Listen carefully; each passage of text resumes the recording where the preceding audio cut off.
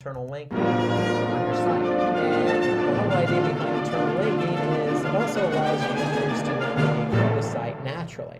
So when I say naturally, they don't always have to refer back to the top navigation. They can naturally and seamlessly go from one relevant article or page to another. And so that's the whole idea behind link building and internal link building. It allows Google to identify pages that they want to crawl index because they're linked to one another. But it also helps the end user because it allows the end user to go from one page to another.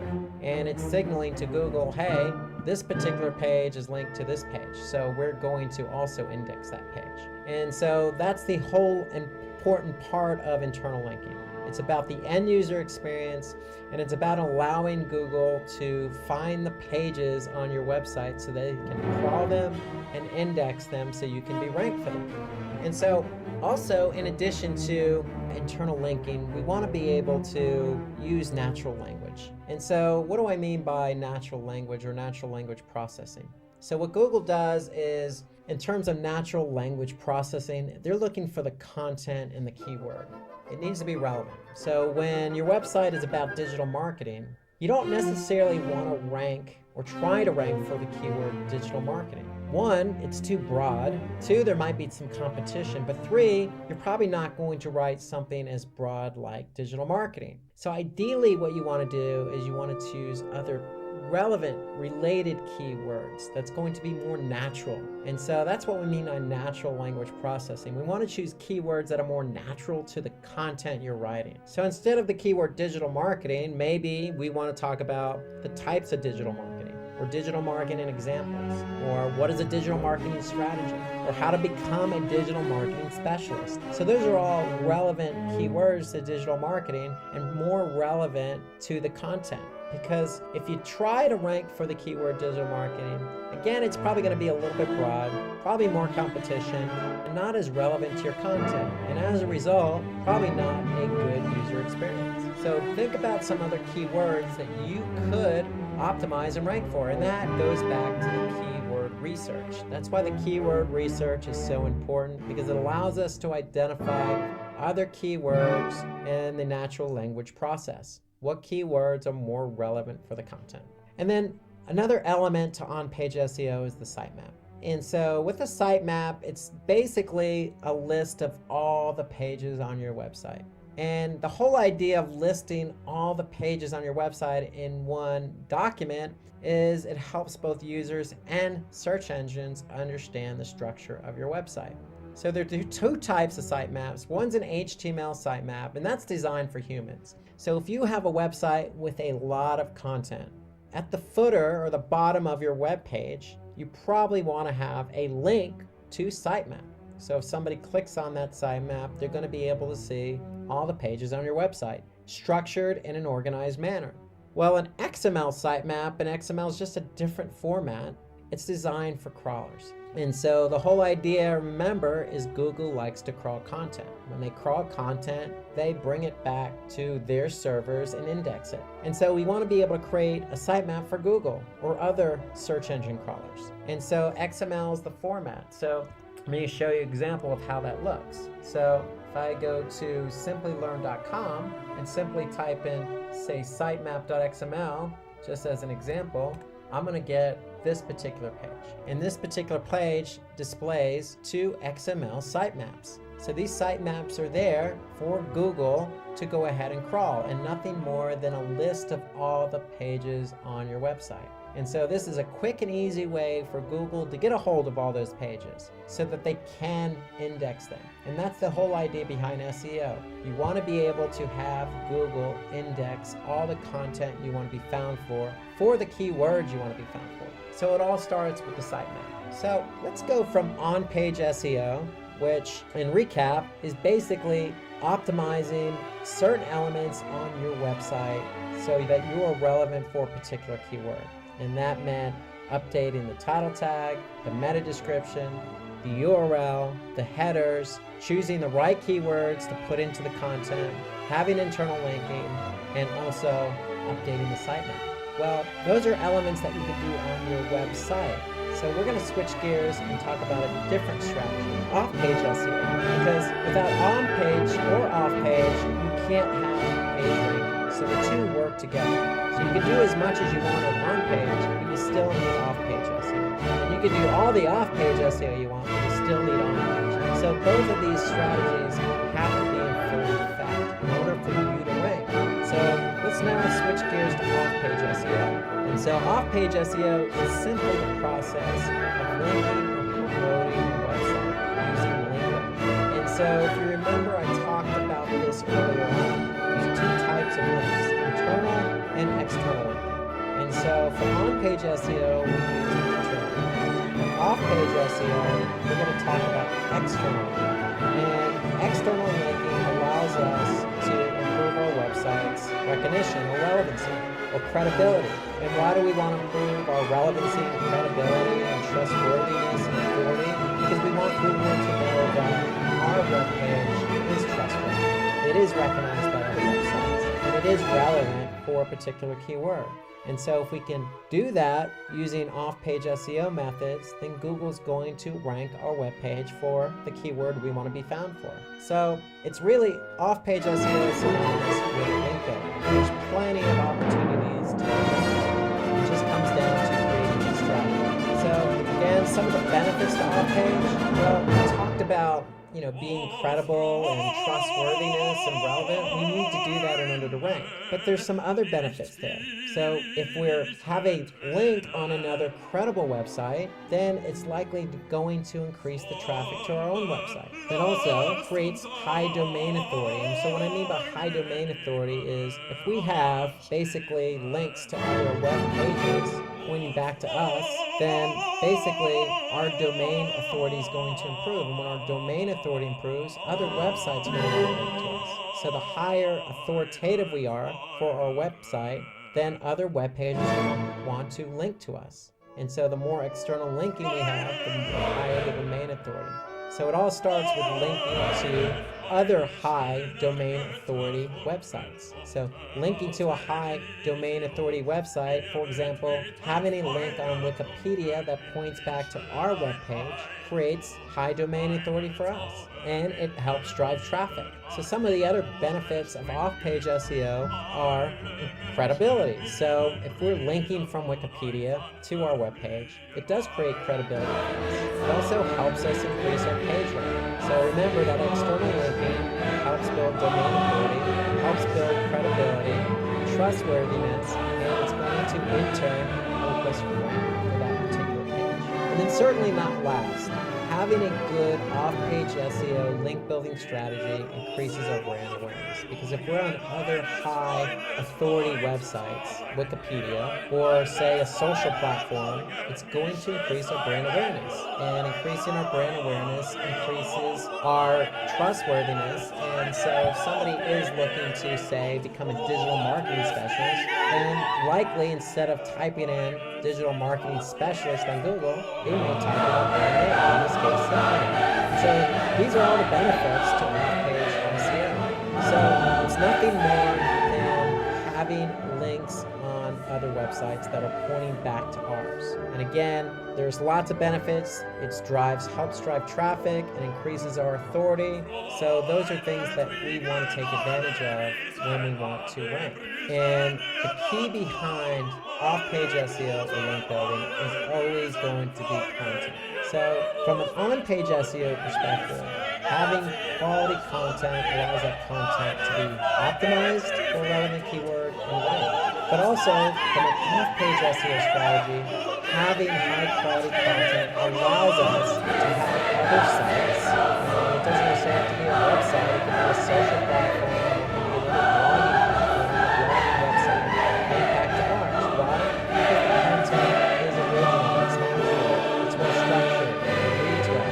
And so that's the whole idea of you can't have links on the websites.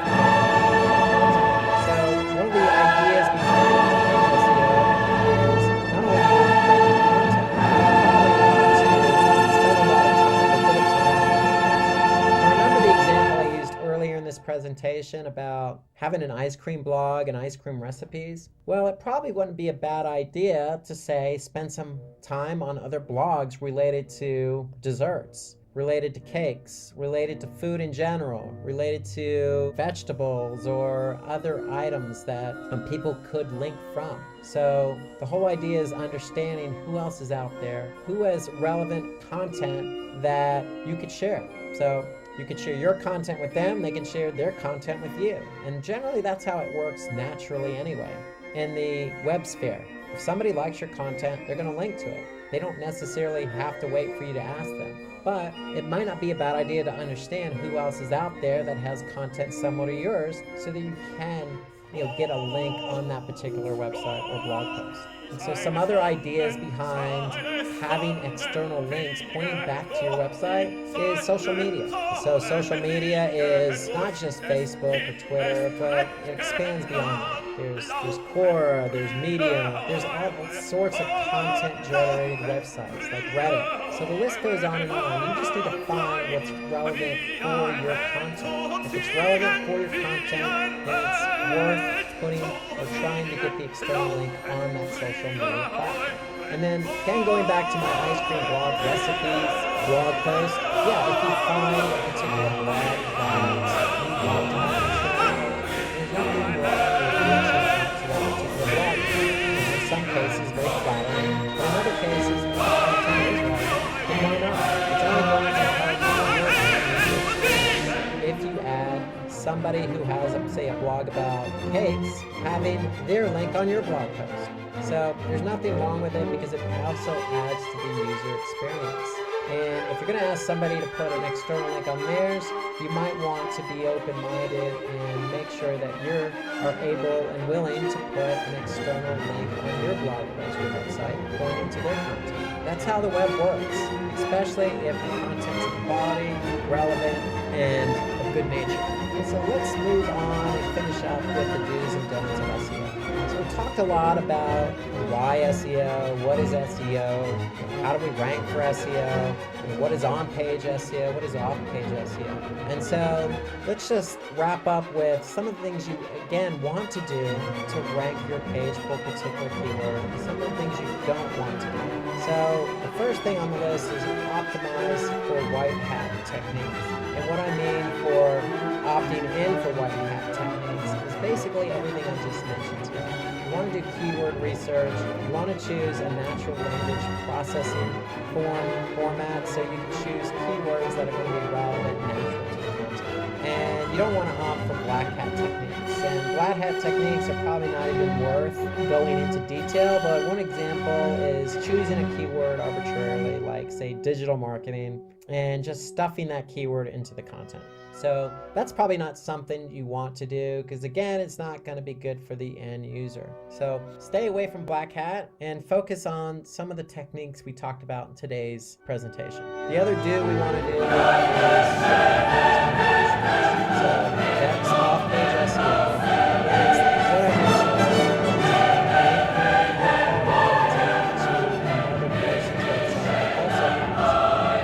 You don't want to have a bad because it's not going to be relevant, and it's also going to hurt our authority, because if it's on a site that's not quality, then Google's going to look at us and say, well, this site is linking to your site, so it's not relevant, so therefore, we're not going to look at you in the same way as if we were a quality. We do want to use our keywords naturally, because advertisers are what people see first on organic search, but you don't want to use the same title tag every page of your website. So we want to stay away from doing that. So you want to have a unique title tag for every web page on your website. And ideally, what does that mean? That means using a keyword research to choose 1 to 2 keywords per page and optimizing your web page for those 1 to 2 keywords. So ideally, what you want to do is have 1 to 2 different keywords for every page on your website. You definitely want to write engaging content. So the content should be engaging. Remember, user experience. We want users to stay on the website. We want them to enjoy the content that we're doing. And we want them to go from one page to another naturally. We definitely don't want to let privilege or plagiarize or just copy content from others' websites, because it's not, one, probably going to be relevant to what you're writing about, two, it's duplicate content and it's somebody else's. So that's a black hat technique we want to stay away from. We can't emphasize this enough. We need to do keyword research first before you do anything else. You need to find relevant keywords, and not only that, you need to understand the volume and the competition for each of those keywords. So you don't want to choose a keyword that has low volume, high competition. You want to choose a keyword that has high volume, low competition. But above all, you want to choose keywords that are relevant to your content. We want to avoid keyword stuffing, so don't take a keyword and just stuff it everywhere on the page. It's not going to be natural, and Google's going to be able to pick up on that. So we want to maintain some level of quality with our content and quality with the keywords that we choose. So reminder, when you have quality content, it's always going to link internally to another page on your website with quality content. But it's got to be natural. And don't just build site-wide backlinks, meaning don't just have an internal link to the homepage, or don't have every page on your website linking to just one page. So internal linking should be natural, naturally linking from one page to another. Not only does it help Google understand and crawl all the web pages on your website, but it's good for the end user. It's good user experience. And certainly last, but something I didn't talk about, it does take time to rank your content. So remember the process. You're going to write your content. You're going to choose keywords. You're going to change the elements on that page for those keywords. And all the while, you're going to make sure Google can crawl that content. And when they crawl it, they're going to index it. The process takes time, especially if you choose a keyword that's competitive. So just be patient. If you have quality content and you've optimized for on-page SEO and off-page SEO, then you will rank for that keyword. And then make sure your website's user-friendly and mobile-friendly. So we talked about responsive content earlier. So remember, most users today start the process of search on mobile. So we want to make sure your websites are mobile-friendly. Search engine optimization starts with the keyword because we want to be found for relevant keywords.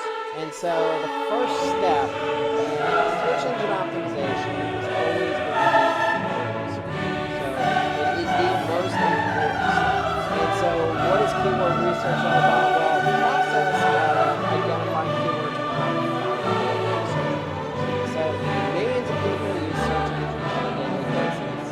We want to be found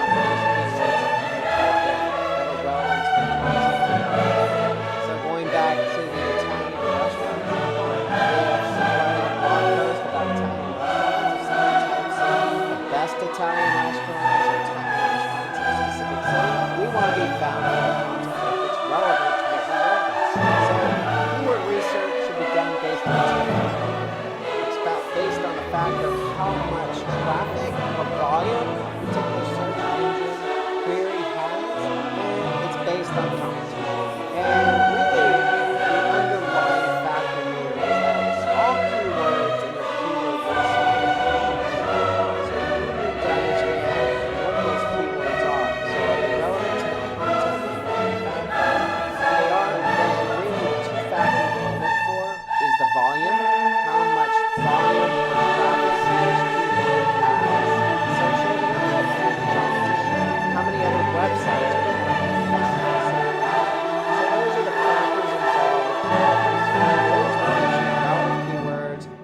Once you find or choose those relevant keywords, you want to be able to find out exactly how much volume and how much competition is associated with each of those keywords. And so when you look at keywords, you're always going to choose relevant keywords. But there are two types of keywords. There are short-tail keywords and there are long-tail keywords. And we're going to talk about both of these here. So let's start with short-tail keywords. So short-tail keywords are generic keywords. Generally, they're less than 3 words in a keyword phrase. For example, Italian restaurants. So short-tail keywords generally have very high search volume.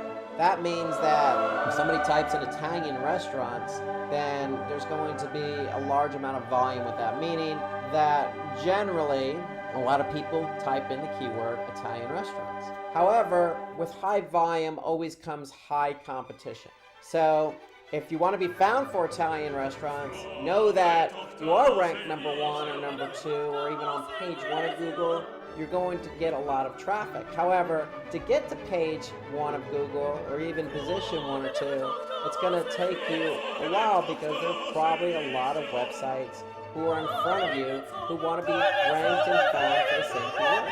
So the whole idea with short-tail keywords is it's a lot of visibility, it's a lot of traffic, a lot of volume, but also a lot of competition. And generally the underlying factor here is that you are ranked for appearing broad or short-tail keywords, then chances are it's not going to be as relevant. So if you sit in traffic to your website, then chances are conversion's not necessarily going to happen because you don't necessarily know the mindset of somebody typing in a very short tail generic keyword like Italian restaurants. They could be doing research on Italian restaurants. They could be a chef who's trying to get recipes for Italian food. It could be a tourist looking for Italian restaurants in a different city. Or it could be a person just looking for Italian restaurants. And so there's a lot of different factors. You just don't know because it's so generic. And because it's so generic, if you do get the traffic for that generic keyword, then the chances of the conversion are going to be lower than, say, if it's a more specific, relevant keyword. So let's take an example of a short tail keyword. Let's just stick with Italian restaurants. So I'm going to go to a tool called Moz. Well, Moz has a tool called the Keyword Explorer. And within Moz, so if you go to moz.com and then use the Keyword Explorer, you can get an idea of how much volume and competition are associated with a particular keyword. So in this example, we're using Italian restaurants, a very broad keyword. We could see that the monthly volume is between 70,000 and 118,000 per month. Okay, so that means for a particular keyword in the United States on a search engine, you're going to get about 70,000 to 118,000 people who type in that keyword. So if we will look at the difficulty of that keyword, you can see that it's fairly difficult because out of 1 in a number, it tells you it's fairly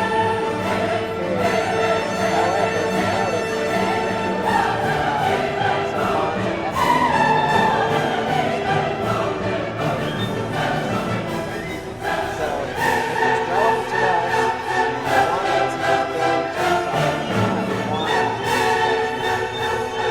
However, if you notice,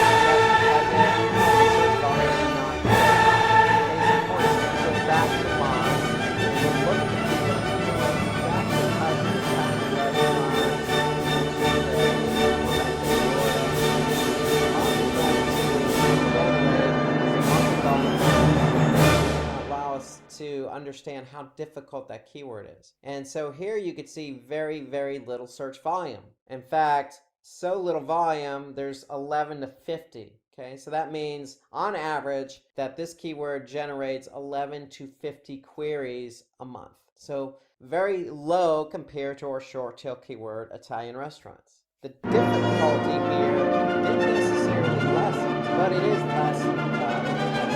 So if you're interested in conversions and you have an Italian restaurant in, say, Orlando, Florida, then this is the keyword you may want to use. So there's a trade-off between longer tail and shorter tail. But when visitors land from longer tail keywords, they're usually ready to make a purchase with a very specific intent. So best restaurants in Florida, branded shoes in Florida, something very specific is going to generate probably a higher conversion rate than something more generic. So that's the trade-off. And so when to use long tail keywords? Well, we want to use long tail keywords if we're targeting pages with a product or specific article. So if we're interested in that particular conversion, then longer tail keywords are likely more the way we want to go versus something more generic, which means if you're using a generic shorter tail keyword, you're more interested in the visibility and the traffic, not necessarily the conversion. How does a search engine work? So let's talk about that for a minute. So we know that millions of people use search engines. We know that we want to be found on search engines, but how do we actually get our content in the search engine? So that's the important part that we need to understand if we have our own website, we have our content. So these search engines want your content in their search engine index. So how do they get your content? Well, they send out bots or files, and we'll just call them spiders. So they send out these spiders to crawl your website. And the whole idea behind using the insect spider is because we're talking about the World Wide Web. And so if Google, for example, sends a bot to your website, they're going to crawl your website and spider your website. They're creating a web of pages. So all they're doing is following links. And every page and link that they hit, they're going to bring back to their server. So these spiders scan your websites, they just follow links, and they take all the pages and content that they're able to gather when they hit your website, and they're going to pull all that information back into their own index. So if you think about Google, they're crawling or spidering millions and billions of websites. All those millions and billions of websites are sitting on Google servers.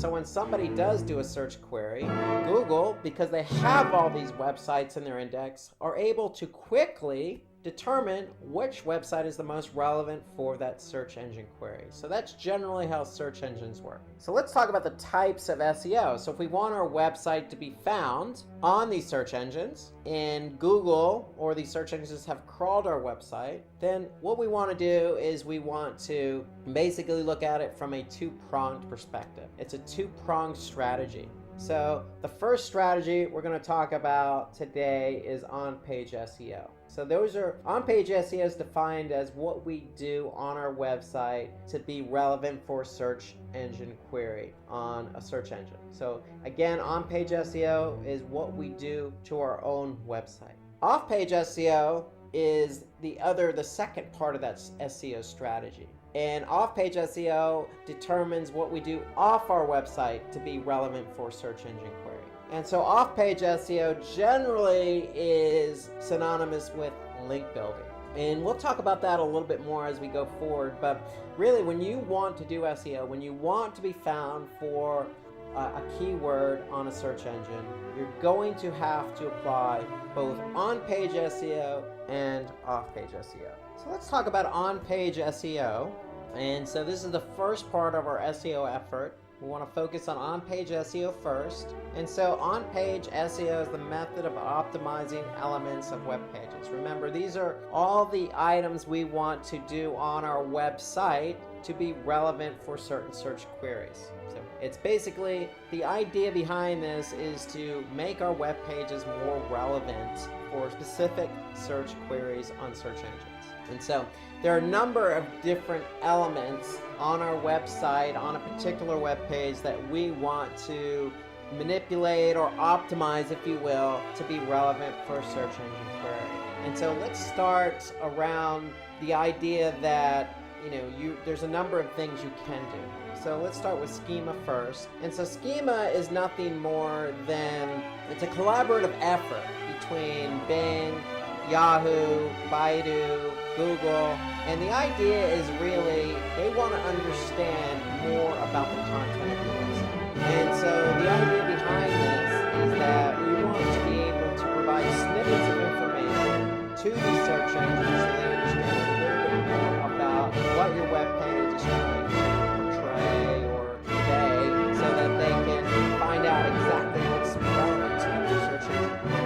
So it's nothing more than microdata, bits of information that you can add to your website or web page in order to provide a little bit more enhanced information to the search engines. So if you think about it, it's collaborating with the search engines. So the more basic information you share with the search engines, the better off they have to understand what your web page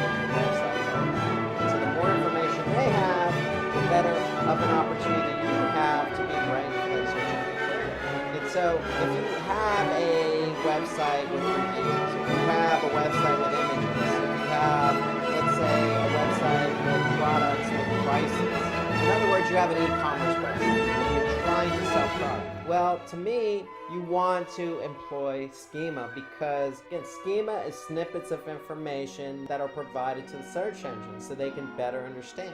So you can certainly provide snippets of information in terms of images, prices, or particular products and how much is left in stock. So all this information you can provide to the search engine so that they can better understand what it is you're trying to sell, how much it costs, how much is in inventory, what people think about the product, etc. So if you have a website that sells products, you probably want to employ schema. And so when you do employ schema, again, snippets of information provided to the search engines, the search engines are going to better understand, and then they're going to present that information in the search engine results. So if you have ratings and reviews, you can provide snippets of information to the search engines. The search engines, in turn, are going to present that information in the search engine results. So if you have positive reviews, then somebody typing in this example, shoes, they're going to be able to see that you have positive reviews for your website. So that's the whole idea behind schema, is to provide snippets of information. So again, it's not just related to reviews, also for images. So if you have images, you can provide snippets of information to the search engine so they can see, what the shoe actually looks like when they type in this example, Puma shoes. Or like I mentioned, inventory, snippets of information about your inventory. The search engine will provide that information to search engine results. So if somebody's looking for women's training shoes or women's Puma shoes, and they see your product and they see, oh, this is in stock, great, let me go to this website and purchase these shoes. So that's the whole idea behind schema, is making sure you present information critical to your website so that the search engines better understand what your website's all about. It also helps with relevancy, because the more those search engines know about your website, the more relevant your website becomes, and the better chance you have to rank for a particular keyword. There's also some other information here involved with schema, and those are site links. So site links, additional pages on your website that show the search engine. And so again, the more information the search engine has about you, the better appreciation you have to be found, the better chance you have to get a click. So site links are just additional links on your site that appear in search engine results. And that's all a benefactor of having schema. So here you can see in this example, we have additional web pages that show under certain search engine results. And so by having more links in the search engine results, you have a better chance of getting it. So if you want more information about schema, I would recommend going to schema.org. So when you go to schema.org, you can actually click on the link that allows you to see all the information. So it's got a lot of information available to you. Describes why it is you have to in order to get your information set for this and so title tag is what shows up in the search results. So if you've ever done a search engine query, gone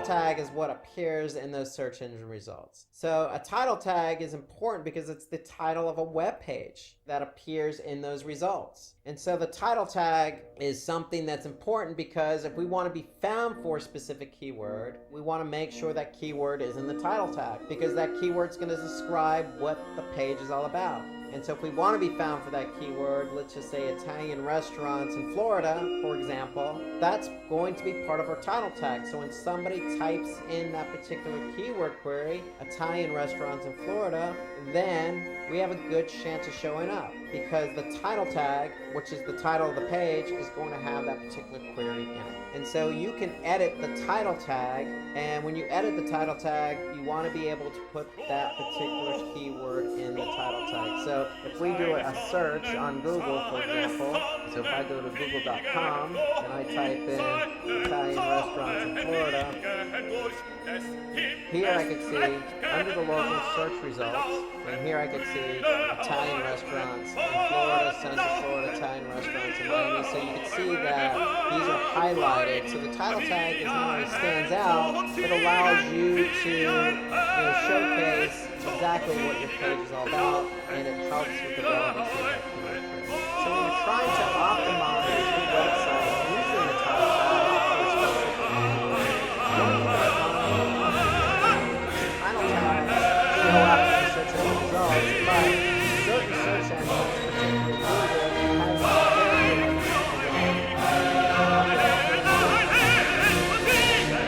so we want to keep that in mind. So ideally, we want to format our title tag appropriately. And so to me, the most optimal way to optimize a title tag using a particular keyword that you want to be found for is to use that keyword in the title tag and then separate that with your brand name. So if you actually have two keywords, then you can use the primary keyword first, then the secondary keyword, and then the brand name. So to me, this is the most optimal format. Keep in mind there are character limits.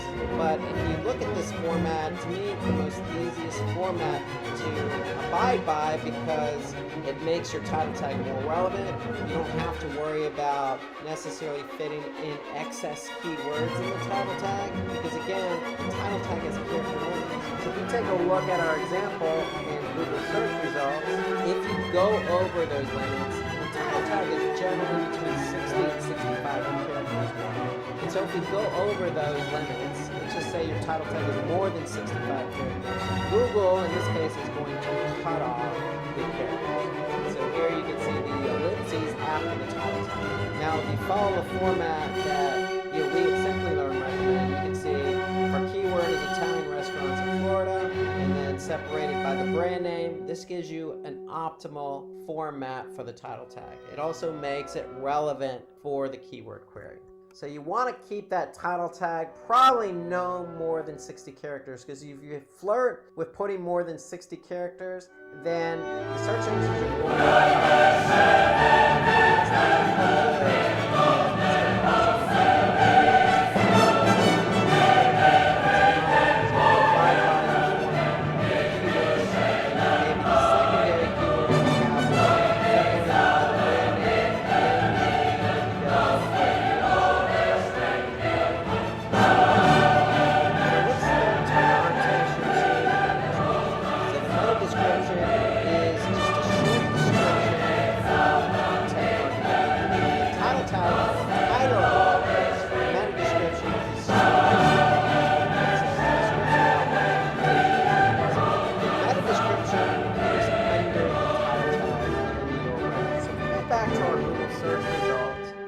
here, Italian restaurants in Florida, Maggiano's Little Italy is the brand or the restaurant. We could see the URL, which is underneath the title tag, and then here we could see the meta description. And so with the meta description, you have a little bit more room to work with in terms of character count. But the meta description, just like the title tag, is just as important because one, it shows up in the search engine results. Two, it describes what the page is all about. And three, it allows you to optimize the meta description. So the meta description becomes more relevant for that search engine. The optimal length for a meta description, you can go up to 300 characters, but I would not even recommend even flirting with that limit because just like the title tag, search engines, in the case of Google, will actually cut off the meta description. So if we look here, back at our search results, if you go over those limits, you'll see that the search engine will cut off the copy of the meta description and they'll just put ellipses. So we don't necessarily want to go over those limits. So my recommendation is to keep that meta description probably 165 characters to 200 because we're trying to describe not only what the page is all about, but we're also also trying to optimize that meta description so it becomes relevant for the search engine query. And so you want to keep it short and concise. So if we look at our example here, Italian restaurants in Florida, Maggiano's is a good job. It said book an event space, make a reservation at Maggiano's in Florida to enjoy delicious, view maps, menus, and more. So a very concise meta description. It includes their keyword query that they want to be found for, Italian restaurants in Florida. And so to me, it's short and concise, describes what the page is all about, and it allows them to fit it all in within the character limit. So here, in this example, we want to be found for Amazon Puma shoes. So the brand here is Amazon. So Amazon wants to include the Puma shoes, not only in the title tag, they want to try and fit that into the meta description. However, the whole idea behind the meta description, more than anything else, is described at the page level. You want to be relevant to the search engine query, but you also want to summarize. You want to be able to really, the whole idea between the title tag and a meta description is to get people to click on your link. Because remember, there are 9 other listings on the Google search engine results page for page 1. So we want our meta description and our title tag to stand out. So we want it to be relevant, but we want it to stand out. So it's important you write that meta description according to what the page is all about, but you want it to stand out uniquely and accordingly. So once you've done the title tag and the meta description, you want to focus your attention on a header tag. And so header tags are used on a web page to really separate out content. And so you have headers and subheaders. And so ideally, you want to be able to optimize the header tag and the subheaders. And so if we think about headers, there's a hierarchy. So there's between header 1 and header 6. So when you shorten the word header,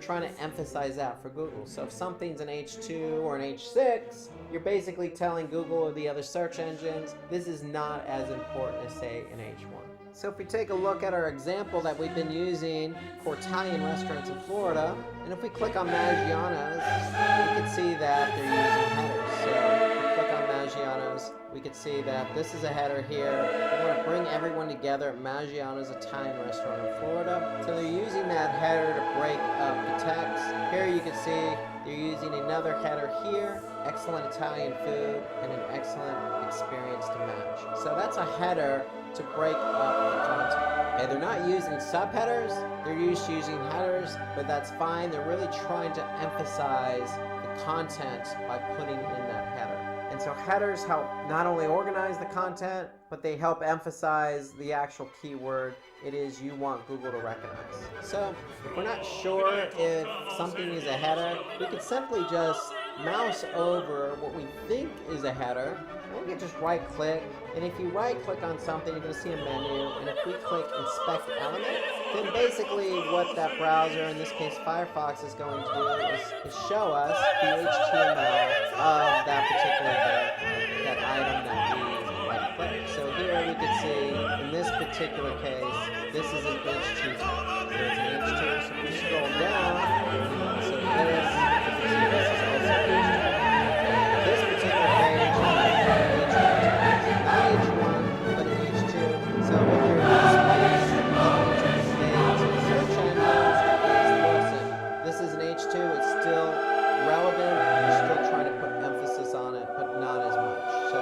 want to be able to use our H1s and our H2s accordingly. So remember, an H1 is you're providing the search engines with information by telling them, hey, this is the most relevant, we're putting emphasis on this keyword. An H2, not as much as an H1. Use your headers not only just to break up the text, not only for styling, but for emphasis. So headers are very important elements for on-page SEO. Now let's turn our attention to the URL structure. Okay, so URL stands for Uniform Resource Locator. And so our URL is the specific location of a web page on the internet. So basically, if we're found in the search engine results, one of our web pages are going to go along with the title tag and the meta description in the search engine results page. So if I go back to our search engine results for Italian restaurants in Florida, we can see that the particular URL in question here is locations.maggianos.com/Florida. So that's the URL that shows up along with the title tag and the meta description. So if we click on that link, that's exactly where we're going to go. So URL structure is important for on-page SEO. So why is it important? Because not only does it show people where they're going, but we have an opportunity to optimize the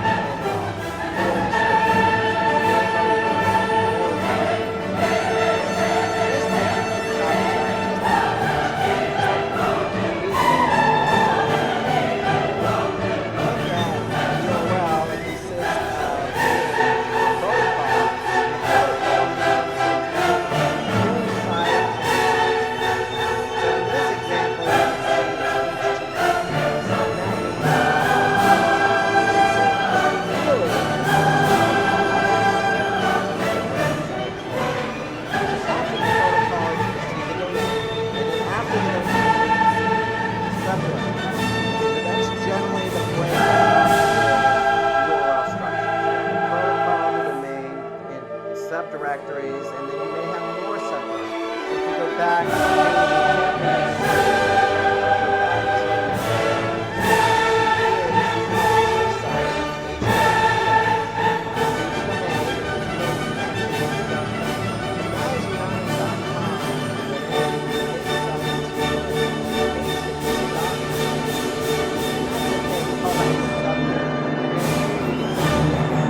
one particular subdirectory after the domain, and that's Florida. So a well-structured URL not only provides the users with information about where they're going when they click on the link in the search engine results, but more importantly, it also provides the search engines and some information about what the web page is all about. So going back to our simple example with Maggiano's, the search engines know that, hey, if somebody clicks on this link, they're going to a page about Florida. Pretty simple. The URL structure is pretty simple to understand. We know it's a secure site, we know it's Maggiano's.com, we know the subpage is Florida, the subdirectory is Florida.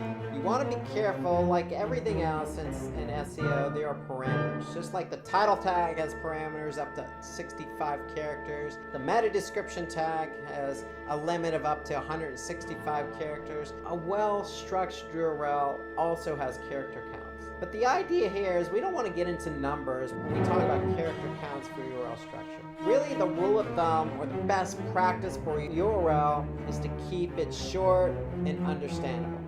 We keep it clear and concise. Not only does the end user know where they're going, but the search engines know what the page is all about. So the rule of thumb is always, if you don't understand the URL or what it means, then the search engines are likely not going to understand what the URL means. We want to keep the number of directories and subdirectories to a limit. So ideally here, you can see in this example, xyz.com. If we want to optimize that URL, we could put the targeted keyword in the URL if we'd like to. But we want to keep it probably to a minimum of 1 to 2 subdirectories. The shorter the amount of subdirectories, the better off we are, because that means that not only the end user will understand the URL, but the search engines will understand the URL as well. So we always want to make sure that URL is readable, and for the end user and the search engine. And so in this example, you can see Amazon.com/men's-shoes/sneakers/Puma. Very easy to understand. As an end user, I know that I'm going to a Puma page for men on Amazon.com. Now, when you get into URLs with dynamic parameters in them, then ideally, you as an end user is not going to really know where you're going to go. So in the example here, the middle example, I can see that I'm going maybe to a shoes page, but I have no idea what the rest of that URL means. And in the other example, where you have a very low URL readability, I have no idea as an end user where I'm going to go. So as an end user, I need to be able to have confidence in knowing where I'm going to go once I click on a link in the search engine results. So if I don't have that confidence, if I don't understand what the URL is, then the search engines aren't going to understand as well. And it's not going to bode well in terms of relevancy. And again, the URL structure is an important factor for being relevant. And if we're not relevant, then the chances of us ranking higher is not going to be as good because our URL is not readable. So ideally what we want to do is make sure we're using keywords that the end user and the search engines understand. And if we need to separate out those keywords, in the first example we could see men's shoes, we want to separate that out with a hyphen. And so ideally, if you have a URL that's readable and it's short and concise, then again, your chances of ranking higher on the search engine results page bodes better than if you have a very long, antiquated, unreadable URL. So let's focus our attention on image alt text, or alt tags, if you will.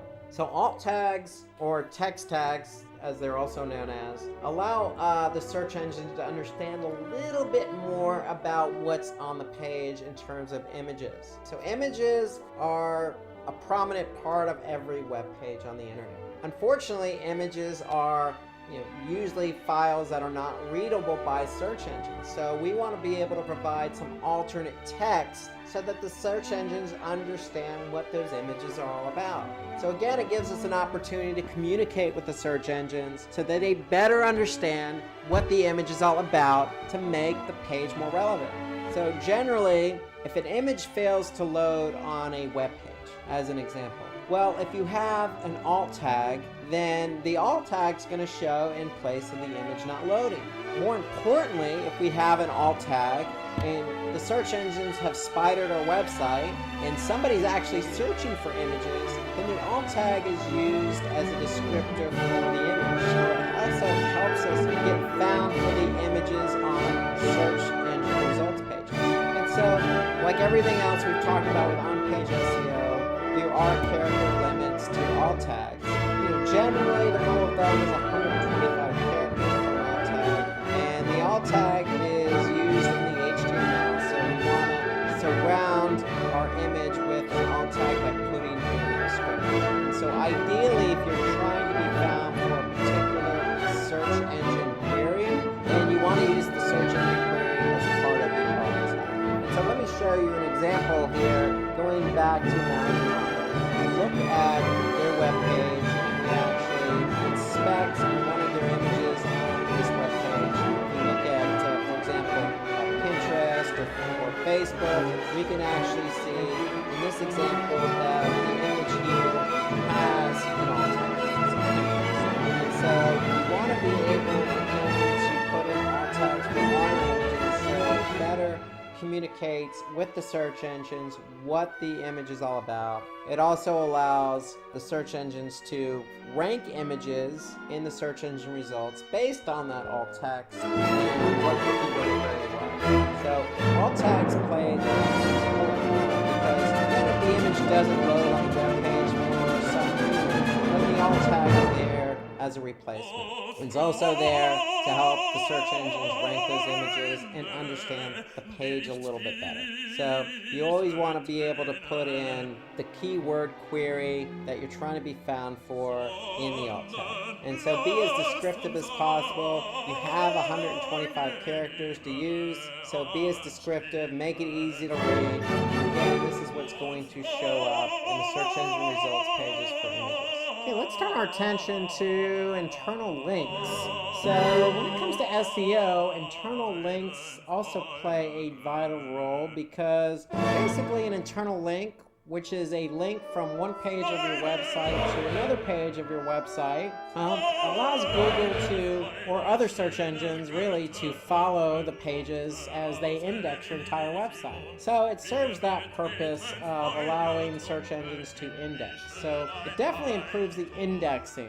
But internal linking also has many benefits. And one of the other benefits is it helps spread what we call link juice. And so link juice is basically another way of saying, this page is important because it has links from other pages on our website. So if we have a link from one page to another and a couple of other pages on our site link to that same page, then search engines tend to take notice. And they tend to note that if one particular page has a number of different links pointing to it, then this page may be important. And so that's what we mean by link juice. It's a signal for the search engine to determine what pages on your website are important because of the links that point to it. And so if we look at this example here, we could see that, there's usually a navigation on a website that point to pages. And every page on a website tends to have a link, but if more than one page has multiple links, and again, that signals to the search engines that, hey, this particular page seems to be important because it has a lot of links pointing to it. Our attention to sitemaps. So sitemaps basically allow us to list all the web pages on our website.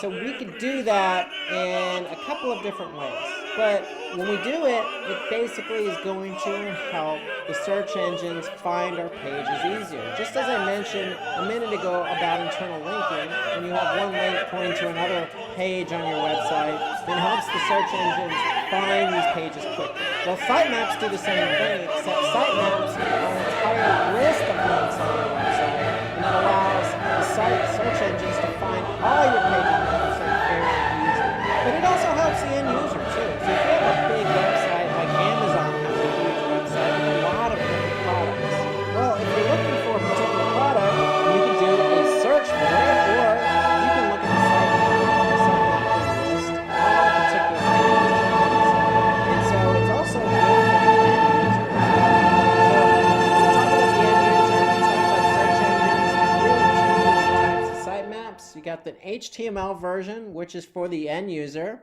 That's going to be nothing more than a link on the website, usually in the footer. And so when you click on that sitemap link, you'll get a list of all the links on the website. Okay, so that's an HTML sitemap. Then we have the sitemap for the search engines, the spiders that want to crawl our site. So that's the XML sitemap, and an XML is just a different format. It's just a way to format all the links on our website. So the HTML sitemap is HTML written in hypertext markup language, designed for the end user. If you click on it, it helps the end user navigate the website quickly because they can find what they're looking for. And so generally, that is an HTML.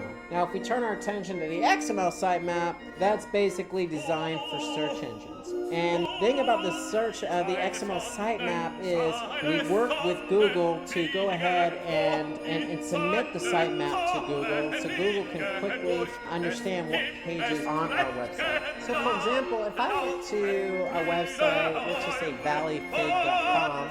So if I went here and if I'm in the search engine, I'm going to want to know all the URLs that are on this website. As an end user, I can also just type in sitemap.xml. Usually that's the XML file where all the URLs are located. And here I can see all of the URLs. And so the idea behind an XML sitemap is you want to communicate that XML file to the search engine.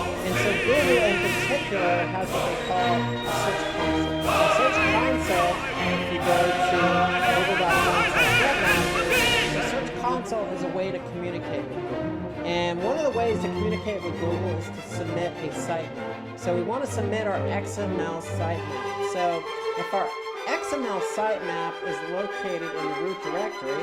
So after our domain, valleyfig.com/sitemap.xml, we know that that file is sitting in the root directory. I can go into Search Console and I can submit my sitemap. And when I submit my sitemap, then I'm basically communicating with Google, telling Google, hey, Google, instead of trying to find all our web pages on our website, when you crawl the website, we're going to go ahead and submit the sitemap to you. So we're going to tell you all the pages on our website. And so by doing that, by submitting our sitemap.xml file to Google, it speeds up the process because Google is able to now understand all the pages on our website that have been submitted. And then once we submit those pages, then Google's going to quickly index a majority of those pages, if not all of those pages. And so that's the benefit of having an XML sitemap for the search engines, is that we can quickly submit that file to the search engine so our pages get submitted and indexed quickly. So continuing on with on-page SEO, we now turn our attention to page speed. And so page speed, also known as page load time of a particular page of a particular website, is important for SEO. Why is it important? Because Google has millions of users use their search engine. And Google wants their users to have a good experience. And so Google ranks websites based on relevancy. They also want to take into account page speed, because if a website doesn't have a page doesn't have, then it would get detrimental for Google to rank that page. Because what's going to happen is that page is going to get a number of hits, and the user experience is not going to be right. And so therefore it's going to have a negative impact, not only on the end user, but Google as well. And so page load time really becomes important for page SEO. So really when it comes to page load time, we really want to pay attention to how long it takes our web pages to load in terms of seconds. Because if the page loads slow, then chances are the user experience is not going to be good, even from an analytics perspective. Meaning, if I go to Google, type in a query, click on a link, and then that link takes me to a website where the web page loads very slow, chances are I'm not going to spend a lot of time waiting for that page to load. I'm going to leave that page. And if I leave the page, then it's going to cause what they call a bounce. So I'm going to bounce from the page. And that's just not good for the entire search ecosystem. And so we want to pay close attention to page load time, because the faster a site or page loads, Google's going to recognize that, and that's going to help with ranking. And so how do we understand how our pages load? Well, we can look no further than web analytics tool like Google Analytics, for example. So if we turn our attention to Google Analytics, if I go to, say, valleyfig.com's analytics account, I can look over the last 30 days and I can see, okay, on average, our average page load time for the entire site is 5 seconds, around 5 seconds. And ideally, we want our pages load as quick as possible. I would say the rule of thumb on page load time is probably no more than 3 to 4 seconds. Okay, but there are factors involved with page load time. So a couple of factors are the browser that we use. So some browsers load pages differently than other browsers. The other factor involved with browsers is the device. So you could be on a mobile device and say Internet Explorer versus on a desktop using Chrome. And you're going to have variation in terms of average page load time. So definitely browser device plays a role, but also country plays a role. The infrastructure, how much bandwidth is available. So you could be in, say, San Francisco, United States, and be on a high-speed network versus another city or another country where you're not necessarily on the same high-speed network. You're on a lower bandwidth, a lower network, and that's going to affect the page load time as well. So in analytics, you can actually see the breakdown of time per country. And then, of course, the page itself. So when we talk about average page load time for a website, we're talking about the average for the entire site. But we can actually look at, in Google Analytics, the average load time for every page on the site. So ideally, if you have a particular page you want to rank organically in the search engines, and the average page load time is not suitable or it's very high, then you want to address what the issues are. And so the great thing about Google Analytics is you actually have speed suggestions. So if I go to speed suggestions in Google Analytics, I'm going to be able to see the average load time for certain pages on the site. And then what Google's going to do is actually give me some feedback. So for example, I can see that the home page loads about 5.59 seconds. And so if I click on page speed suggestions, then Google is going to give me suggestions on how to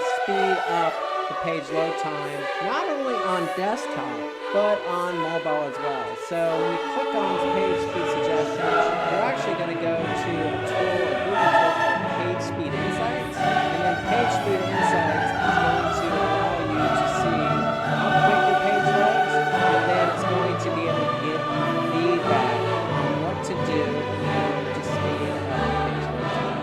Not only for the page, but for the site. And the great thing again is you can see it for desktop and so page speed is important. We want to be able to keep our page load time low, no more than probably 3 to 4 seconds, because if it's any more than that, Google's going to take notice, the other search engines are going to take notice, and they're not going to want to rank that particular page. So some ways to increase your page speed, you always want to optimize your images. You never want to have images that take a long time to load.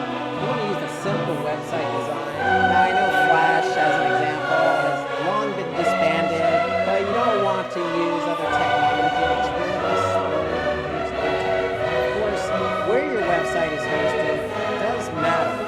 So the server it's hosted on could be shared with other websites. And so that may eat into how quick the server responds to people trying to load your website. And so you want to keep that in mind. So server response time does play a factor in loading. And of course, optimizing your code. You want to never have unnecessary code on your website. And when I say unnecessary code, some examples could be tracking code. If you're doing any search advertising, let's just say on Facebook or Bing, you try to want to minimize the amount of extra code you put on a site because that code has to execute and that eats into the page load time. So you want to be cognizant of how much code you put on your website because that will eat into the page load time. So let's talk about featured snippets. So featured snippets is the search result that generally shows up at the top of the search engine organic results. So it's informational content and you'll see it above organic results, but you'll also see it below search advertising. And so some of the common featured snippets you may see are in the form of a paragraph, a table, or a list. And so paragraph snippets tend to be the most popular, and let me show you an example of a featured snippet. So if I go to, say, google.com and type in machine learning, here you can see some paid search ads. Okay, and why do I know they're paid search ads? Because I can see ad next to it. But if I look below the paid search ads, but above the organic search results, I see a paragraph featured snippet. And this is nothing more than, again, just some informational content about machine learning. And really, the whole idea behind featured snippets is really just information. And really, it's informational, and what Google likes to do is put content out there that really answers. So if your content doesn't necessarily answer a question, then you can't expect your content to show up as a featured snippet. So the whole idea is, with the search engines, is really Google searches through a number of different sites to find content that will best answer a user's question. Like, for example, what is machine learning? And so if we ask the question, what is machine learning, we can expect to find features. And so really, what users do a lot when they type in a query, they use prefixes like how does, or how do, or how to, or what is. And so those types of questions are normally asked as part of the search query. So if you can answer those questions, then generally Google's going to recognize that, and if it's relevant, it's going to show up as a featured snippet. So the whole idea is to really create truly high quality content. So about feature snippets is if you have true high quality content that answers a question, then chances are your content may show up as a featured snippet. So the whole idea is, work to create high quality content that provides a really good answer to a really basic question. It could be anything. What is machine learning? What is a fig? How to ride a bicycle? How do I surf? All these are related questions that content can answer. Google wants to make sure, as part of a feature snippet, that they provide content that answers. Not just content, but best content. The best job with relevant information. So here we can see our 3 examples. We have a table format. Aviation jobs. You can see snippets of information about latest job listings for aviation. You can see in the middle screenshot what is machine learning. And then type in something like brilliant events. It's going to give you a list of ways to go about building events. So these are all answers to the question. The query may not necessarily be a question for you, but the snippet is there just in case you want to know more information about that particular query. So generally that's how featured snippets work. The great thing about featured snippets, it's open to everybody. The key is to have quality content. Quality content that provides answers to questions, then chances are your content will show up above organic search results, which will give you more visibility, drive a lot more traffic to your site, and your quality traffic is likely answering somebody's question. So let's do a recap of everything we talked about with on-page SEO. So before we move on to off-page, remember, on-page SEO is what we do to our website to enhance our website to be found in the search engines for relevant keywords. So it's all about relevancy. And remember, before you do anything to your website, you need to start with the basics of keyword research. You need to find keywords that are highly relevant, that have volume, and low competition. And so when you can focus on your keywords and you find out and finalize what keywords you want to be found for, then you're going to conduct on-page SEO. On-page SEO consists of a number of different factors, some of which we talked about today, starting with schema. Remember, we want to have structured data to better communicate with the search engines what our web pages are about.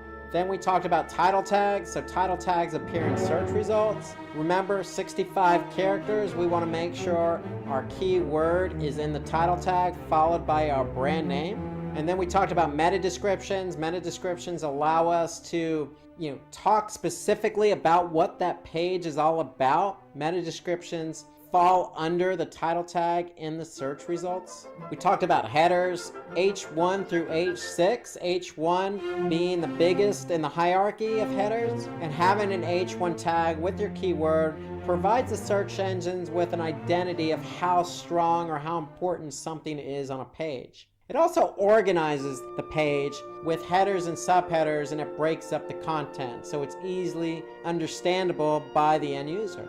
We also talked about alt tags. So remember, images on its own are not recognized by search engines, so we want to surround those images with alt tags, with words that help the search engines identify what that image is. They also serve a purpose in the browser. If an image doesn't load, then we can actually see what the image is all about with the alt tag.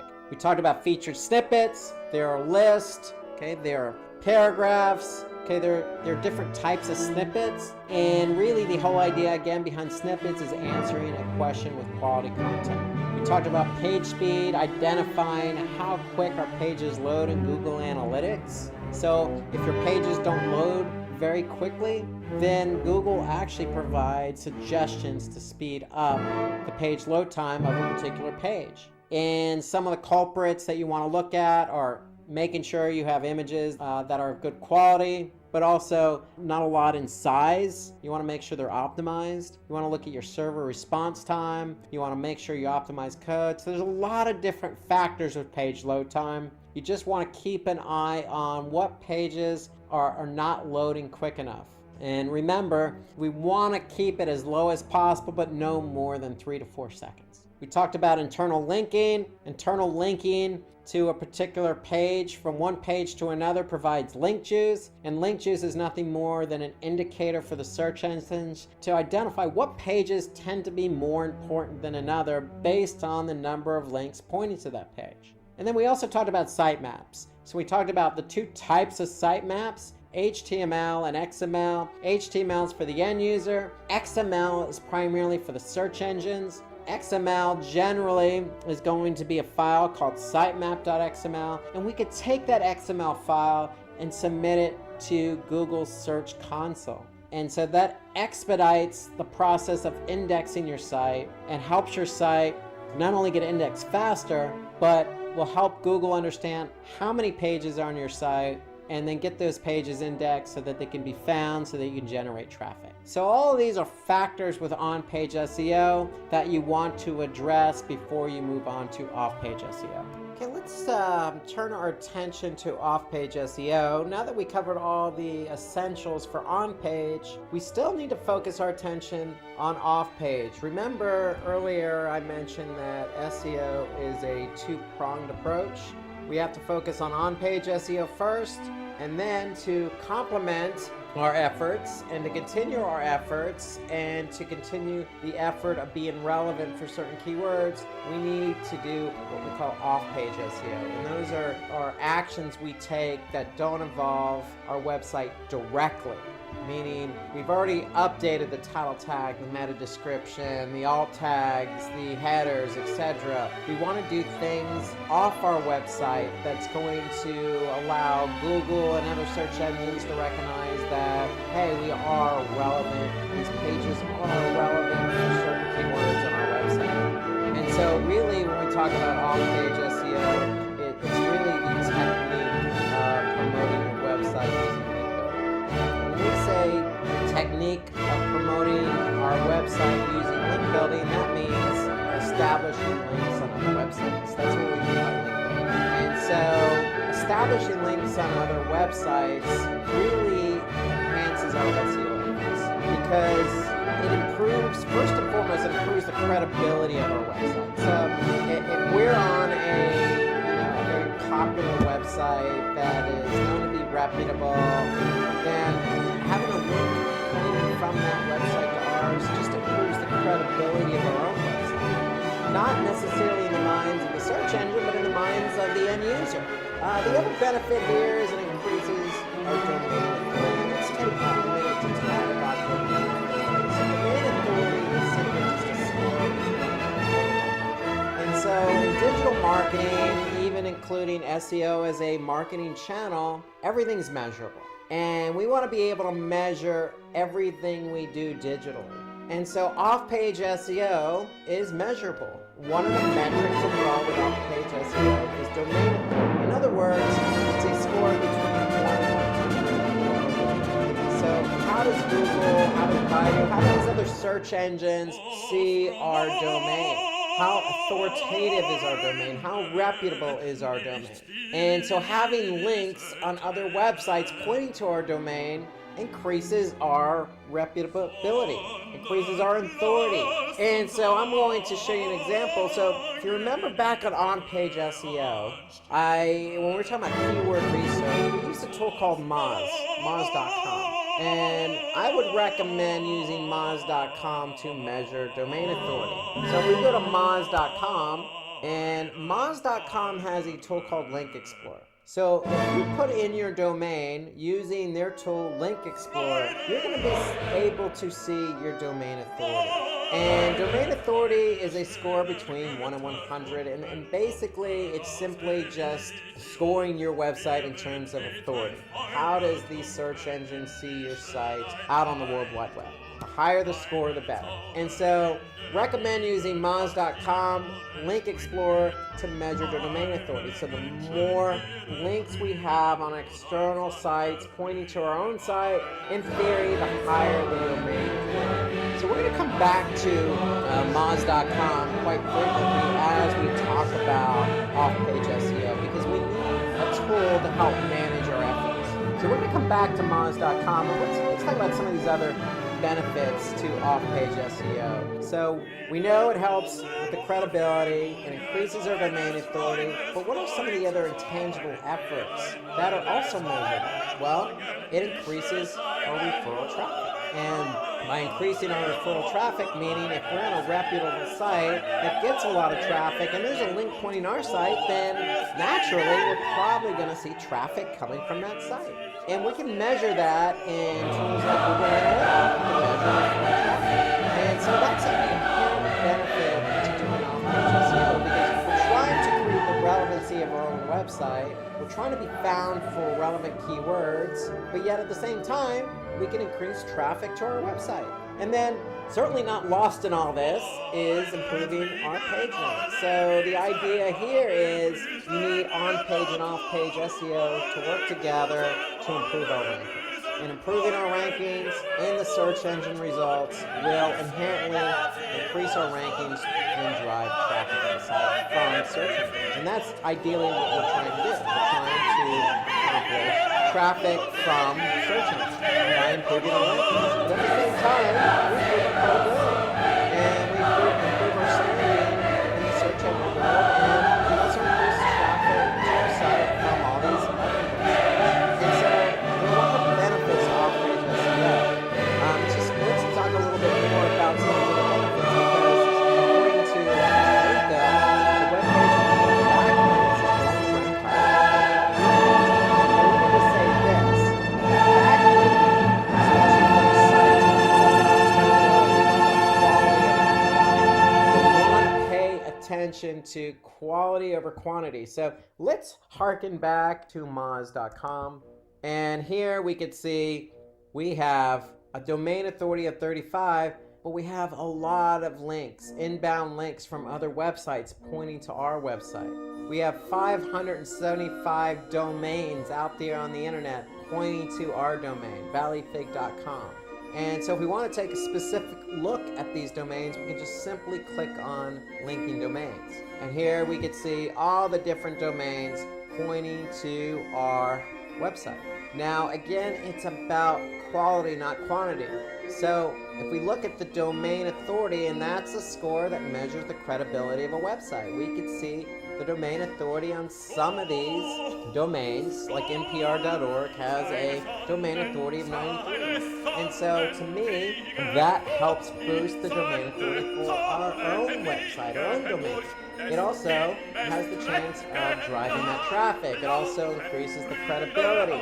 But in the end, having quality links from other quality domains is going to increase our own search engines. And that's the whole idea behind it. So we could actually see that we have quality websites and quality domains linking to our domain. Now, we could also use another tool. I mentioned this earlier with on-page SEO when I was talking about site links. So if you go to Search Console, so that's a Google tool, you can also look at a link report and see what other websites are linking to. So this is Google's way of communicating to us what websites are out there linking to us. And so here I can see the top linking sites to our website, valleyfig.com, is the Crumbie Kitchen, has 1,443 links pointing back to our site. Cookscountry.com, Whole Foods Magazine, My Imperfect Kitchen, these are all sites with links pointing back to our site. So Search Console is a good tool. It's a good alternative tool, especially the links report. It's a good alternative tool to get an idea of the types of sites that are linking to your site. Now, what you're missing here in Search Console is the domain authority, but you can use the Link Explorer tool in Moz.com to measure the domain authority for any domain. It's just a matter of going to the tool itself, or by going to Moz.com, by going to the Link Explorer report, just typing in the domain, and from there you'll be able to see the domain authority. So it's all about quality over quantity. Can't stress that enough. So when it comes to off-page, really it's synonymous with link building. So it's the most effective method for off-page SEO. And it's simply just getting links from other websites to your own. So it's not as easy as it sounds, especially when we're talking about quality over quantity. But building these links to our website will help our rankings. And that's the whole idea behind off-page SEO. We want to be able to link from other websites to ours so that we can help our rankings, in addition to some of the other benefits I just mentioned. So Google recognizes backlinks as so in addition to some of the on-page SEO tactics earlier, title tag, meta description, URL structure, others, all those are important. At the same time, it's a balance. So Google wants to know, hey, yes, we understand you've optimized your title tag, but how does the rest of the community see your website? Is your website worthy enough to add a link from a quality website to your website? So if there are other quality links, then your website is as well. So that's the whole idea behind link building.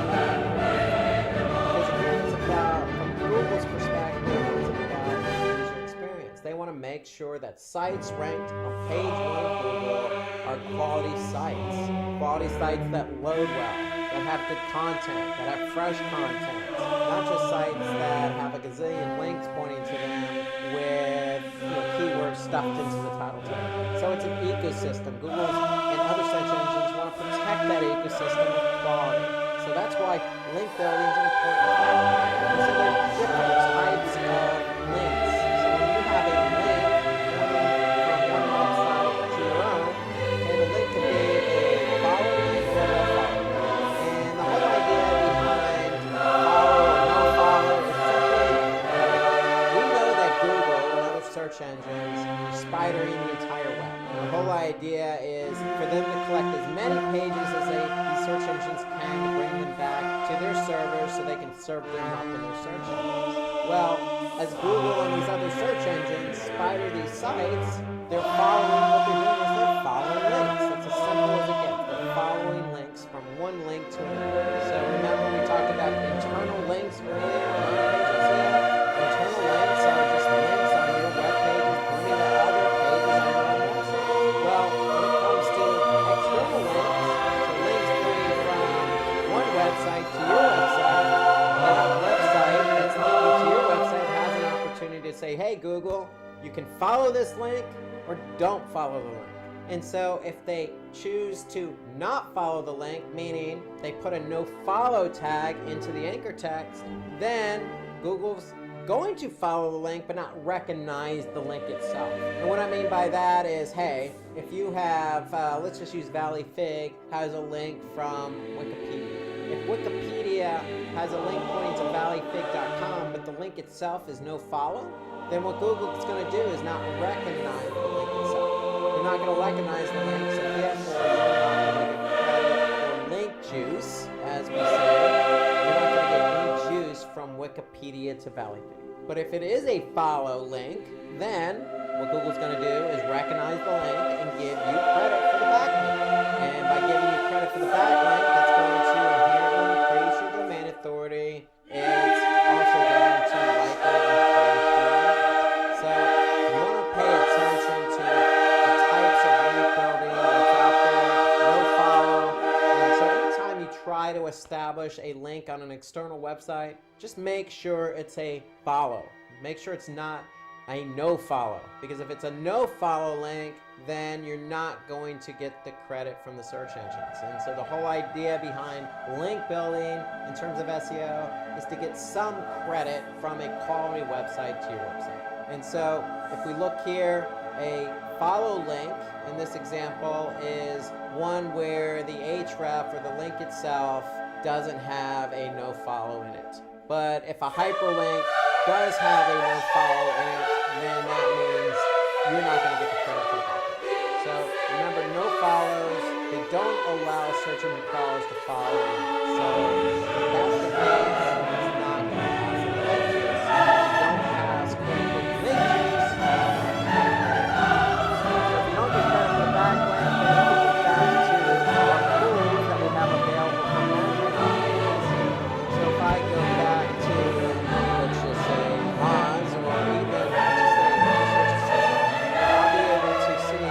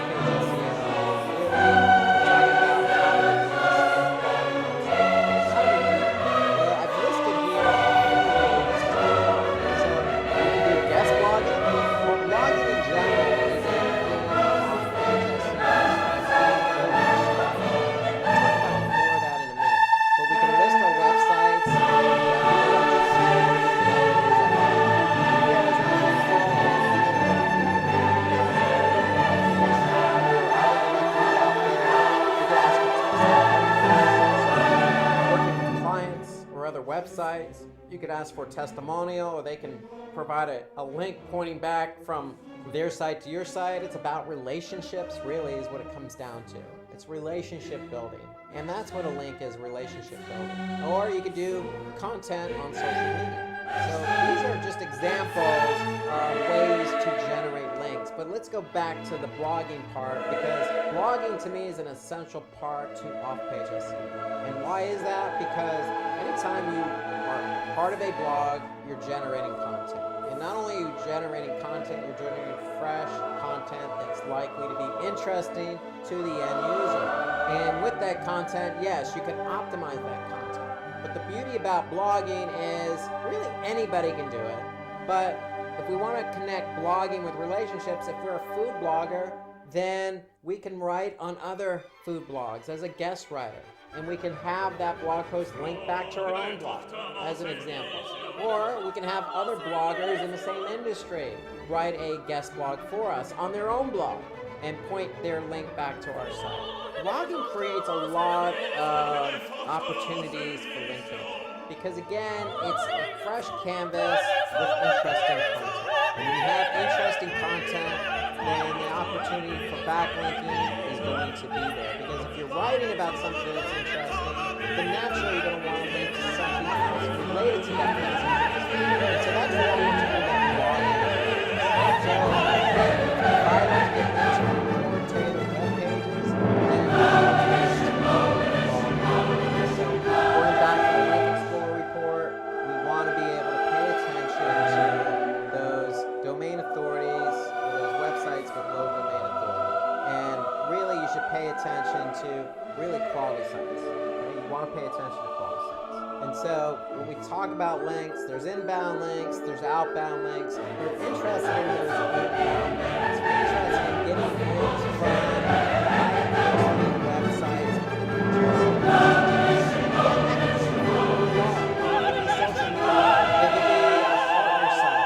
These are all inbound links. They just need to be followed.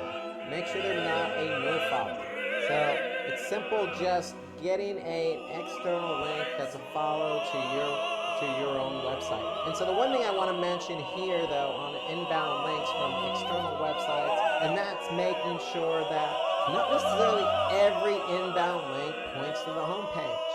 We want to be able to have links point to internal pages. So let's harken back to Search Console as an example. So Search Console, our links report, shows us links pointing from external websites to our own website. But what are those link pages? So if we look at some of those link pages here, we can see the top link pages. We can see on valleyfig.com/recipes is the top link page. Then the home page, then the About Us, then /. So we want to make sure that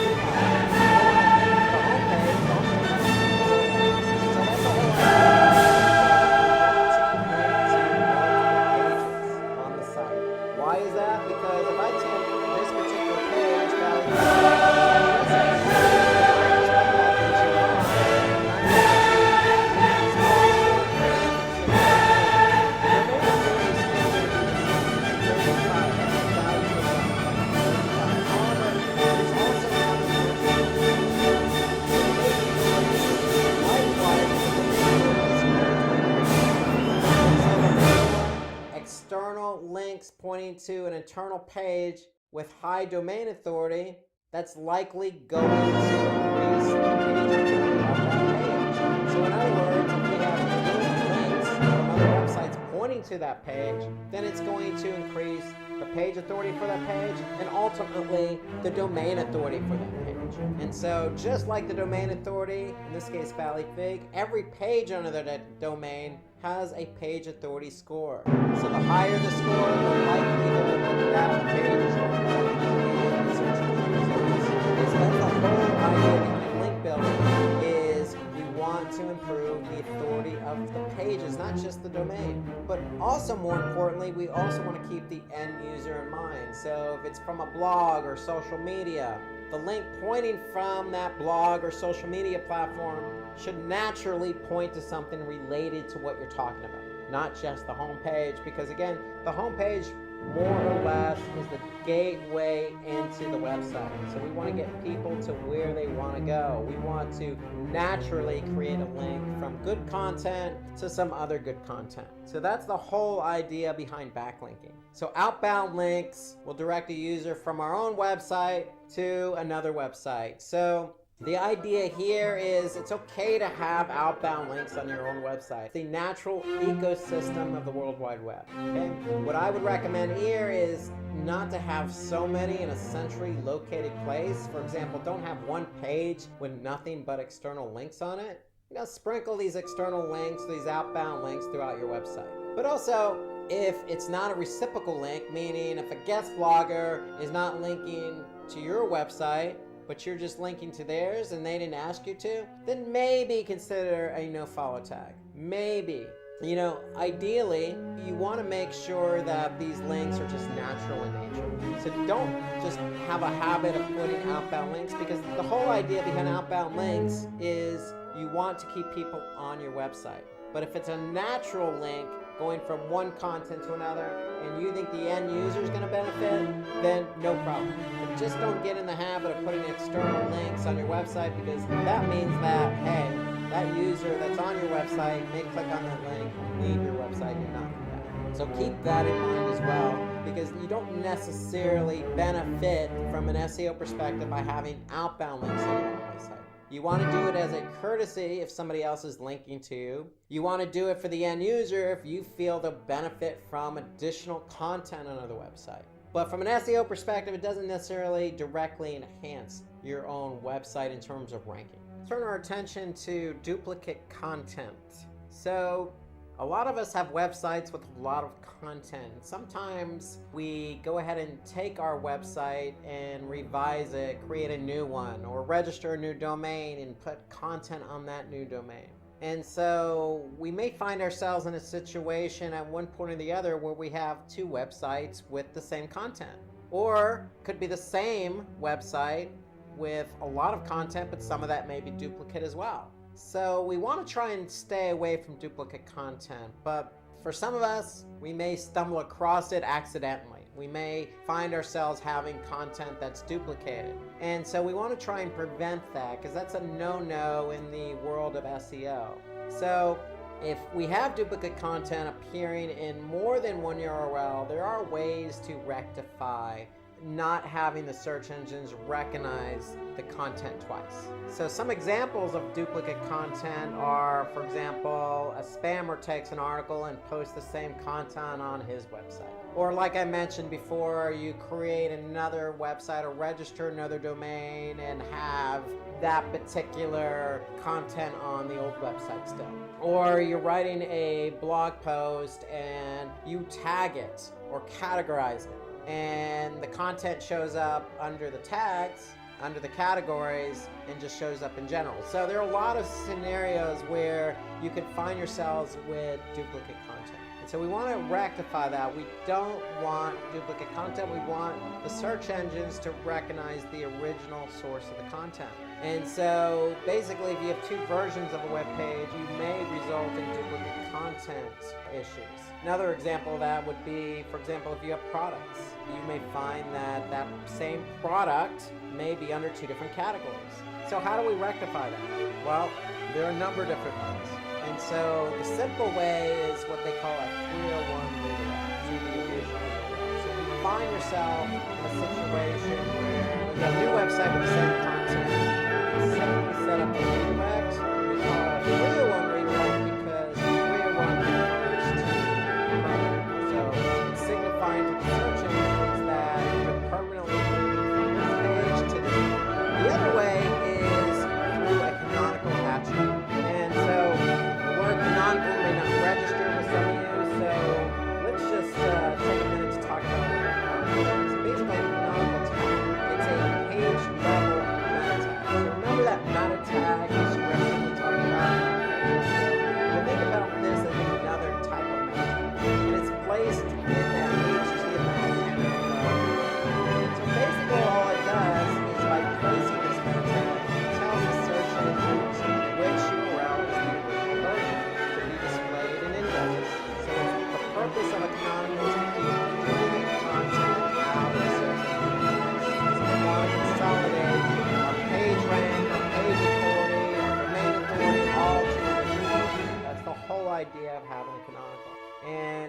quick solution. So all you need to do is add a canonical tag to the header. So let me show you an example. If you have a site, let's just use CNN. CNN.com has a lot of content. Sometimes grab the content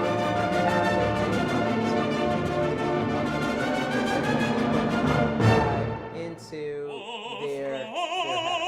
And so by doing that, they're able to tell the search engines, hey, this page, this domain is the original.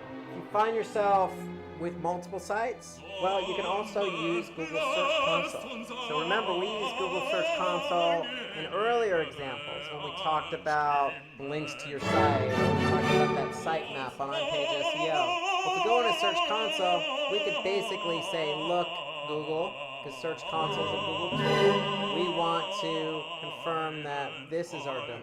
So this is the domain you should be focusing on. So you can leverage Search Console to communicate with Google regarding which site is important, which is the one that's important. You can use a canonical, you can put that on any page of your website, or you could set up a 301 redirect. So those are the ways to fix duplicate content issues. 301s are the easiest. Canonicals tend to be temporary because they're just the page level. And then Search Console is a good method because it communicates with Google directly. And it allows Google to crawl various web pages differently than if you didn't tell them.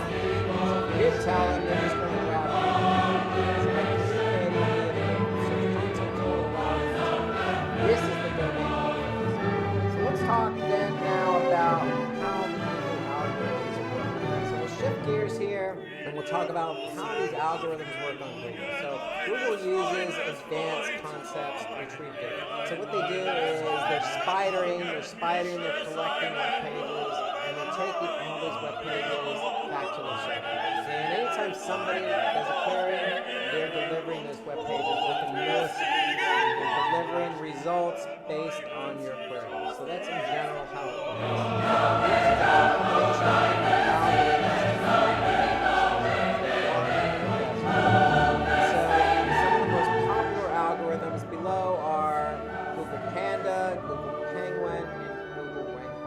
These are all things that Google has done to make sure that they're constantly tweaking their search engines to deliver the best results. So let's talk about some of these popular algorithms. And before we talk about these popular algorithms, let's just make one thing clear, that Google's always tweaking their algorithms on their search engine. And so if you want to get an idea of how often we do it, well, we do it every day.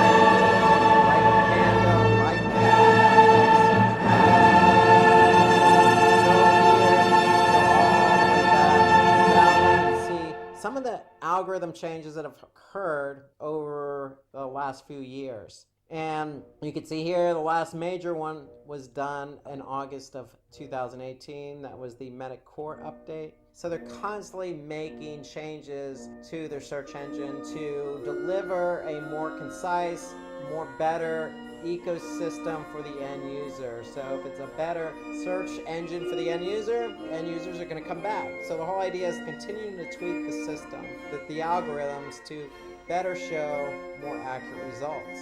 And so let's take a look at some of the major algorithm changes that they've done in the past. So the first is, we'll talk about Google Panda. And Panda was an algorithm that was released back in 2011.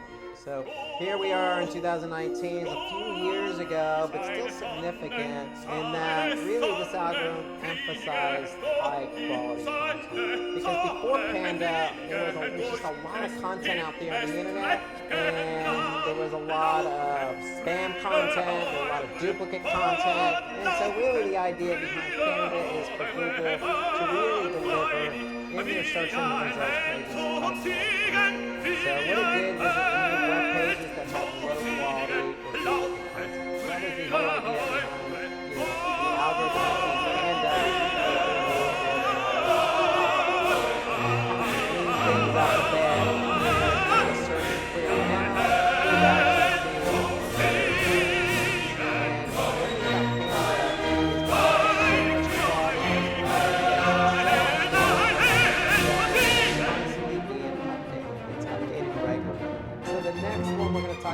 Google Penguin. So Penguin was released after Panda, and what that focused in on was low quality links. So remember we talked about link building, we talked about quality links over quantity. So naturally you're going to have links naturally from all websites, whether they be high quality or low quality. The whole idea behind this algorithm is to sever the links that are low quality. And so the idea behind that was they focused on two areas. So they focused in on link schemes and keyword stuff. So that's what Penguin focused on. Link schemes were basically almost link farming, where you produce mass amounts of backlinks. And not all of them were good quality, they weren't natural links. Links should be natural from one high quality site or blog to another high quality site or blog. And by creating link schemes, you created an ecosystem where links just went to irrelevant, low quality, spam related pages. And so Google's Penguins algorithm update focused in on that effort to remove pages that had poor links from being indexed in their search engine results. And then they also combated keyword stuffing. Keyword stuffing is nothing more than taking your targeted keyword and stuffing it into the content of your page, your title tag, your meta description. So any sites that were caught up doing that basically suffer the consequences, because what Penguin did was take care of sites that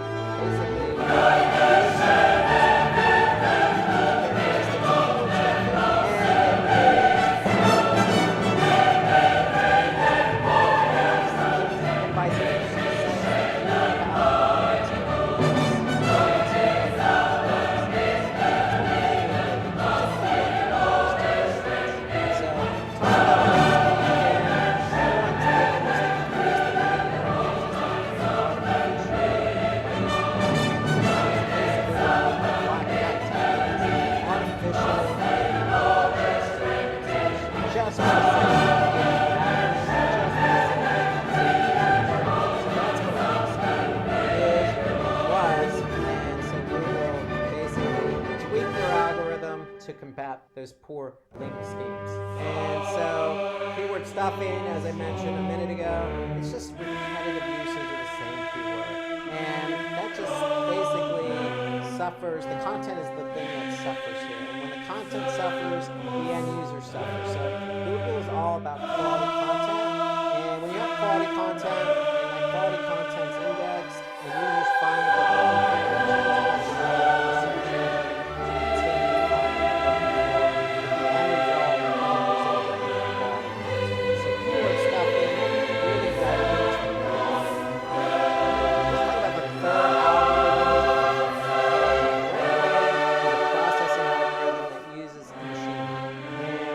does that machine learning interprets search queries.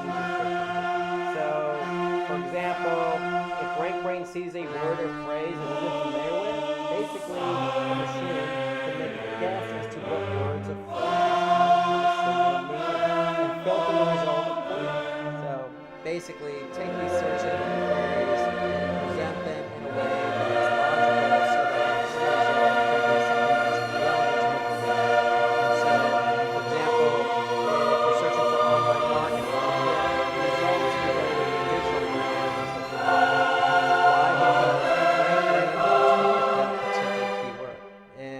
Trying to basically match, based on all the data they collected, what words or phrases might have a similar meaning. So online marketing, digital marketing have similar meanings. Now that we've talked about some of the different algorithm changes that Google has made over the years and continues to make, let's segue into the types of SEO. And so when we talk about the types of SEO, we're really talking about doing what's right, what's expected, versus doing something that is trying to cheat the system. And so you may hear the terminology black hat SEO, white hat SEO, or gray hat SEO. And so the whole idea behind these terminologies is that, hey, what are we supposed to be doing here in terms of following best practices in order to get our pages ranked on search engines for keyword queries to come. And so let's talk about what not to do first. And that's always black hat techniques. So I just mentioned a minute ago with Panda and Penguin algorithm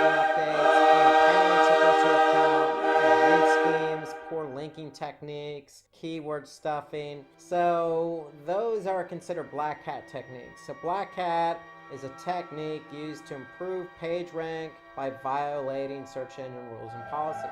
So it's clearly, Google's made a clear line in the sand. They don't like link schemes, they don't like keyword stuffing. So if you take into account those practices, then you're practicing black hat techniques to cheat the system to try and rank faster.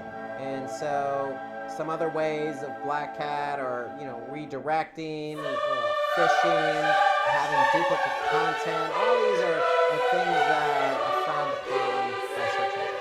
So the result of not only algorithm changes is you get your website blacklisted from the search engines in violation of the policies. So that's why the algorithms try and create a sustained environment where keyword stuffing or creating lots of content is not adherent with Google's policies for creating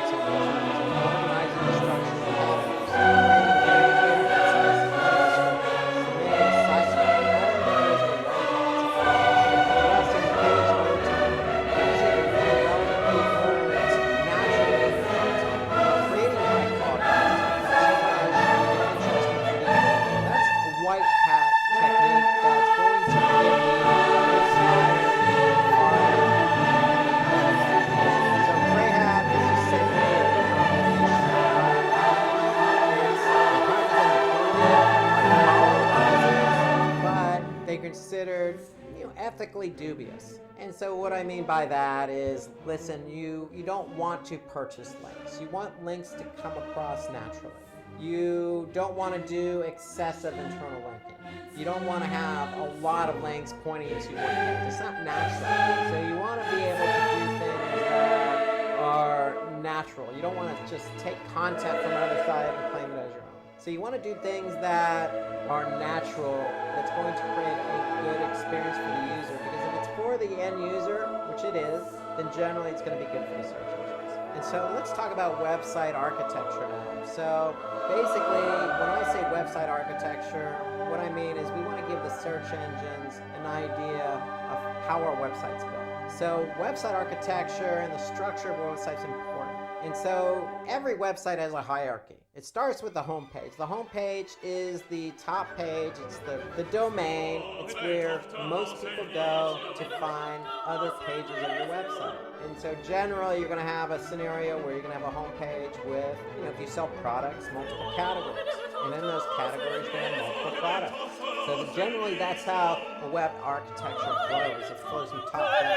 And the reason for having good website architecture is internal links are spread equally. So you want to make sure, again, not to apply a black hat method or a gray hat method.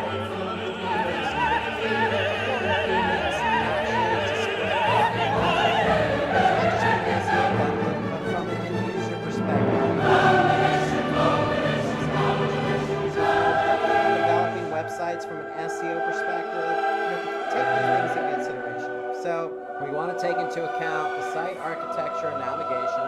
We want to take into account the URL. Remember, we talked about URL structure and on-page SEO. The rule of thumb is if you can read it, the search engines will read it. So we want to keep it clear and concise, relevant to the content. Talk about responsive design. We're talking about site sizes. So you don't build a website just for desktop, especially when mobile is being used by a majority of the users around the world. So you want to build a website that's both desktop friendly and mobile friendly. We also want to take into account a robots text file. And a robots text file is simply just a text file that allows the search engines to index certain pages. It tells them what not to index. And so you can always find the robots text file normally if you go to a website. And let's just say we go to valleyfig.com and then we type in robots.txt file.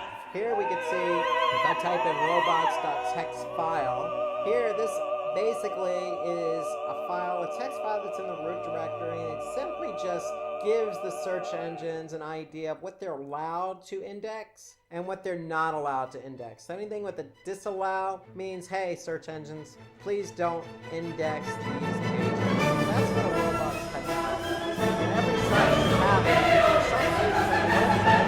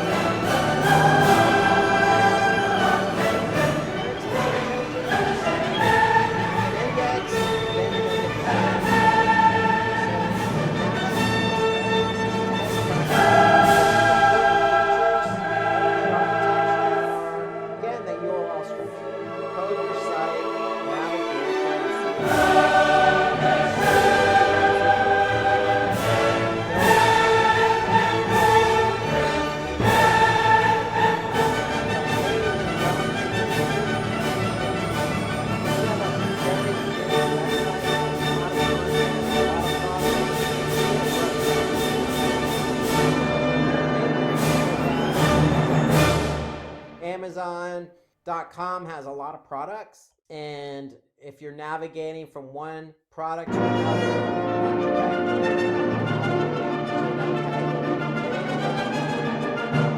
to help you navigate back to where you were quickly. So these are all good best practices for good site architecture. Good site architecture equals search engine results. So responsive design helps to make your website mobile friendly, increase the amount of time people spend on your website. So let's talk a second about mobile friendliness. So if I go back to Google Search Console, there happens to be in Search Console a mobile usability report. And so if I click on that report, basically what it's going to show me is pages that do not follow Google's best practices. So some of Google's best practices are making sure that the text is easy to read, that clickable elements aren't necessarily close to one another, and the viewport is set to the appropriate device, meaning the screen is set to the appropriate device. Okay? And so basically, if we are found in violation, then the pages affected are going to get flagged by Google. And if the pages affected are flagged by Google, then those pages won't get indexed. And so we want to keep an eye on the mobile usability report in Google Search Console.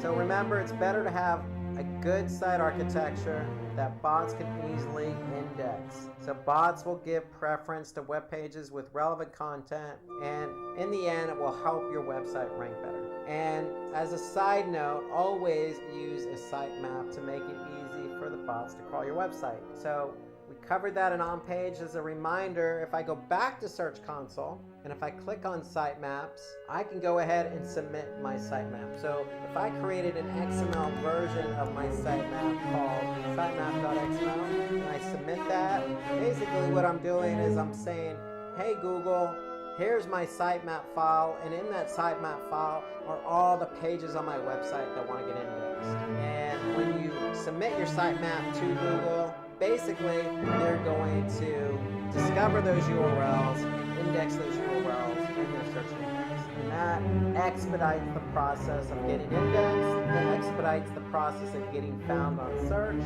and it expedites the process of getting clicks on your search results pages, and having that traffic go to your website where they can enjoy the user experience and convert. And remember, the robots text file is there to allow Google and other search engines to know what pages to crawl. So good website architecture, like for example Amazon, they use breadcrumbs, they have a hierarchy in terms of categories, Okay, so you can see how it's evenly dispersed on the left side. On the right side, a poor website architecture is very slanted in one direction, a lot of internal links, no breadcrumbs, the navigation isn't very clear. So we want to make sure things are simple and easy. So let's turn our attention to local SEO. So local SEO is for those businesses who focus on a specific market. It could be a whole state, like the state of Florida in the United States. It could be a specific city in a particular state, like Orlando, Florida, or Miami. It really depends on the business and who you are trying to attract and what geolocation you are trying to attract. So if you're trying to attract a segment of audience in a specific location, then local SEO should be in your sites for optimization. And so when we talk about local SEO, we're really talking about optimizing your website to get traffic from a specific location. So that's what local SEO is. And the idea behind local SEO is to put your particular service or product or whatever it is you're offering to that particular geo market, that particular locale, or that city, or that state. So you want to put yourself in front of the right audience. That's the whole idea behind local SEO. And so if we focus in on Google, local results are based on 3 factors. And this is according to Google. So it's based on relevancy. So if somebody's looking for a plumber and you happen to be a plumber in that particular locale or city or zip code, then chances of you getting found are going to be great because of relevancy. And then distance. So where that person's located based on your address or where you're located has a role in how you display on local prominence. So prominence is also very important because how prominent are you as a business? You have a lot of different locations. You have all your photos, all your information. So prominence does play a big factor, along with distance, along with relevancy, Google, SEO. So these factors combined to find the best matches.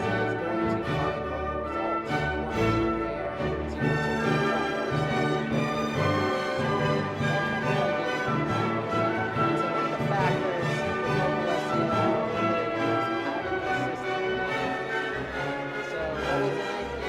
that Italian restaurant or a particular product or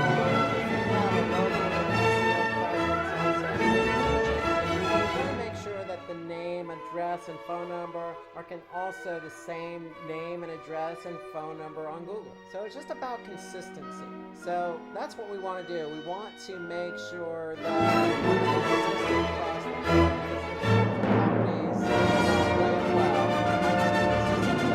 It's important too to actually have that information. You need obviously the name of your company. You obviously need a phone number, and you need to put your address in. But really, of all 3, the phone number is just as important because when we talk about local SEO, we mentioned mobile earlier. We know that a lot of people initiate their search on mobile. And so if they're looking for a local restaurant or local cafe or that plumber and you local SEO, then your phone number is going to appear with the results. And that gives an opportunity for somebody to go ahead and just click on that.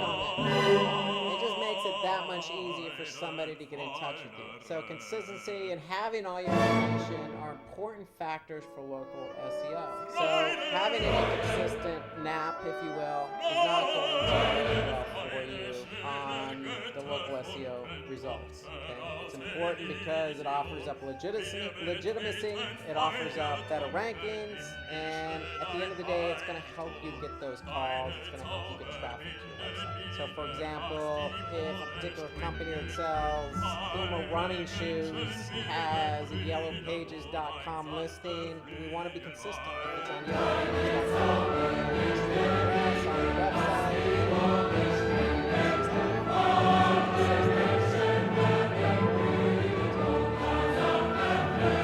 Someone just put RD as road, you can spell it out road.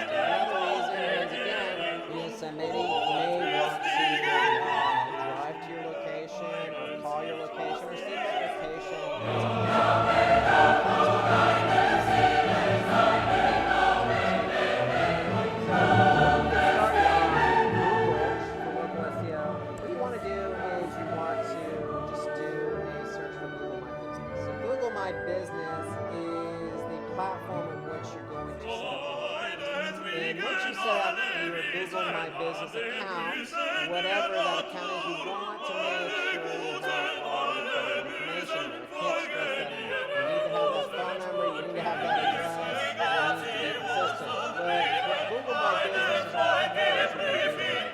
So you can manage reviews.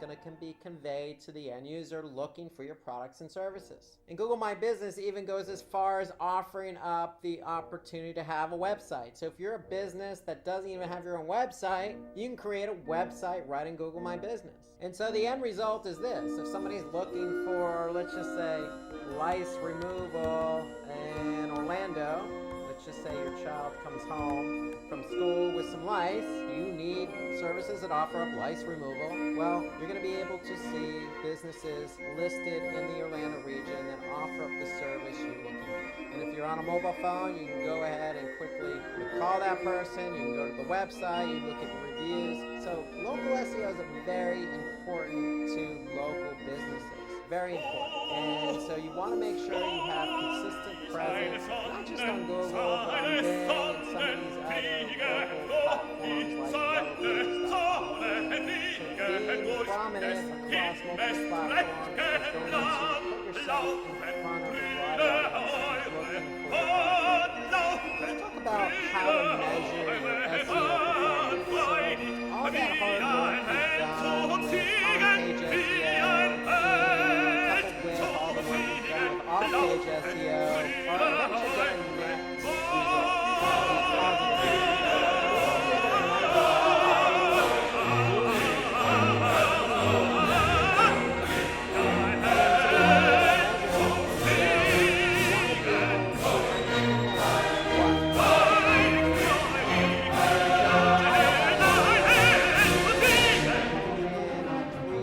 high-level core metrics. And that's ranking, traffic, and conversion. So when we talk about ranking, traffic, and conversion, we can break that down into this list here. What kind of traffic are we getting from organic search? What kind of traffic are we getting from mobile devices? Remember, mobile is very important because, as we talked about with on-page SEO, as we talked about with local SEO, a lot of searches start with mobile devices. We want to look at keyword rankings. Remember, keyword research is the first step in the SEO process. Even before we do any work with on-page we want to look at the local visibility if we have local SEO results. We want to look at engagement metrics. So all that traffic we're driving from organic search, we want to be able to measure how many people communicate on our website. We also want to measure some form of progress on on-page, and that's in the form of backlinks. So all of these are different metrics we can measure using different tools. So let's talk about how to go about looking at these metrics and where to go look at them and measure them. And so really monitoring all this behavior will help us understand how we're performing, how SEO is performing. And so really what we want to do is start with organic traffic. And so we can look at that on a month-to-month basis. We can look at it from a geographic perspective. We can look at it in terms of how many new visitors we're driving versus returning. And then again, more importantly, conversion. And so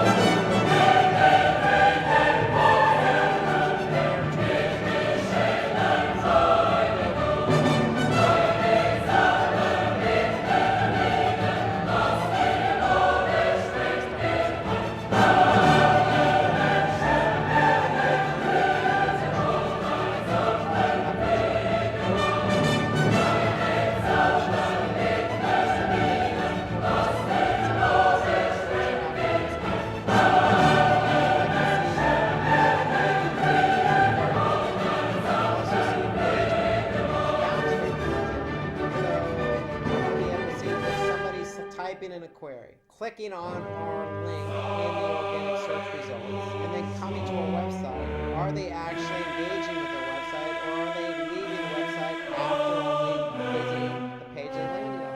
So that's all, and these are all important metrics to measure, and I can measure all of that right here in Google Analytics. If I wanted to, I can even take it a step further and break that down by country. So for example, if I go to the secondary dimension, I can see what country driving traffic.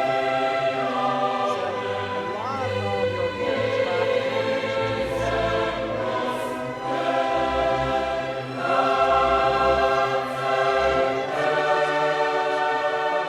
versus desktop. So Google basically is reporting that nearly 60% of searches now appear from mobile devices. And so if we go back to Google Analytics, we can also look at it before. So if I go in Google Analytics, under mobile overview, I can see a breakdown of the amount of traffic coming from desktop versus tablet.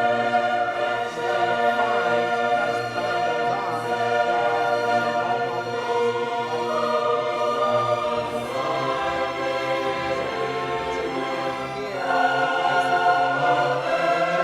mobile Google Analytics as a secondary dimension and look at the default channel groupings versus device category, I could see that, mobile from organic search has driven traffic over the last 7 days. This is something you want to keep an eye on because a lot of people tend to begin their searches on mobile devices. So mobile ranking is different than desktop ranking because with mobile ranking, it's based on a responsive website, and with that responsive website, basically responsive being that the website's going to adapt to it's going to respond to the device it's therefore the metrics or the engagement metrics are going to be different. But if I look back to Google Analytics, I can see again bounce rate, I can see pages per session, average session durations. If I look at line 3, I could see all these different engagement metrics compared to those metrics from other devices. Okay, so you want to be able to do comparison because if behavior is not up to par, engagement is not up to par on mobile, then you want to do something about that. So you want to hone in on mobile traffic specifically from organic search because the behavior is going to be different. People start their searches on mobile, the site's going to be different, and so therefore it's a different experience altogether. So make sure you track the behavior, and more importantly, make sure you track that page speed. So earlier we talked about on-page SEO when we honed in on page speed. So just as a reminder, if I'm back in analytics and I go back under behavior, then if I go to site speed, then if I go to overview, I'll be able to see the average page load time on my website. I can also look at specific page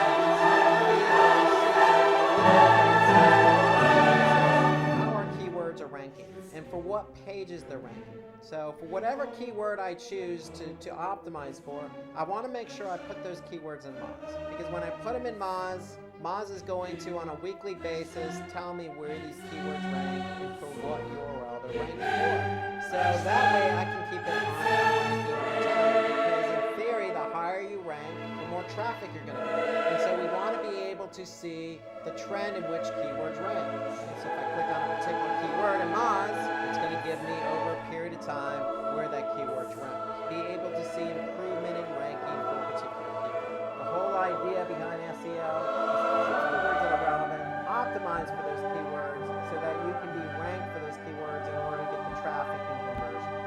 So Moz is a good platform that helps us monitor rankings for particular keywords. Now, if you don't want to use Moz, as an alternative, you can turn your attention to Google Search Console. And so, remember, we talked about Google Search Console earlier when we talked about sitemaps. We also talked about mobile usability with Search Console. We also talked about links to your site with Google Search Console. So Google Search Console is a good tool to help you understand how you're performing with Google Search. And so there's one tool in particular, which is performance, that helps us understand what keyword queries people are actually typing into Google search. And so here I can see the actual query. So in this particular website, over the course of the last one of my pages, either one or multiple pages, appeared in Google search engine results, 5,414 times. And over the course of those 5,414 impressions, I received 1,100 clicks. So Google Search Console is going to be able to tell me not only how many impressions I received, but if I wanted to add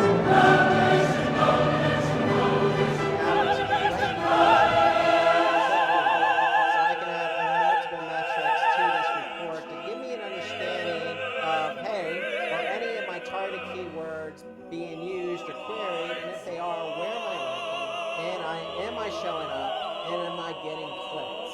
So Search Console serves as a good alternative, if not primary tool or platform for you to measure how your organic search results are showing. So for local visibility, this metric is important for maintaining local SEO. So remember on the local SEO, we talked about Google My Business. So if I go back to Google My Business, I can go into my account, and so Google My Business is going to be able to show me some metrics. So if I go into Google My Business and I click on Insights, I'm going to be able to see a number of different metrics. Over the course of a month, I can see exactly, what queries are used by how many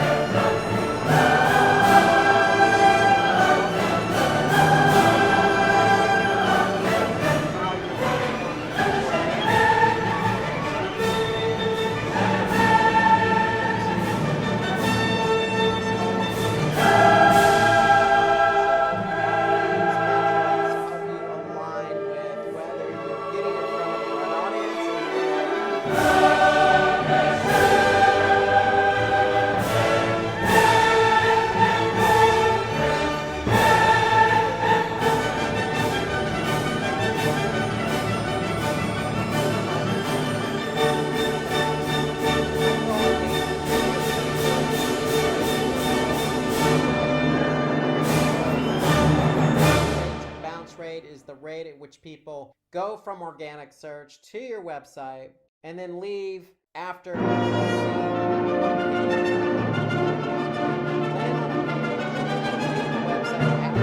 on that page, it's considered a bounce. And so So bounce rate is a good indication of how people are receiving our website or the content that they're reading on our website. There are other metrics involved, like average session duration or pages per visit. All of these are engagement measures. So let's not forget about page views. Page views also engagement. All of these measures affect or determine rankings. So we want to be able to make sure that if we're in Google Analytics and we're looking at engagement metrics, that our metrics are good. Because if somebody comes to our website from organic search and there's a high bounce rate, then what does that tell us? That there's a disconnect between what that person's querying and then the content that they're reading. And so we want to be able to address those engagement metrics so that we can continue to not only drive quality traffic, but keep the traffic engaged, and then in turn drive up conversions. Last metric we want to look at is backlinks. So content having more backlinks from good domains will effectively improve your SEO performance. We talk about backlinks with off-page SEO, and remember, quality over quantity. And so we can measure backlinks going back into Moz. We can use Moz's Link Explorer tool. So remember, if I type in a domain, Valley Fig, I can get some metrics related to off-page SEO, including my domain authority. But more importantly, I can see what links are pointing to my site, in this case valleyfig.com. So I can see there are 575 link domains. I can see there's 7,900 inbound links. And so just by clicking on that, I can get an idea of the types of websites that are linking to my site and their domain authority and their spam score. Google Search Console. So if you go back into Search Console, you can also just click on links, and we should be able to get an idea of what websites are linking to our site.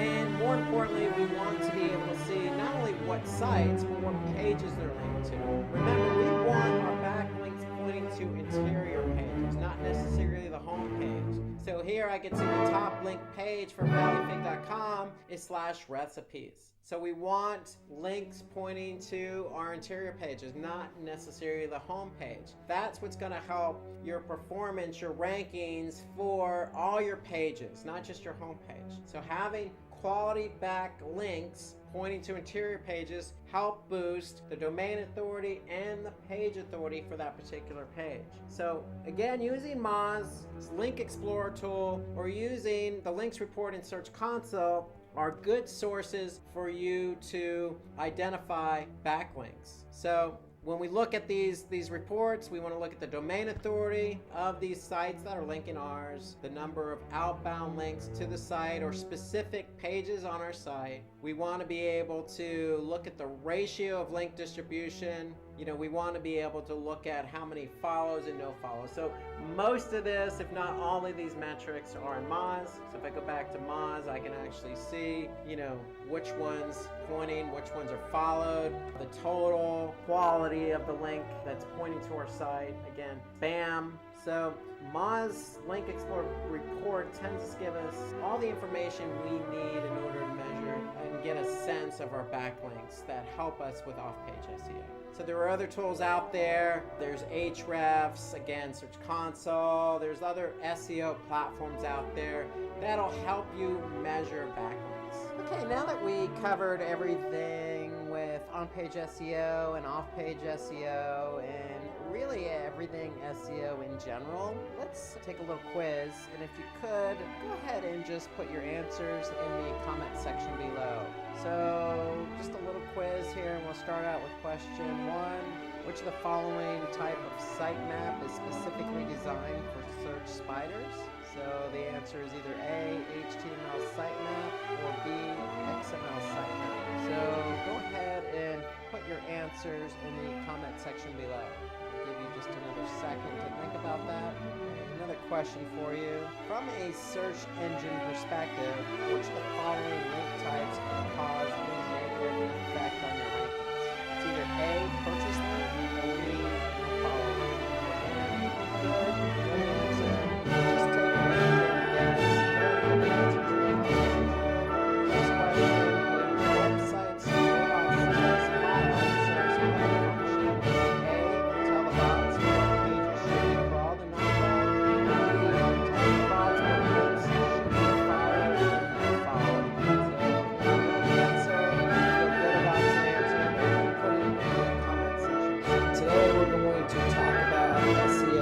tips and tricks.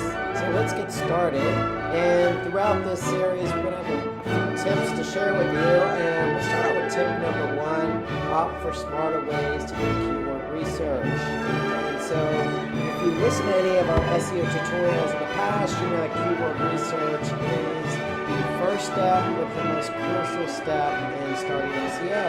So when we do keyword research, we want to be able to basically find keywords that we feel are relevant to our business that we want to be found on search for.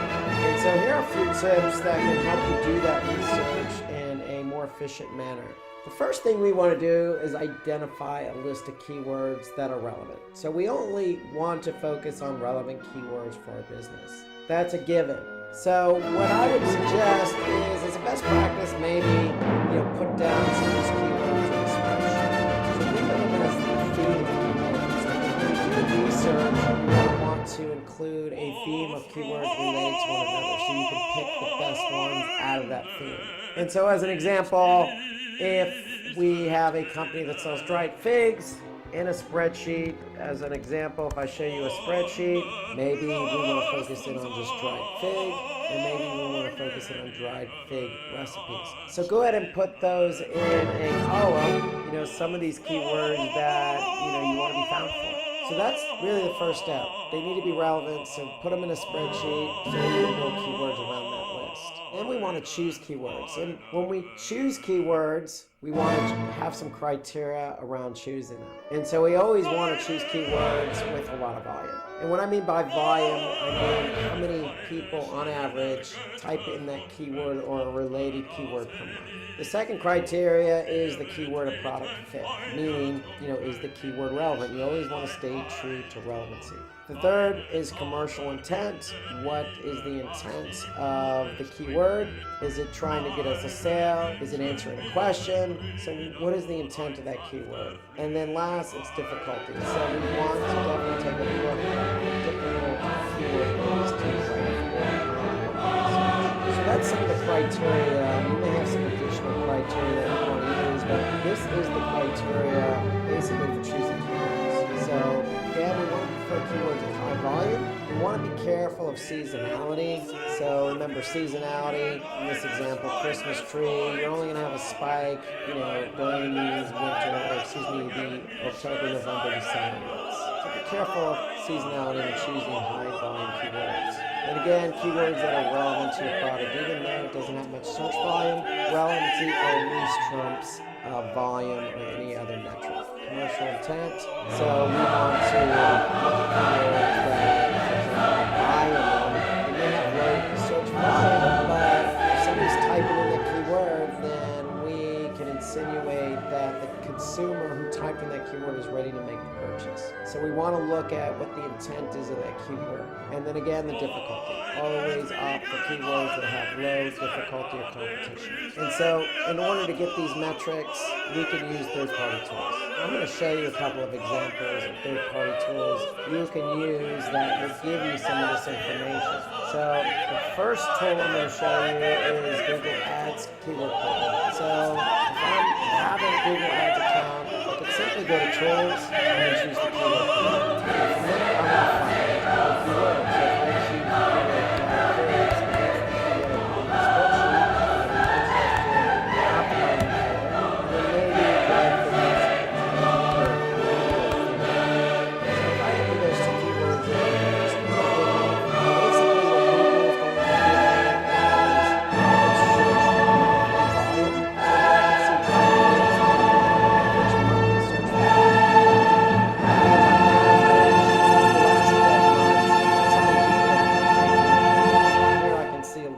trend. I just hover my mouse over that graph. I could see, again, for seasonality impact, if there is any seasonality, what the volume is on average per month. Then I could see the competition is high. And because this is Google Ads, because it's paid search, they're going to give me a sense or an idea of what I should be bidding on that keyword. Now that's another topic for another day, but it's good information to have because if you're not ranking for a keyword, you could decide to bid on it for paid search. So don't discard the bidding relating information, go ahead and put it in a spreadsheet for later use. But for now, we're focused in on keywords that are relevant, how much volume, how much competition, okay? So once I get this information here, I can simply go back to my spreadsheet and put that information in there. What's the volume for dried figs? What is the competition? Now for competition, notice that Google Ads gives us a high or low.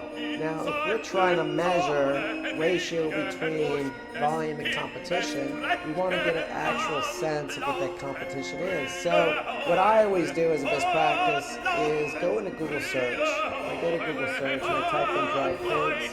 I'm going to see the actual volume is 34,500,000. So I can see that's the actual search volume for this particular keyword. However, if I add a syntax called all in title for that keyword, colon, space, and then number, then I can see the actual volume that he uses to query. And basically what this tells me is that 31,000 listings and results in the title tag. So if a web page has dried fig or target keyword in the title tag, then ideally we can insinuate that that page is trying to rank for that keyword. So therefore, in order for us to rank number one on Google, we have to jump over 31,000 results. So we want to be able to include this information into our keyword analysis. So if I go into our keyword analysis here, and I go ahead and enter in the information. So it's my keyword. My keyword is dried figs. My volume was 8,100. My competition was 31,000. So that gives me a ratio of 81 divided by 31,000. I make that into a percentage, basically 26%. So that's my keyword effectiveness index, or KEI, or ratio between volume and competition. And so that's a way that you can gather information is by using Google Ads, entering information into a spreadsheet, and then sort all your data by KEI. You can sort it by volume, you can sort it by competition, all these metrics here. Alternatively, as another tool, you can use Moz. So Moz has a keyword explorer tool. Okay, so I type in the keyword dried figs, focusing on the United States. I can see that Moz says, hey, look, there's anywhere between 4,300 and 6,500 in terms of volume. Out of 100, the difficulty is 41. And so I can expect a click-through rate of 41%. And so basically, the great thing about Moz's Keyword Explorer tool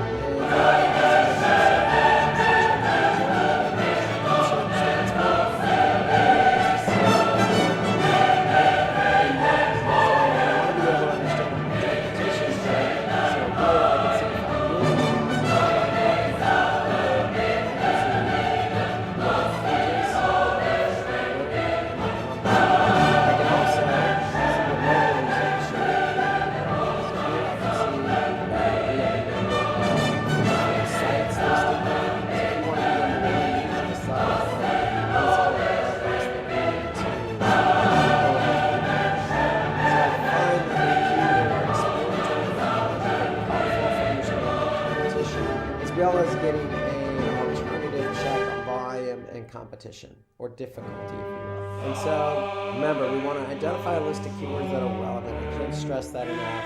We want to choose keywords based on difficulty. We want to choose keywords based on volume, on commercial intent, and more important, relevancy. We can also identify trends from a site search query like Amazon and know what your competitors are ranking for.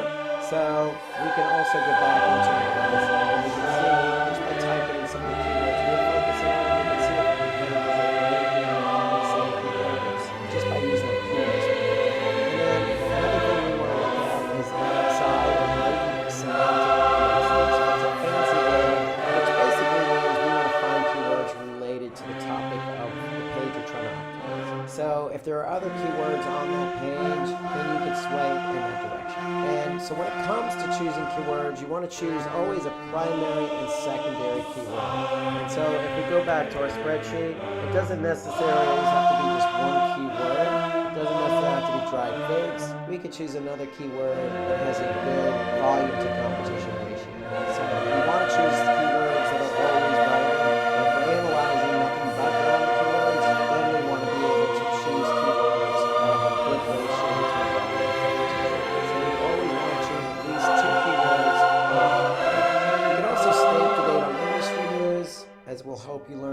jargon, so it doesn't hurt to subscribe to sites like Search Engine Watch or Search Engine Land. They have lots of good tips. So here I'll show you what one of those sites look like. If I simply just go to searchenginewatch.com. I find this is a good resource to stay up on the latest news when it comes to search engines. Here we could see why SEO and front-end developers are the perfect search marketing team. Another article about optimizing your channel, YouTube channel, 5 easy steps. So there's a lot of information here on Search Engine Watch that pertain to SEO and keyword research. You could also look at other third-party sites like Wikipedia, Reddit, and Quora, for example. So if I go to Quora, I can do a search for dried figs, and I can see what's being written about that topic. So that should give me some ideas to build a keyword list around. So for example, the health benefits of dried figs. Okay, are dried figs safe for diabetes? Best ways to eat dried figs. So those are all good keyword things that we could build a keyword list around. And I did that simply just by typing in dried figs on Quora. So that's a good tip for you to leverage when you're trying to build out a keyword list. Okay, let's talk about tip number 2, which is publish high quality content to get more traffic to your website. So it's all about content. So we've already done the keyword research. We still need to kind of merge the two. And when we talk about merging the two, it's not just building content around those keywords. It's much more than that when it comes to SEO. And so that's why we always talk about high quality content. So let's talk about some of the tips that can help you create high quality content. So first tip is we want to be able to publish longer and engaging content. Longer and engaging content, Google, why? Because you have more content to work with. And you have more content to work with, structure it, different assets like videos, images. And by keeping it long, you're going to likely be engaging. And so Google tends to be in favor of content, so it's going to provide structure and all is more likely to be engaging. Definitely want to see those targeted words, so you want to be able to insert those keywords into those meta tags, into those hashtags, into those archives. These are all good naturally. You don't force on it. Content should be naturally written. If it's naturally written, it's going to be fun. So we want to use LSI keywords in the content. So LSI for basically links, semantic indexing, basically just means different terms and concepts related to your keyword. So feel free to use terms that are similar to your keyword. These keywords can definitely be used for SEO because they create more visibility and potentially have rankings and others. So you can use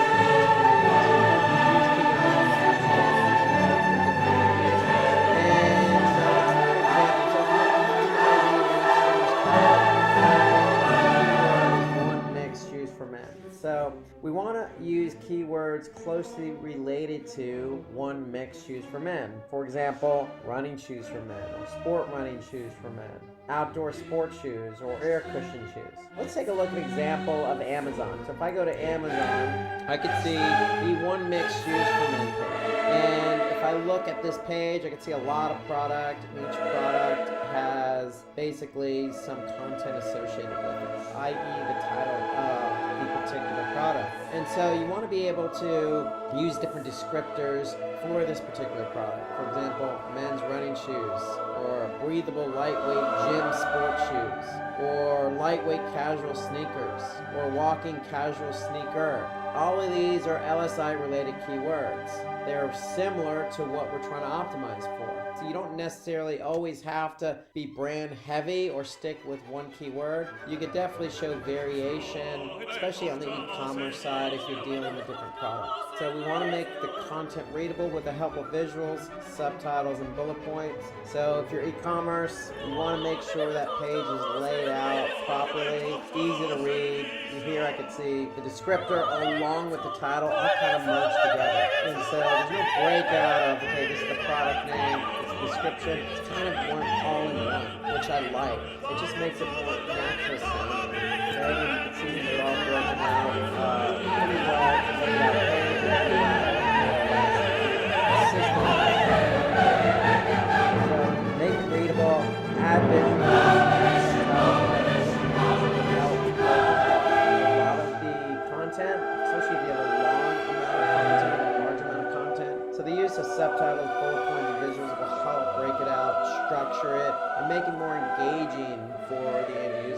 definitely want to write an effective and organized content in order to reduce the bounce rate. So there is correlation between engagement and bounce rate. The more you structure it, the more you have visuals, the more you have subtitles, it's going to be the less likely the audience is. If you have a web page and you sell products, even if you don't sell products, it's always good to have testimonials or some type of customer review. So if we go back to our example on Amazon and we clicked on a product, one of the running shoe products, we look here, we can see the image, we can see kind of the description.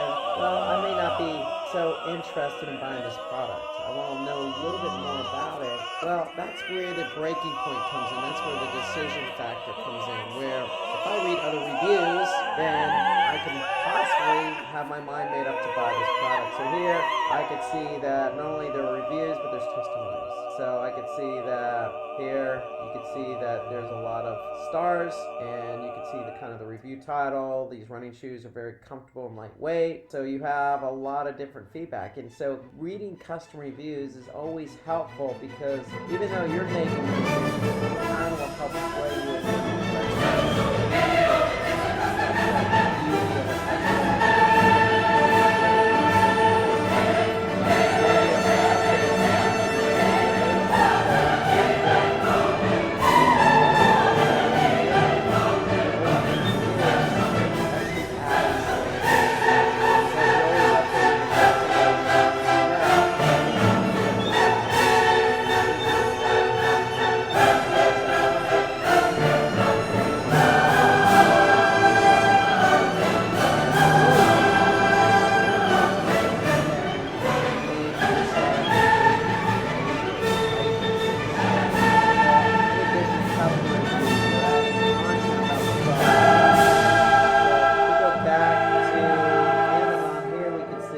Amazon lists a lot of the benefits. So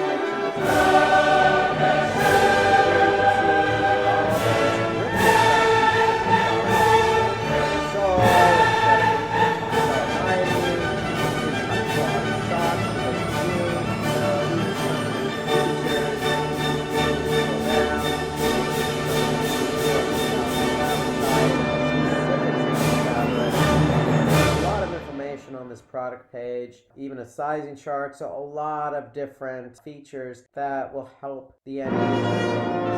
So don't hold back, as much information available. It doesn't hurt, because in the end, what you're trying to do from a product perspective is sell the product. And you can't really sell it unless you have information that's going to convince the user that this product is what they want to buy. So include the warranty, size recommendation, return policy, and so on. So it should all be listed on the page. I can't stress it enough. Provide as much product information as possible. Go back here. Here it has a sizing chart, what colors are available. Again, some of the descriptors. If I scroll down, here I can see some more of the benefits. Waffle rubber outsole, soft deodorant insole. Again, fabric type. It's got all sorts of information. It's got images about the fabric itself, the shoe itself, how it's structured. So a lot of information about this, and it even does a comparison. And so there's a lot of information about this particular product. So don't hold back. Add as much as you can to convince the end user. So in the case of the One Mix on Amazon, they had a sizing chart, they had an FAQ, they had additional information. What other products did customer review from One Mix? And then testimonials. So these are some of the basic bits of information you want to add on your page.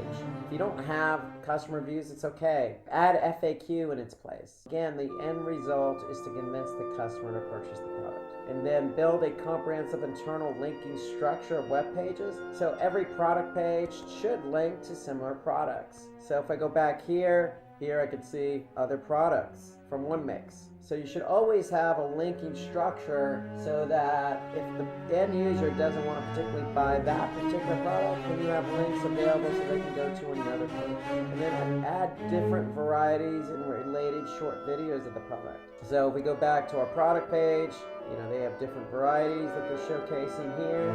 They have the size chart. They even have a size convertible chart. So if you're dealing with metrics, you go over the US metrics feed, vice versa. You can add a video. Show a video of, if you're selling running shoes, show a video of somebody working out. It doesn't have to be a full-blown commercial per se, but it could be a short 30-second video of what the shoe looks like on somebody else's feed so that they could see somebody walking with those shoes on. So video doesn't have to be a big production. You can do it right from your phone. So review your content before you publish. This goes without saying. You want to do that, just you make sure you include everything possible. Because when the content does get published, remember Google's going to index that content. When they index it, it's going to show up in the search results. So we want to make sure we have all the information readily available, not only for the end user, but for Google as well. We want to be able to analyze our meta tags and URL to improve click-through rates. So this is important because the meta tags, i.e. the title tag and the meta description, and the URL is what shows up in Google search results. So if we have title tags, that's the first important element. That's what shows up in the search results. So what we want to do is we want to optimize the title tag, and when we optimize it, we want to use modifiers. And when I say modifiers, I mean, feel free to use the word best or cash back or free shipping or discount. So for example, if you're selling running shoes, 25 best sneakers, or up to 70% off, or free shipping, or buy shoes on discount, very action oriented, but it includes these modifiers that are going to help somebody click on that link. So some tips for optimizing the title tag. In addition to the modifiers, we want to watch the title length, and we want to include those target keywords in the title tag. So remember, you're likely going to have 2 keywords to work with. You want to have at least one of those keywords in your title tag. So with the modifier, up to 60 to 65 characters in length with that targeted keyword should get you a good title tag that's going to get somebody to click on it. So let's look at an example. So if I type in the keyword best recipes for dried figs, here I can scroll down. Here's my title tag. It stands out. My URL is right underneath that, and underneath the URL is the meta description. And so here I can see some modifiers. 188 best autumn dried fig recipes, or 25 fantastic fig recipes, or 10 best cooking dried fig recipes. So these are all modifiers that are going to help somebody get them to click on your link, go to your website. So if you don't put the 65 character limit and go over that, Google's going to cut off the title tag. So we want to avoid that at all possible. So the whole idea is, like 10 best cooking dried fig recipes by Yumlin, that's it, get into IC title tag. Creates a kind of modifier, includes the targeted keyword, is under 65 characters. Some additional tips for writing meta description. You always want to provide a unique description for each web page of the website, so no duplicate meta tag descriptions for every page. And we also want to be specific about what we're offering. So if you have, say, some headphones and you have a particular set of headphones from a specific brand, put that in the meta description. If you have that particular product from that brand on sale, include that in the meta description. So you want to be as specific as possible. The whole idea behind the meta description is to describe the page, but also to get end users to click on your link. So here's an example of using modifiers and describing a page. If we look at Amazon again, we can see this example here. And if we look at it on Google search results, so I type in Amazon Bluetooth headsets, $10 on sale. Here we see a lot of Amazon listings in the search. Here you can see we use some modifiers in the title tag. And also in the meta description here, we can see that this particular headset, Bluetooth headset, is on sale, 50% off. So if something's on sale, feel free to include it. Be descriptive about the page, let people know where they're going, and use those modifiers. Don't be afraid to use numbers in the meta description. Even if it's the price itself, even if it's not on sale, but it is the price, include it. It's not going to hurt. The more information you can include in a meta description, the better chance you have of somebody clicking on that link. Use numbers, symbols, Percentages off always help. Use catchy words like discount or cashback. You're competing with other listings on the page. So if you have something on sale, if it's on clearance, list that it's on clearance. Here I can see they even included the coupon code. So feel free to list as much specific information about that page as possible. The whole idea is you're competing with your own web pages, but in other cases with competitors. So the meta description along with the title tag and the URL helps separate out you from the rest of the listings on search engine results. And you don't want to keyword stuff. You want to keep it within 160 something characters or 160, 65 characters because Google will break off the meta description just like we do with the title tag. And so we want clean, natural, written meta descriptions that separate you from the competition. So that means including the keywords, but making sure those keywords are naturally included in the meta.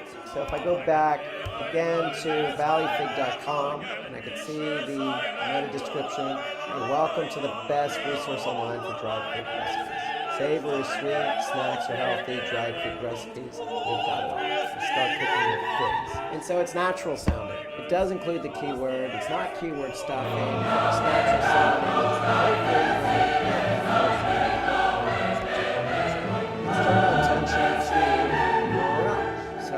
we want to make sure that the URL is basically taking into account best practices. So if we take a look at this particular URL here, it doesn't necessarily look as attractive as we would like.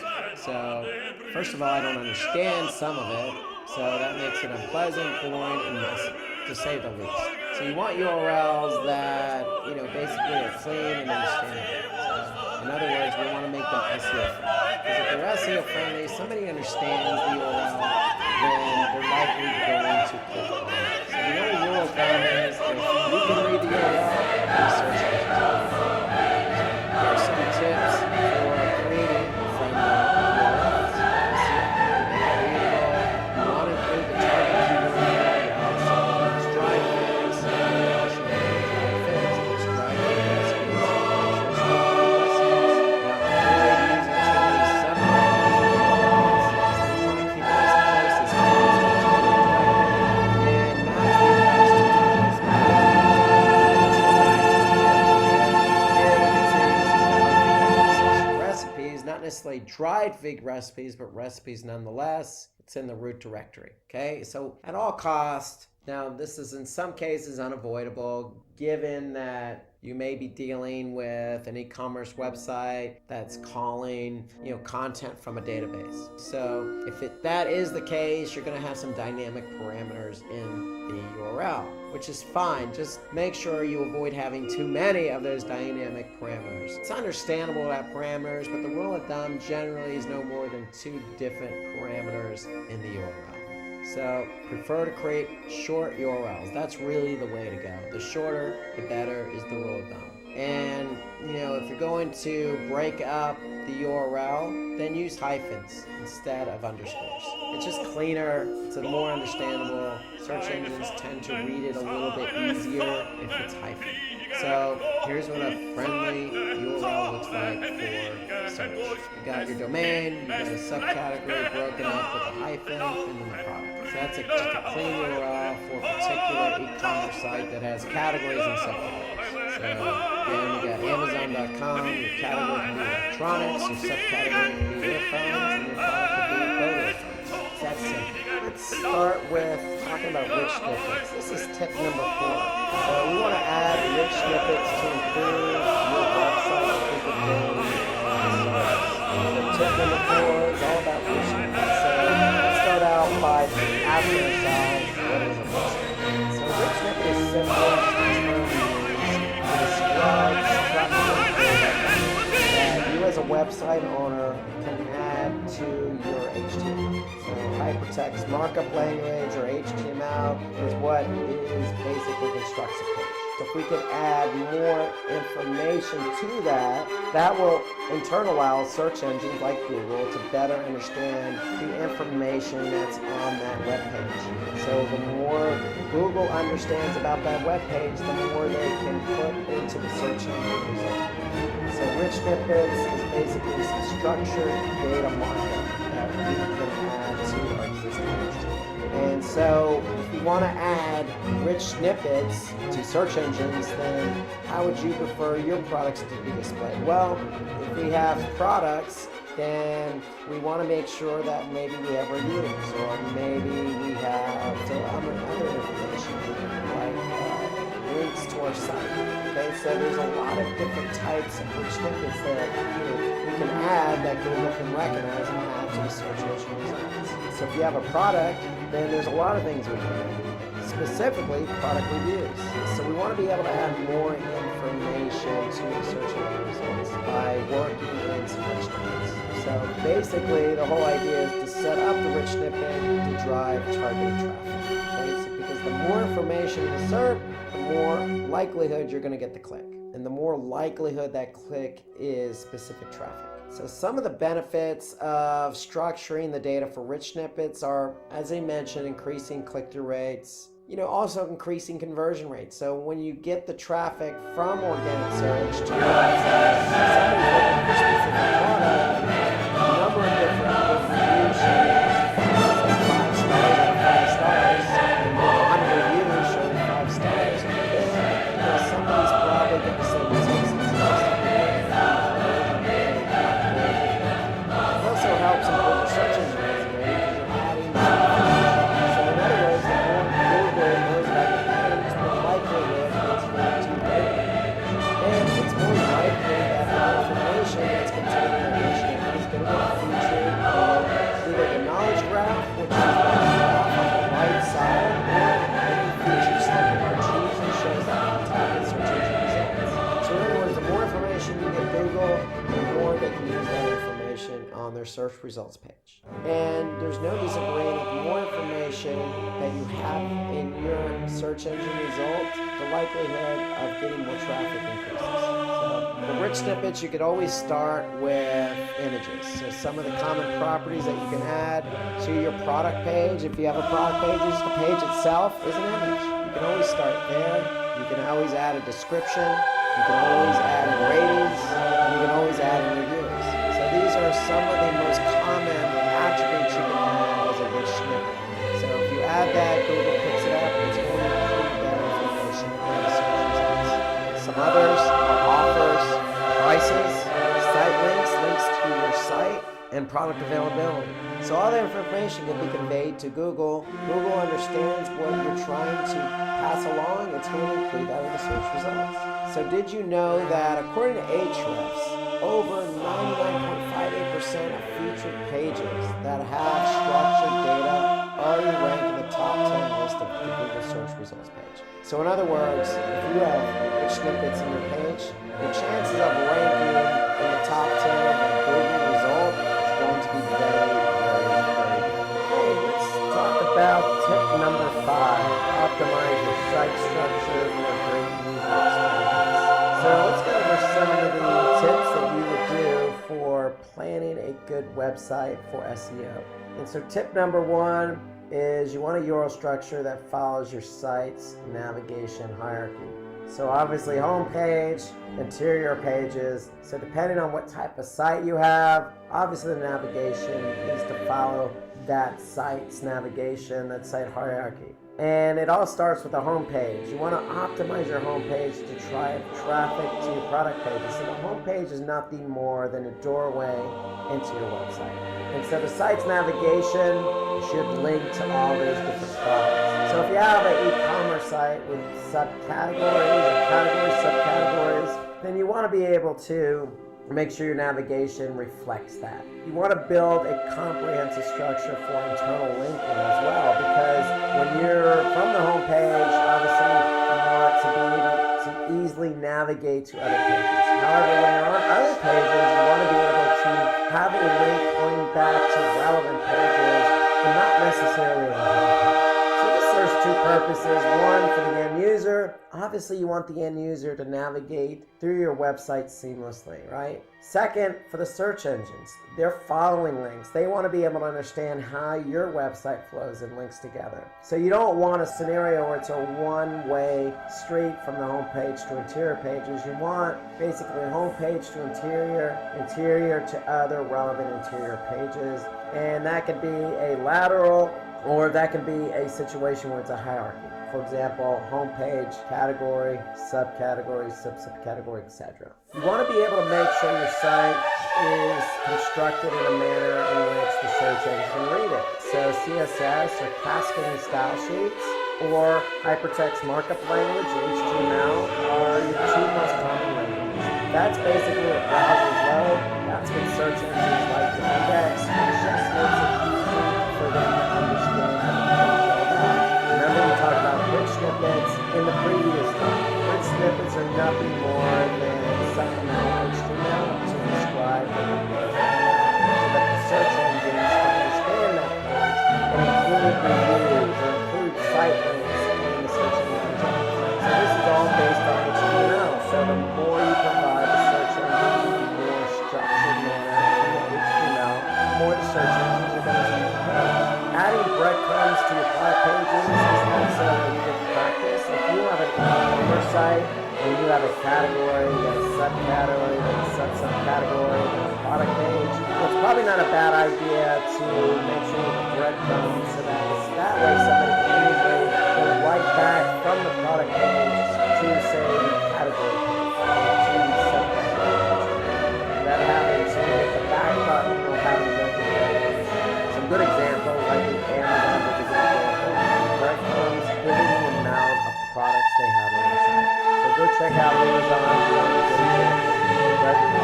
And then canonical tags. You want to make good use of canonical tags. And that's in order to avoid duplicate content.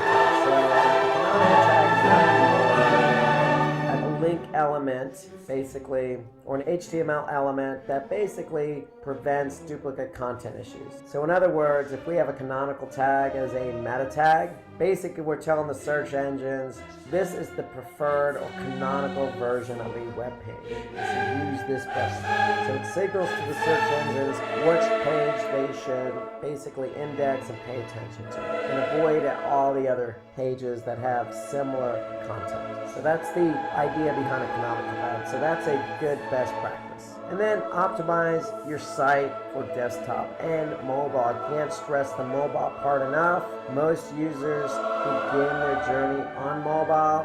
So if you're not sure about what the search engines like or don't like, you can always refer to Google Search Console, for an example. So if you go to Google Search Console, they have a report called Mobile Usability. So if you click on Mobile Usability, you can see what pages they like, what pages they don't like from a mobile perspective. And if you have errors, they're going to tell you what those errors are. So if your website has text that's too small to read, they're going to tell you that these are the pages with this error. And so that allows you to go and address those errors, because from a Google perspective, if a page has a mobile usability error, then Google will not index that page.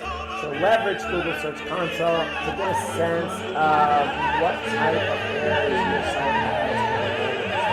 You also want to prefer to keep your checkout page simple. So again, from an e-commerce perspective, you want to keep the checkout page as simple as possible for obvious reasons. You want the end user to have a good experience, and you obviously want the conversion. So when I say keep a checkout page simple, really now, with today's technology, you can create a one-page checkout process. You want to optimize your sitemap. So when we talk about sitemaps, we want to make sure that it's a file, an XML file, that basically includes all our audio. And then turn around and get that sitemap to the search engine. So if you have a sitemap in XML, make sure you go to Google Search Console. So if I go to Google Search Console and I click on Sitemaps, I can just simply tell Google where my sitemap is located. And when they recognize that sitemap, they're going to be able to basically index the URLs from that sitemap. So we can see here how many URLs they discover and how many they index. So make sure you create the sitemap in an XML format, submit the sitemap via Google Search Console, and then you can go back and see how many pages they've indexed versus how many you submitted. And you want to make sure that sitemap is dynamic, meaning anytime you publish a URL, that URL is added to the sitemap. Fixing broken links. So broken links is not something you want, but it's something every website has. It's unavoidable. You know, people publish pages all the time. There's test pages. There's all sorts of reasons why a site has broken links. You want to be able to address them. But again, going back to Google Search Console, you can basically see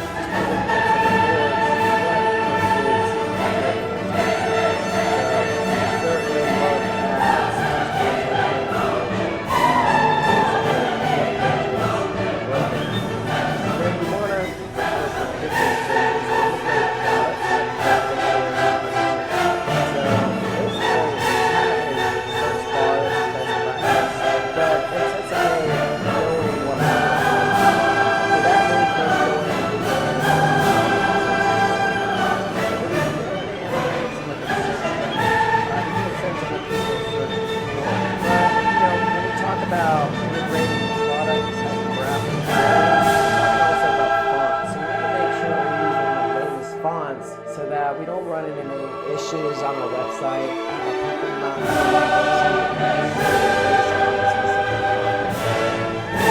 As a best practice, what I found is not necessarily for everyone, but you can invite chat with in fact, I would even go beyond sometimes. Most businesses now have and so basically chat enables somebody who has a question to immediately reach out to somebody versus picking up the phone versus sending an email. It's just instantaneous gratification. So inserting live chat on a website is more common practice than not nowadays, given it lends to a better user experience. Tip number 6, improve your page speed and reduce the bounce rate. So let's talk about page speed and how page speed correlates with higher bounce rate. High page load. And so, according to Crazy, page speed is an important SEO tactic because for every second delay in page load can result in 11% fewer page views, 60% decrease in customer satisfaction, 7% decline in conversion rate. So, you can see here, regardless of how specific the numbers are, when you have a page that loads slow, you're going to have lower user engagement and a poor user experience. So you have to pay attention to page speed. And so since 2010, Google has been using page speed as a factor for page ranking in the search engine results. So here's some tips to focus on making sure your pages are optimal in terms of speed. So enable browser caching. Okay, you can reduce plugins if you're using WordPress as an example. Disable plugins you're not using. Using a simple website design, going back to tip number 5, stick with CSS and HTML. Don't do anything fancy in terms of technology because it's only going to complicate matters. Optimize your code, minify files, meaning, hey, if you're not using any code, just get rid of it because code has to execute and that slows down page load time. So if your website has numerous CSS and JavaScript files, basically minify and combine them. And that's what we're talking about there.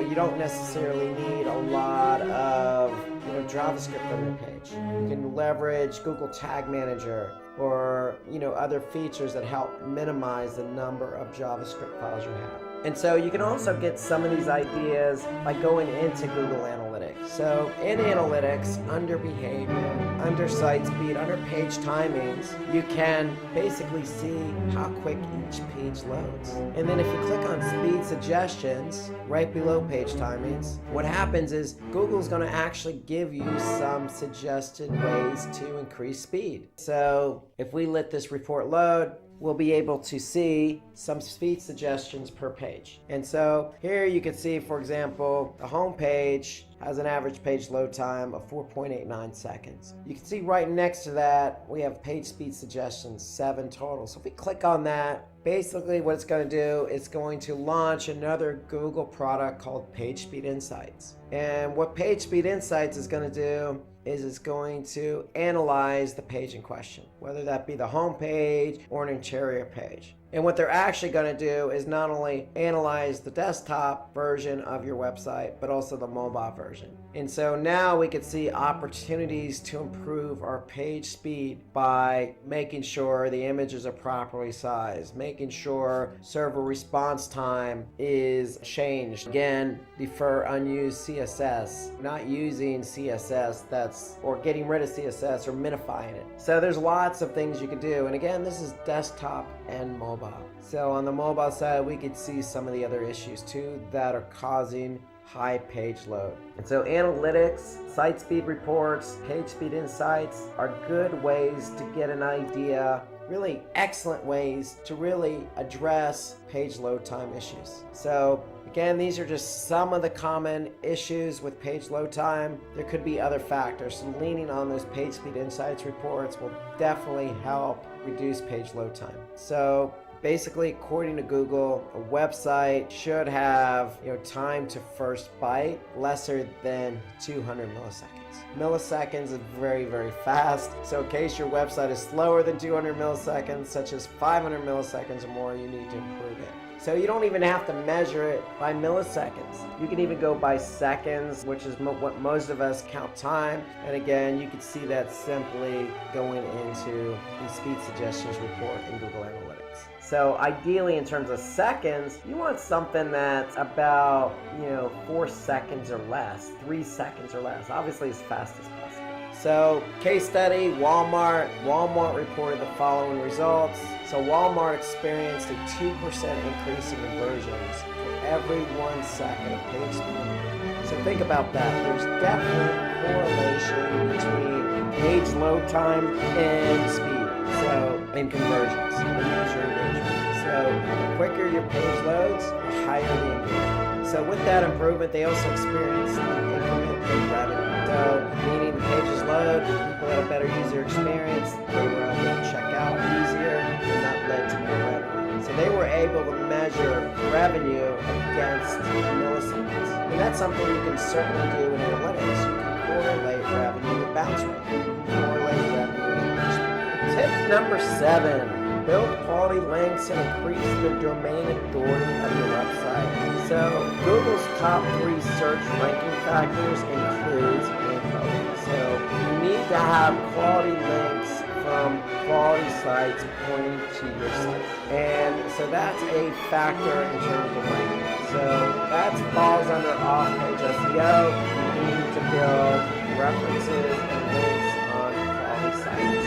So building quality links to your content can give your product or category pages or even content or blog posts a boost in the SERPs. So it's all about quality over quantity. So it's always building quality links, not quantity. So let's talk about the strategies you should implement. So if you implement these strategies, then you're going to likely see a lift in the SERPs. So earn backlinks from relevant and authoritative web pages. So what's authoritative? Well, authoritative is subjective to some degree, but it's also measurement in others. So you could use Moz as a good tool to measure page authority or domain authority. So if I go into Moz, Moz has a page and domain authority score between 1 and 100. And so you can actually see what sites have good domain or page authority just by entering the domain.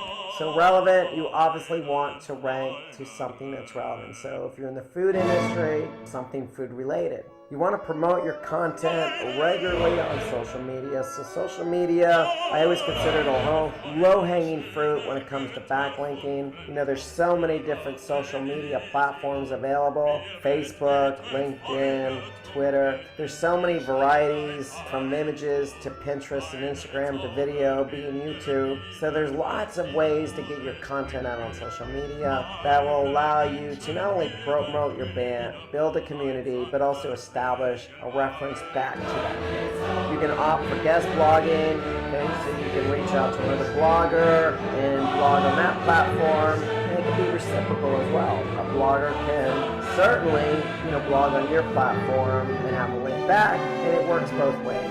Influencer marketing. So influencer marketing is working with somebody who has a large amount of followers who can influence those followers to mention you in a hashtag, link to your particular product or brand, or even drive traffic to your site. So you want to take advantage of social media platforms and start your own page as well. So Facebook's a good example.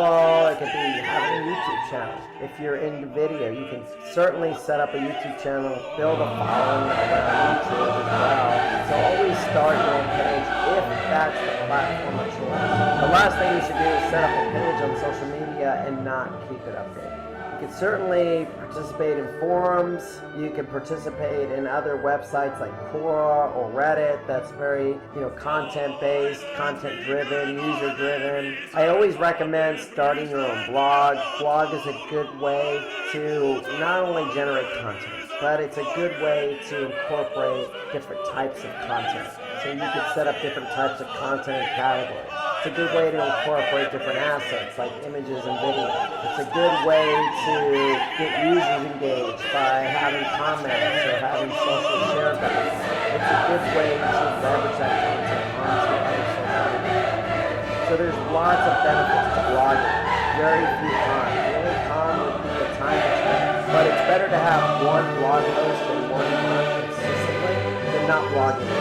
So getting listed on a high-quality link directory like Yahoo directory is still the way to add a link from a high-quality site. And make use of broken link building. So again, on the last step, we mentioned Search Console.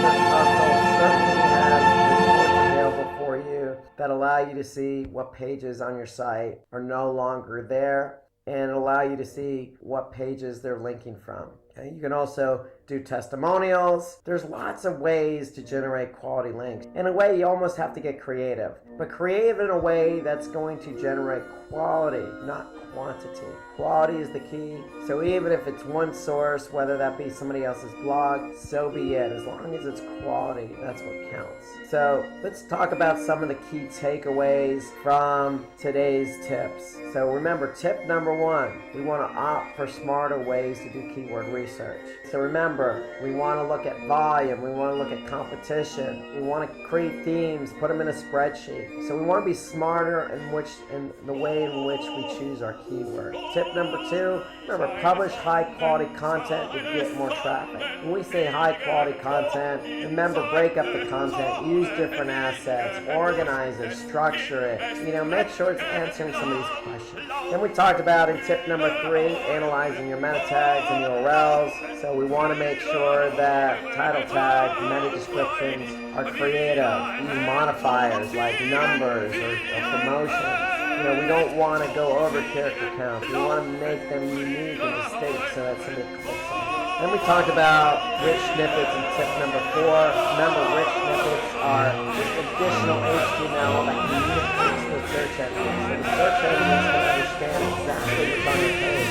So if you have recipes, if you have reviews, if you have videos, if you have images, if you have ratings, all these things can be added to the SERPs just by communicating with the search engines via rich snippets. Tip 5, optimize your site structure. You want to make sure that you have good inbound links. You want to make sure you incorporate breadcrumbs. You want to make sure users can navigate your site more easily. And then in tip number 6, if your pages load fast, then it's going to enhance the user experience.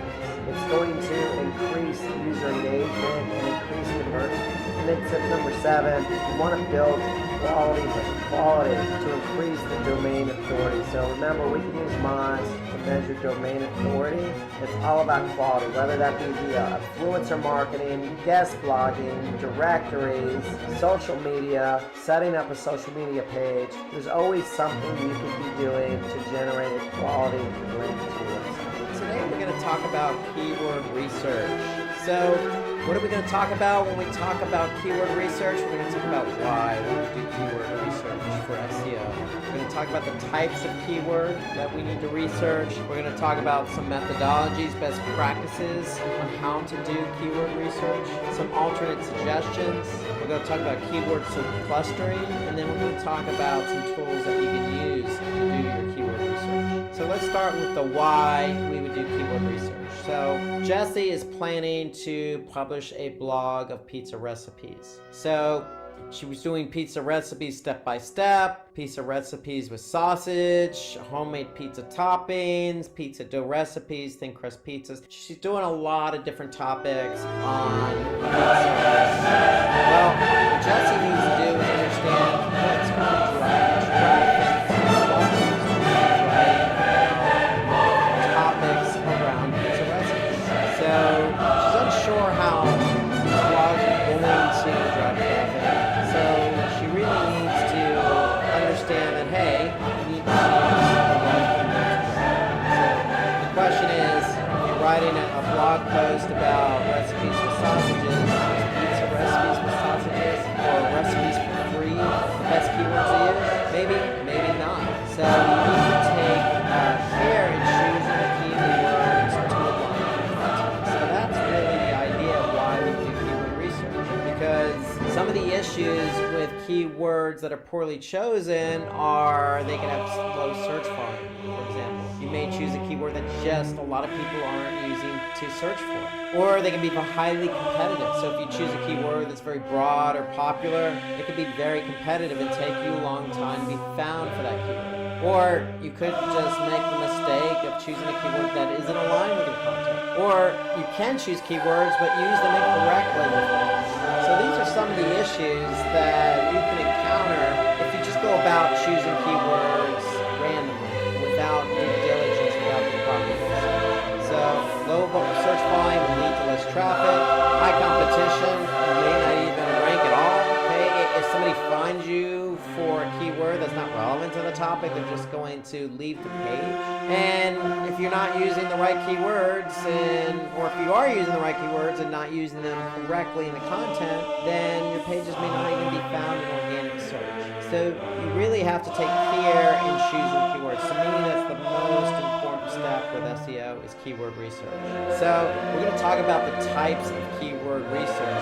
So we have short tail keywords and we have long tail keywords. So if you write a blog post about pizza recipes, well, what are you going to choose, a short tail or long tail? So let's talk about short tail keywords first. So short tail keywords are keywords that are usually 3 keywords in a phrase or shorter. In some cases, it may be 2 keywords in a phrase or shorter. So short tail keywords usually have high search volume, which likely means higher competition. But what it also means, it could be lower conversions. Because short tail keywords, like for example pizza recipes, could be considered a short tail keyword. But maybe somebody's looking for homemade pizza recipes or pizza recipes from their favorite Italian restaurant. So short tail keywords may not be as relevant. So if we compare it with long tail keywords, chances are you're going to have lower competition. That's one of the benefits, but you're also going to have lower search volume. But with longer tail keywords, the keyword is probably going to be more relevant with the content you're writing about. So therefore, the conversion rate's likely going to be higher. So that's really the difference between short tail keywords and long tail keywords. If you want to look at simplistically, short tail keywords are broad in nature. It's going to capture a lot of eyeballs, but those eyeballs may look at your content as not relevant. Versus long tail keywords that may be very relevant, but not as many of them. So short tail keywords keywords, the characteristics, they're not as specific. Usually they're less than 3 words. They have high search volume and high competition. So if you just choose pizza recipes, it could take you a while to rank for that keyword. But when you rank, you're going to get the traffic. But again, it may not convert because the keyword is broad in nature. So pizza recipes is a short tail keyword that may not be exactly what you're writing about in your blog post. So it may draw a lot of traffic, but the traffic may not do anything. So the longer tail keywords are very specific. They consist of more than 3 words in the search query. They have relatively low search volume competition. So the chances of you ranking higher, faster for that long tail keyword is probably going to be great because not many other websites are trying to rank for that same keyword. And so the benefit of that is you have, let's just say, homemade pizza recipes with mushrooms. It's a long tail keyword. But if somebody's looking for that type of pizza recipe, then you know you can attract the right traffic. Chances are that traffic is going to engage or convert based on the type of product. So an example would be homemade pizza dough recipes. More than 3 keywords in the phrase, very specific. We're talking about homemade pizza dough recipes. So we're not talking about just pizza recipes. So it's a little bit more specific in nature, longer tail. So these keywords are used for targeted pages, including blog posts. If you're writing a blog post specifically about pizza recipes with homemade dough, then this is the keyword you likely want to use versus just pizza recipes. So let's look at an example between a short tail keyword and a long tail keyword. And to accentuate the differences, we're going to use Google's keyword planner. So Google's keyword planner tool is located in Google Ads, the Google Ads platform. And when you're in the Google Ads platform, you simply click on Tools and Keyword Planner. And so what Keyword Planner allows us to do is get a sense of the type of volume that a particular keyword has. So Google's Keyword Planner does is they show you the average monthly searches. This is the average monthly search volume of a keyword over the past 12 months. And so in this example, we're going to choose pizza recipes and homemade pizza dough recipes. So one short tail and one long tail. So we enter those keywords in, we're going to click get results, and what Google's going to do is it's going to show us the volume of those keywords. So for pizza recipe, we could see the average monthly search volume is 33,100 for pizza recipe. So note that pizza recipe and pizza recipes are closely related keywords. And so what Google does is they consider that a close variance. So meaning if somebody types in pizza recipe, then they're also, in Google's eyes, looking for pizza recipes. So it's a close variance. And so for the keyword pizza recipe, which is short tail, we could see on average over the past 12 months, this keyword received 33,100 queries. And so if we hover over the graph, we could see basically the volume, the average volume per month. So here I could see for this particular keyword here, the volume per month is 33,000. And then I could see the actual volume over the past 12 months. And then for the long tail keyword, I can see homemade pizza dough recipe. Again, close variance, homemade pizza dough recipes. I can see over the past 12 months what the search volume is for this. On average, it's 2,400. But I can see here in December, the volume went up to 3,600. For example, in May, it was 1,900. So it's going to fluctuate a bit over the past 12 months, but on average, it's about 2,400. So shorter tail, a lot of more volume. Longer tail, not as much volume, but nonetheless there is volume here. And so these are the differences between a short tail and a longer tail. And so what Google's Keyword Planner also does is allow us to get a sense of what the competition is. And so here I can say the competition is low for both of these keywords. Fair enough. So we now know that if we want to optimize or choose the keyword homemade pizza recipe for our blog post, we know for ranks on page 1 of Google even in the top spot, we can expect about 2,400 search queries for that keyword. Now, whether you get all 2,400 clicks for that keyword remains to be seen. Chances are you're not going to get all 2,400. You're going to get a lion's share of those clicks, but you're going to at least get some volume out of it. So even the longer tail keywords have a lot of promise because there is some search volume here for this keyword. How to do a proper keyword research. So we looked at Google's keyword planner tool in Google Ads, and we typed in 2 keywords, and we were able to get a sense of what the average volume is. So we definitely want to choose keywords based on the following factors. We want to choose it based on search volume. Search volume is a good indicator of the potential traffic we can obtain. So again, for the keyword homemade pizza dough recipe, we know that it averages 2,400 a month in search volume. Again, we may not get all 2,400, but we're going to get a lion's share. We also need to look at giving us a high and low in terms of competition. But for somebody who wants to get a better sense of what the competition is, they should, because competition is a key component. So what I want to do is get a sense of how many people are actually optimizing. Google's keyword planner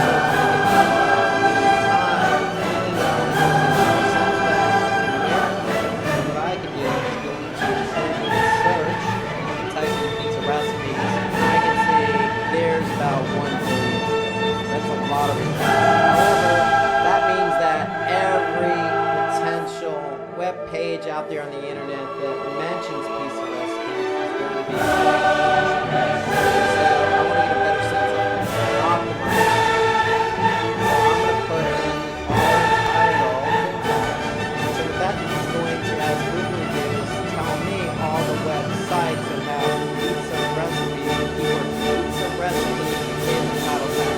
If I do all in title, space, pizza recipes, my result drops down to 336,000. So what that tells me is that there are 336,000 results with the keyword pizza recipes in the title. Now, if I want to focus in on my other keyword, if I choose my other keyword was a longer tail keyword, homemade pizza dough recipe. So if I type that keyword in, the homemade pizza dough recipe or recipes, remember close variants, and I just click enter or type the keyword in, hit my enter key, I'm gonna get 35 million results. But again, is that really an indicator of the type of competition I have? No.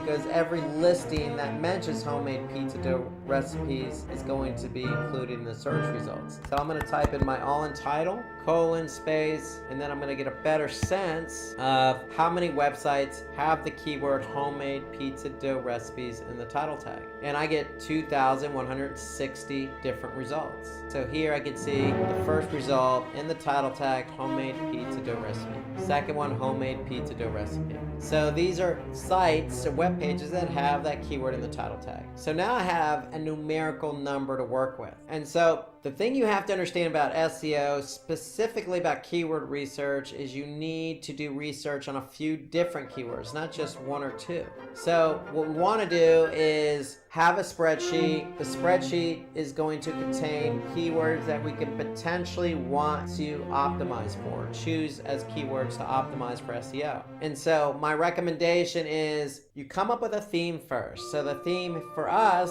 in this exercise is pizza recipes.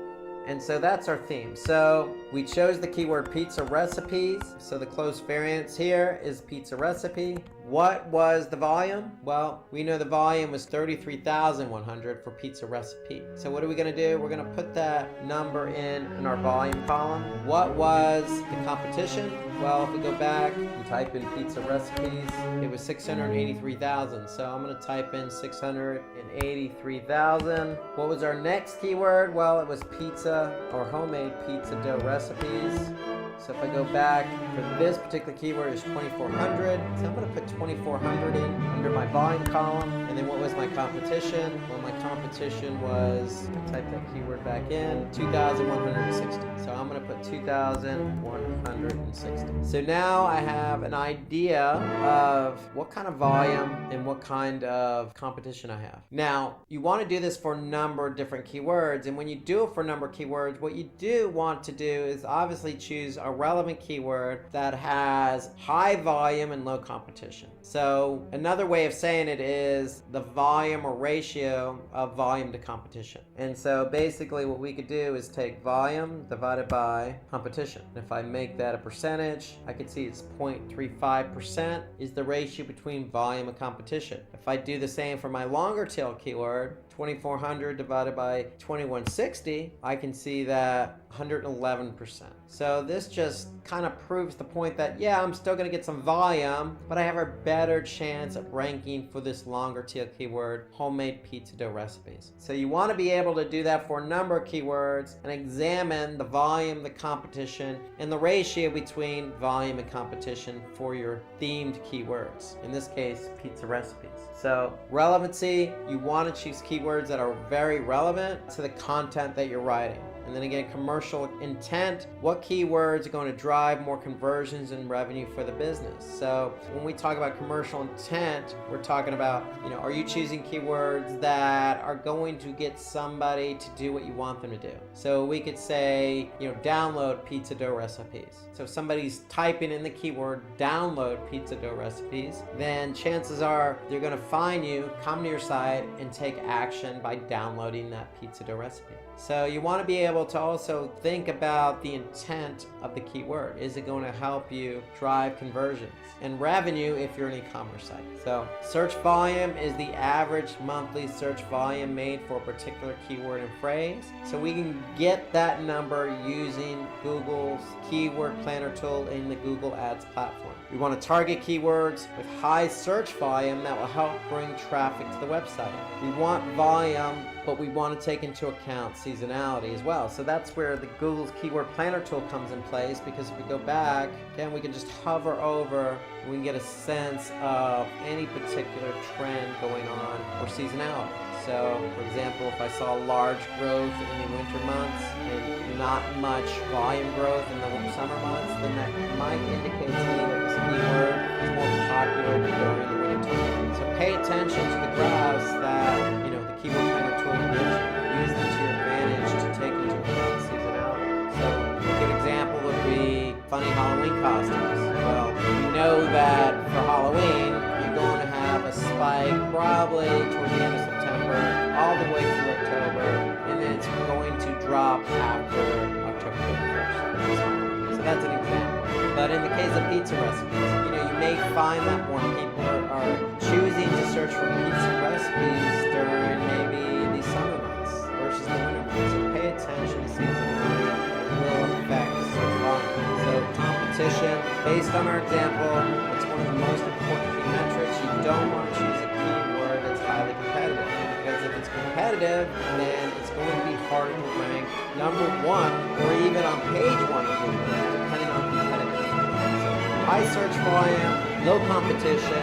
In other words, the ratio between the two is the ideal combination. So going back to the spreadsheet, recommend you have that spreadsheet handy. Put your theme in place, okay? Theme pizza recipes. We use Google's keyword planner tool to find the volume. We use the all entitled syntax to find the competition. Enter both of those numbers in to get our result. And so when you have these numbers for a number of different keywords, you want to be able to choose that ratio, high volume, low competition, but always, relevancy always trumps ratio. So always go with a keyword that is going to be relevant to your content. Don't choose a keyword that's not relevant. If you choose a keyword that's not relevant, it's not going to bode well for user engagement. So the difficulty of a keyword ranges from 0 to 100 in Google's keyword tool. So it's going to be easy, it's going to be medium, it's going to be hard. But my recommendation is also to get the numerical factor, and that's the all in title syntax. And again, relevancy is what drives the traffic to your website, and keep the traffic there on your website. And also, not only will it keep the traffic on your website, but hopefully get that traffic to engage and convert. So that's the key about relevancy. You always want to choose keywords that are relevant to your content, even if it's sacrificing volume. Relevancy, again, trumps volume and competition. So always choose relevant keywords first. So when you do that, you're always almost guaranteeing that at some point somebody's going to find your content, because somebody out there might be looking for it. And if they do, you're going to get found, and your engagement's going to be high. So understand your business, find keywords that are relevant to your business, and then focus on those keywords. That'll help you with getting the right traffic to your site. Always keep in mind the commercial intent, so these keywords are more specific and result in conversion rate. For example, buying is a good commercial intent keyword. So if you really want somebody to come to your website and buy, then focus on those types of keywords. In the case of the pizza recipes, maybe it's download could be our commercial intent keyword. Again, it may be low search volume, but those are the type of keywords you want to focus on, because that's the type of traffic you want to drive to your site.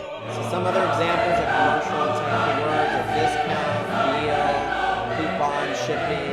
You don't want to be afraid to use some of these keywords as part of your longer tail keyword phrase. Again, the volume may not be high, but the traffic quality is probably going to be better. So keyword research is the foundation for SEO. So if you have chosen your keywords properly, then if you do get ranked for these keywords, then it's going to lead to better engagement with some conversions. And so when we talk about keywords, we also want to talk about our primary and secondary keywords. So every page should have at least a primary keyword and then a secondary keyword. So primary keywords are really defining the nature of your content. The secondary keywords are relevant to the primary keyword. So why do we choose a primary and secondary keyword? Because you may choose a keyword as a primary keyword that is relevant to the content, but may not necessarily rank very high or have a lot of volume. And secondary keyword is also relevant to the primary keyword, it's also relevant, and you may rank for them together. So you always want to go with two keywords versus just one. You want to give yourself a chance to rank these two different types of keywords of relevant. So for a web page, there can be several secondary keywords, but only one primary keyword. So your primary keyword is always going to be relevant to your content. Secondary keywords can be relevant to the keyword, and you may have multiple secondary keywords, but it's also going to be related to the content, and it gives you a better opportunity to be found between both the primary and secondary in search. Okay, so let's take a look at another example of how to use primary keywords and secondary keywords when choosing keywords. So for primary keyword is healthy diet plan. Remember, healthy diet plan is directly related to the content, so that's what we're talking about. But these secondary keywords are also related to content and play off the primary keyword.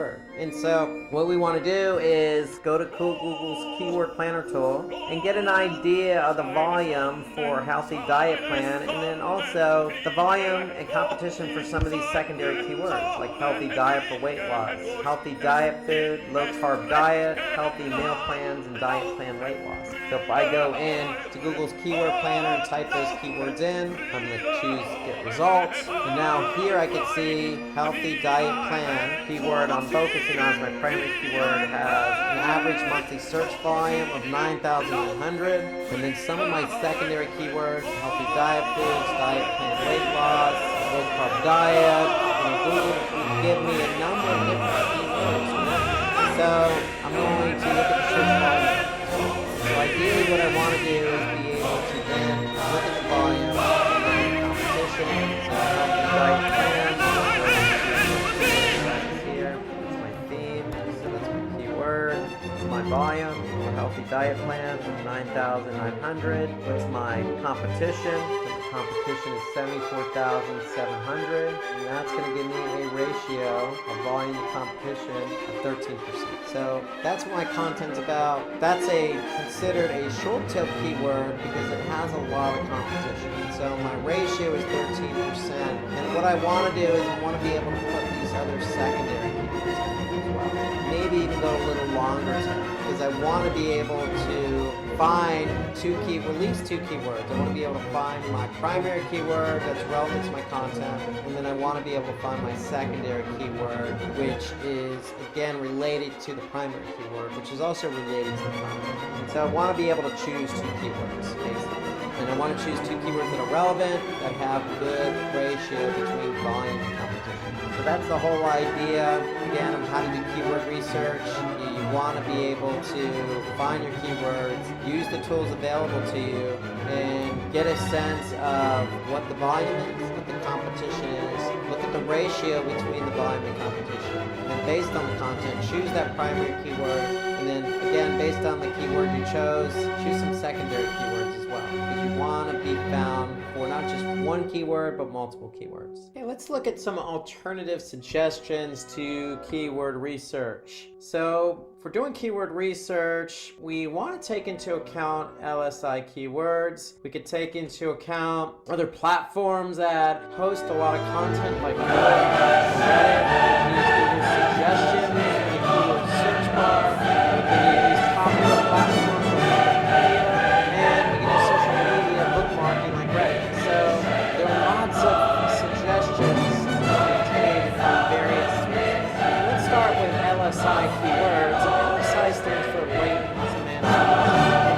And so basically what it is, it's just keywords that are linked to your primary keyword. And so when you're choosing keywords, you really want to choose that primary keyword and then secondary keywords that are similar to the primary keyword. And usually those are LSI or latent semantic indexing keywords. They're used to drive relevant traffic to your page. So if you're focusing on one keyword, we want to have other keywords that are similar to increase our visibility on the search engine result pages. So we can find latent semantic indexing right in search. So if we use the term healthy diet, if we go to Google search, for example, if I type in healthy diet in Google search, all I need to do is scroll to the bottom of the page and I can see searches related to healthy diet. So healthy diet menu, healthy diet essay, what does a healthy diet look like? Notice at the top, Google's also giving me some other suggestions here. So they're saying low-fat diet, veganism, gluten-free diet. So there's lots of different suggestions right in Google. So all of these are LSI-related keywords. If you're optimizing a page for healthy diet, then you could choose low-fat diet as a secondary keyword. You can use gluten-free diet as a secondary keyword. It really depends on what the content is, but you always want to support your content with as much LSI keywords as possible so you can be found for as many different keywords as possible in Google search. So it's important because if you have a blog that talks about Python, so how do the search engines know if the website Python is about the programming language or the same? So Google, for example, uses LSI keywords to understand what the page is specifically referencing. So if you're just focusing on Python in your content, you want to support that with LSI keywords, and so that will allow your web page to better communicate with Google, also to have the visibility to show up on search. So they can certainly improve your search positioning and featured snippets as well. So if you have a keyword that answers a question, you can certainly be found for a featured snippet. For example, maybe healthy diet recipes. If I type that in, you can see here there's a featured snippet. So if I'm talking about recipes, that's a keyword I may want to use, and if I use that, then Google has an opportunity to see what my content's about and place my information at the top in this featured snippet. You can also again see what some of the questions are being asked, what meals are good for weight loss, what is a good healthy diet plan. All of these can be keyword phrases that you can use. So the answers are right here in Google. So Quora is a great platform because Quora is a platform that people go and ask questions and the community responds with answers or responses to that particular question or topic. And so the great thing about Quora is it's a a good place for you to go to get some ideas about a specific topic. So if we're talking about healthy dieting, so we can find keywords with high search volume right in Quora. So the whole idea is you can look at, the top 5 questions for a specific topic, like healthy dieting, and find relevant keywords to healthy dieting. So if you just type in that particular keyword in Quora, you're going to probably get some responses to questions or responses to somebody else's question. And so if we take a look at Quora, for example, so if I just type in healthy dieting, what I'm going to do is I'm going to get some responses to the topic healthy dieting. So what's the best diet for healthy living? What are the top 5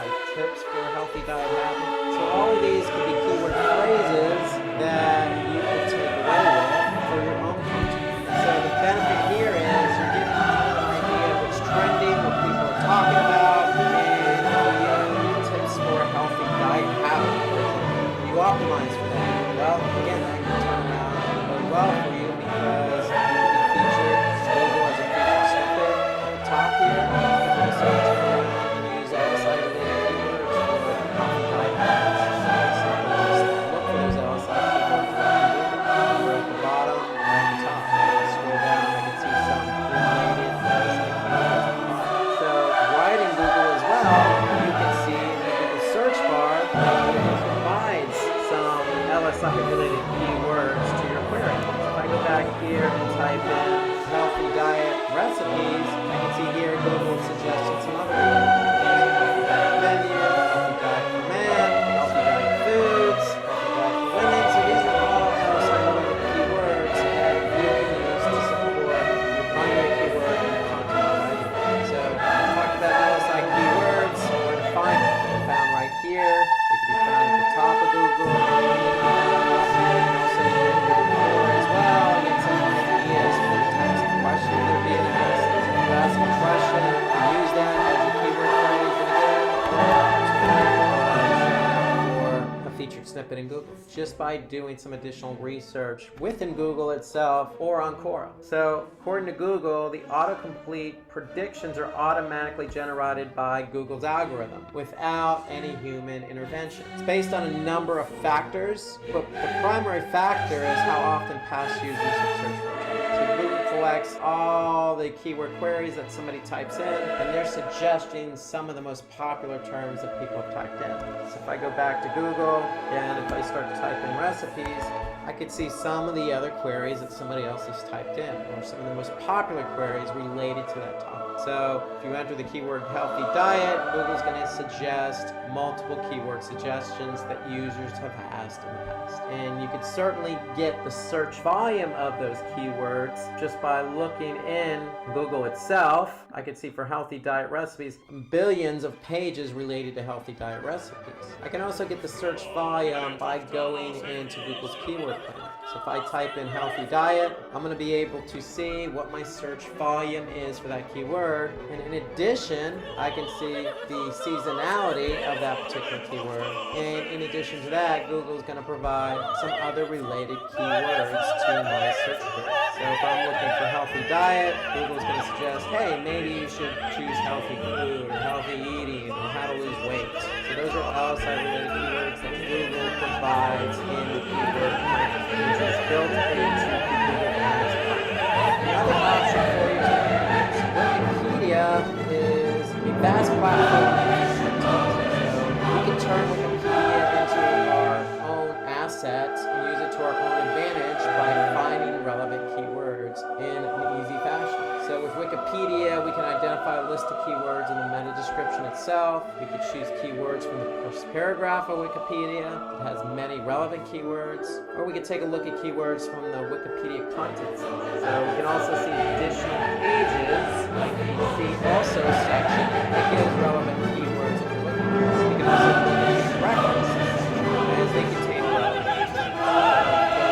Wikipedia, as an example, when I type in healthy diet into Wikipedia, here I can get, just in the first paragraph alone, I can see some additional keywords that I might choose to use, like micronutrients. I never knew that micronutrients was related to healthy diet, but Wikipedia is providing some information about what micronutrients is.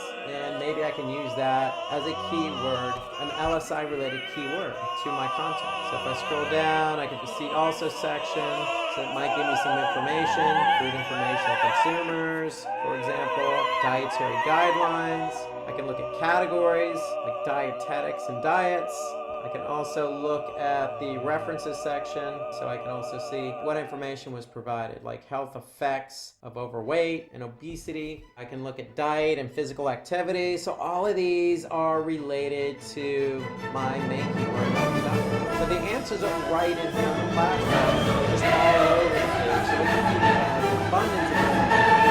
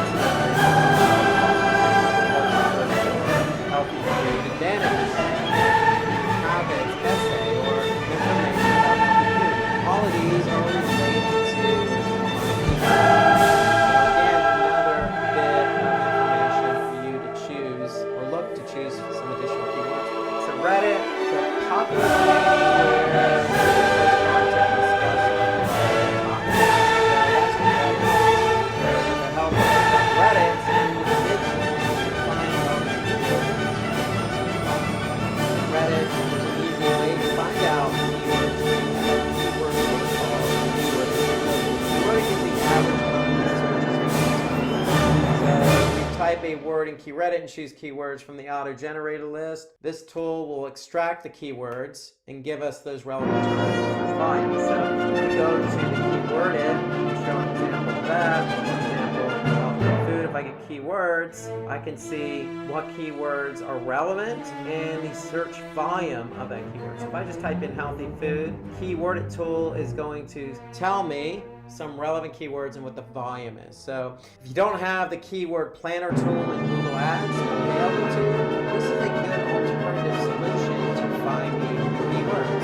So it's free. You just need to go to keyword.com, type in your keyword, click get keywords, and what it's going to do is give you some relevant keywords related to your primary keyword with the search volume. Let's talk about keyword clustering now. So the whole idea about keyword clustering is to really take advantage of the keywords that we're optimizing for to gain higher rank. So if we can cluster keywords together in a theme, and that theme of keywords is relevant to a specific page of a website, then we have a better opportunity to rank. So in other words, why do we have to target just one keyword when we can target many? So keep in mind, LSI keywords, we want to group a bunch of keywords together that are similar for content. So for example, after some keyword research, you can thematically group keywords into a core topic. So for example, we can cluster these group of keywords together, like for example, what is SEO?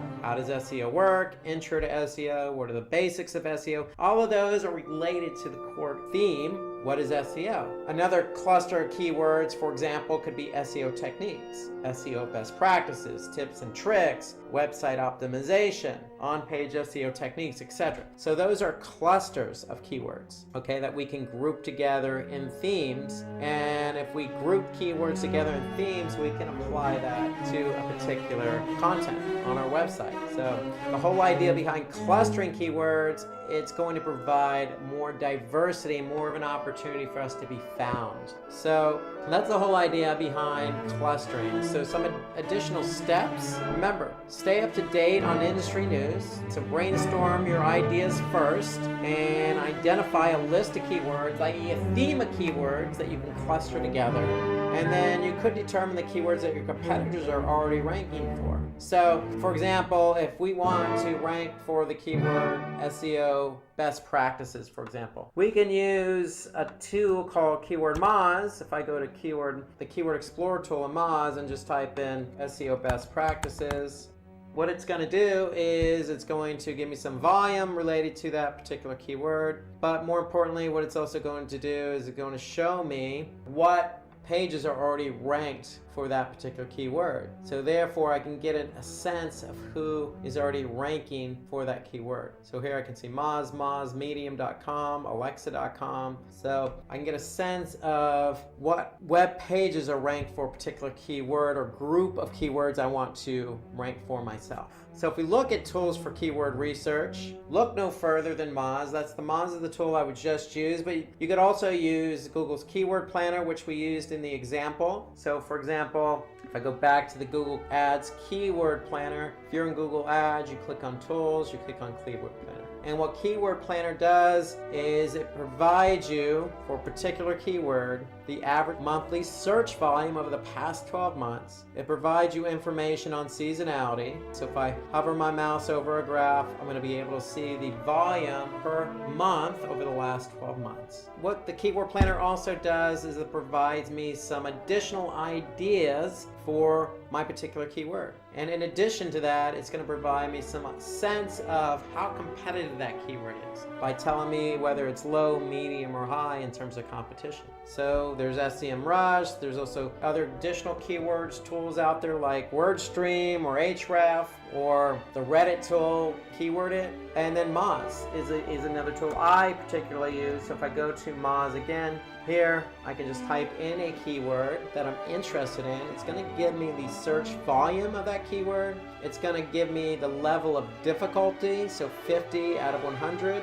So it's halfway between difficulty and easy. And then it's going to give me some additional metrics. Like, for example, what my expected organic click-through rate would be if I were to rank for this keyword. But more importantly, what I like about this is we could see exactly what other sites are linked to this particular keyword we're interested in. So here I can look at the top 10 websites. So this is Moz's Keyword Explorer. So that's what this tool is, and it's part of Moz.com.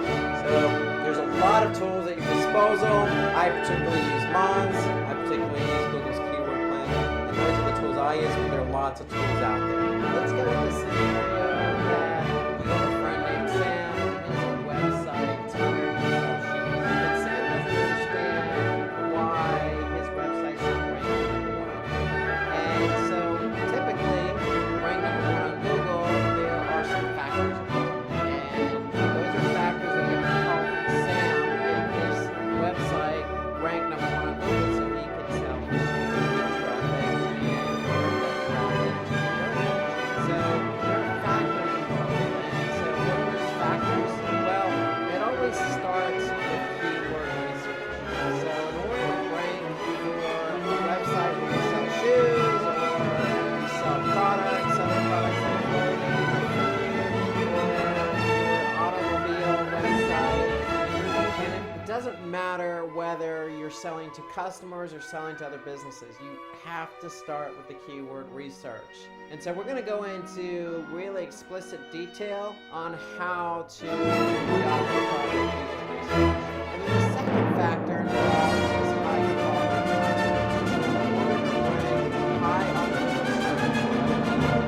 high quality content. So we're going to go over what's involved with creating high quality content. Then we're going to take that content, we're going to optimize it using on-page elements and website level factors. So we're going to take into account what's involved with your website and what's involved with specific pages on your website in order to rank number one on Google. Then we're going to get into the off-site engagement. So when it comes to ranking on Google, you need to optimize your website and you need to do some elements off your website. You need to be engaging off your website, meaning on other websites. And so we're going to talk about what's involved with off-site. So SEO being a major channel for most companies and websites where the opportunity to drive a lot of traffic is there. But you have to earn that reward. The reward is a lot of traffic, but you have to earn the reward. And there's a lot of work involved. And so ideally what we want to do is follow what we call the 80-20 rule when it comes to search engine optimization and ranking on Google. And what do we mean by the 80-20 rule? Well, 80-20 means we're investing 20% of our effort and 80% of the results. So we want to invest 20 and get back 80. That's basically what we mean. So, for example, 20% of our target following the 80-20 rule. Or 20% of our landing pages drive 80% of the overall traffic. That's following the 80-20 rule. Or 20% of our backlinks pass 80% of our link juice. That's the 80-20 rule. Meaning these targeted keywords, these targeted landing pages, these trying to target backlinks using off-site engagement. We want to put in 20% of our effort on those keywords, landing pages, and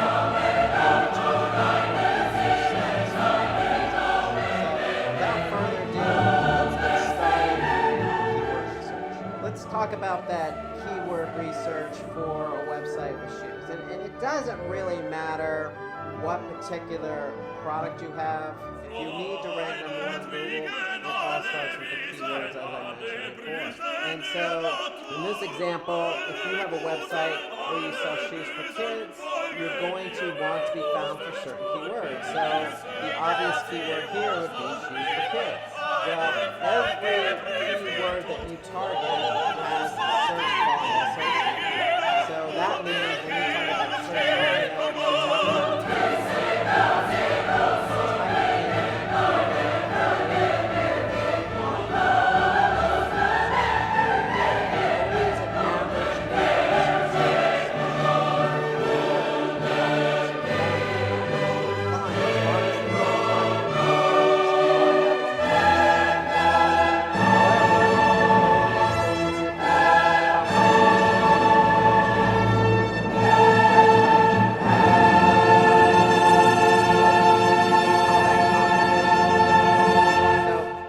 keyword, you're going to have volume and you're going to have competition or difficulty.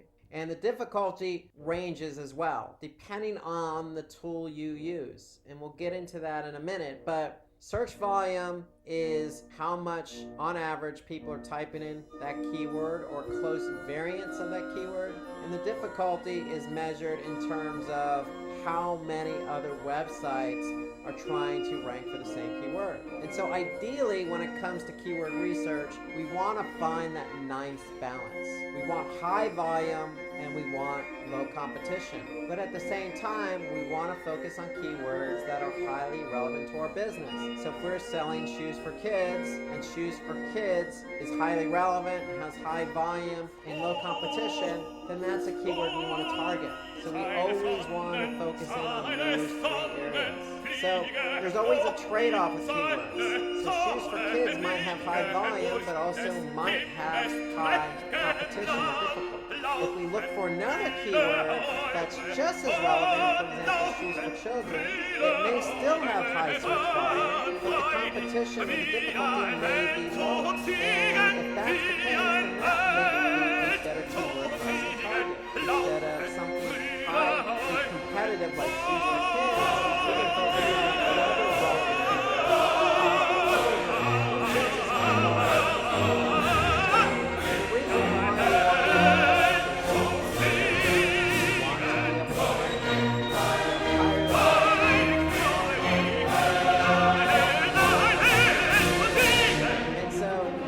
idea of keyword research is analyzing and choosing the best keywords. So we want to identify a list of keywords that are always relevant. We want to choose the keyword that your competitors are ranking for.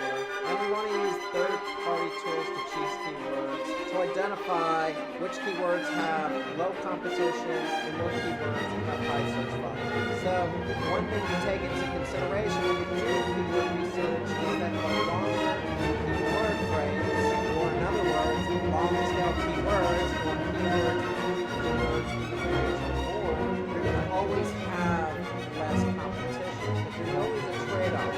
Long-tail keywords, meaning the longer the keyword phrase, you're going to be less volume, but the trade-off is less competition. And so what we want to do is we want to brainstorm some ideas and find the relevant keywords. So let's look at an example. So if we go to Google Ads, Google Ads, and let's just say I have a website where I'm selling dried figs. And if I'm selling dried figs, I want people to buy these dried figs. However, in order to attract them, I want to be able to show them, hey, we have a bunch of recipes. If I show you a bunch of recipes where you can use dried figs, maybe you'll buy these dried figs to use in these recipes. And so we're going to look for keywords related to bread recipes, because if we can optimize for our recipes page for bread, then that will attract an audience who wants to make bread and use dried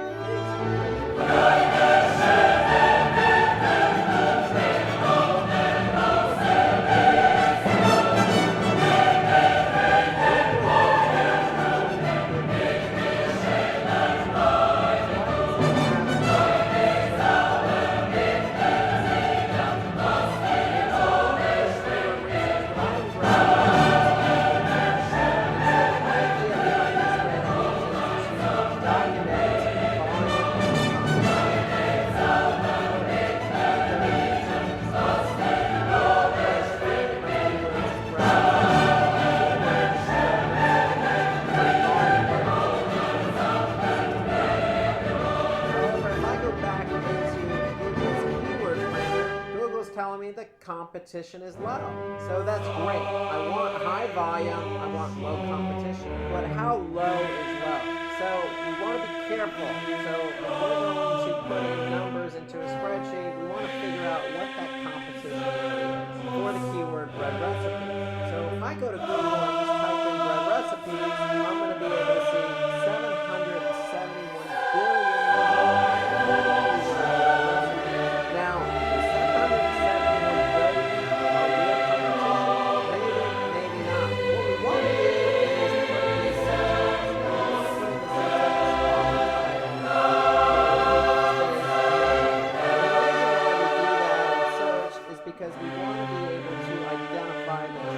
competitive number, or the true number of websites who are trying to rank for bread recipes. And if we put in the syntax all entitled colon on the keyword bread recipes, we'll be able to see that there are 990,000. That's a lot lower than 770 billion. So that means that 990,000 sites and listings have the keyword bread recipes in the title tag.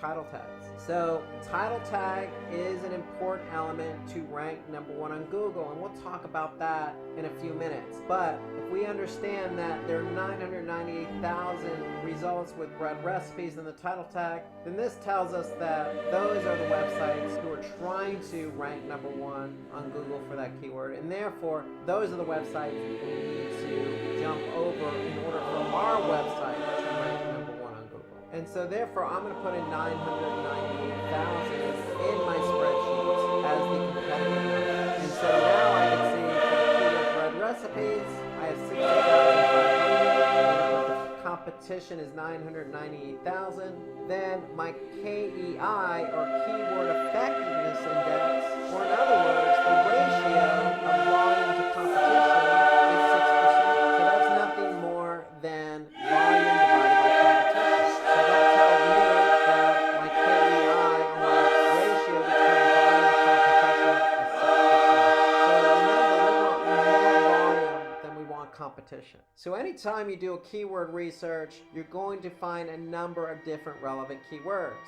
So if I go back into Google's keyword planner, if I typed in bread recipes, you could see that Google is going to give me a number of different keywords related to bread recipes. Let's just say I have another keyword that I want to think about optimizing for, being ranked on Google for, and that's banana bread recipe. Very similar keyword as bread recipes, except it's a little longer tail. Now, if I type in banana bread recipe in Google's keyword planner, now I can see the average monthly search volume is actually going up. It's 368,000. I can also see the competition is low. So now I can see 368,000.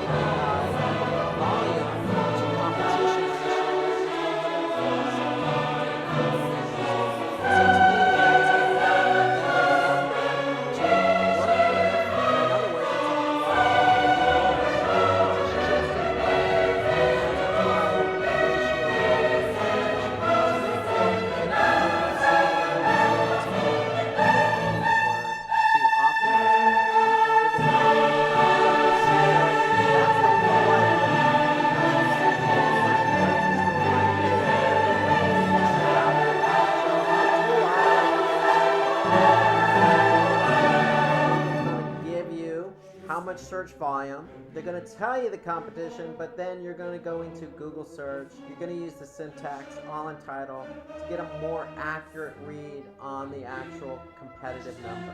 And so to find out how keywords that your competitors are ranking for, you can use those keywords that I mentioned. Another tool that I use is Moz. So Moz, if you go to moz.com, they have a tool called Keyword Explorer. So if we just type in the keyword, for example, bread recipes, it's going to be able to tell us how much volume and the difficulty. So you can use other tools at your disposal to figure out the volume and the difficulty. There are plenty of tools out there. But the one thing I would just make sure is you use everything at your disposal. So you can use social media to find the most shared article for a particular topic or keyword, like bread recipes.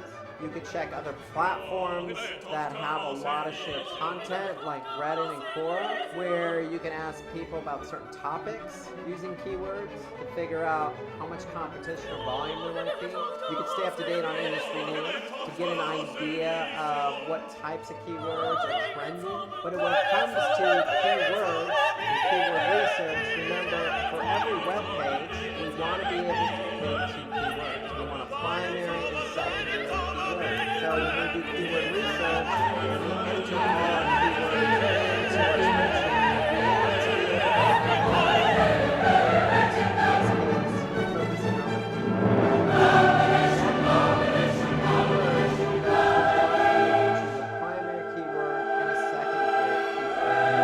We want to be able to have to focus on multiple keywords for each page, because we don't want to put necessarily all our eggs in one basket, meaning we won't want to put all our emphasis just on one keyword to rank for. We want multiple keywords to try and rank for. So the primary keyword feature of our business, secondary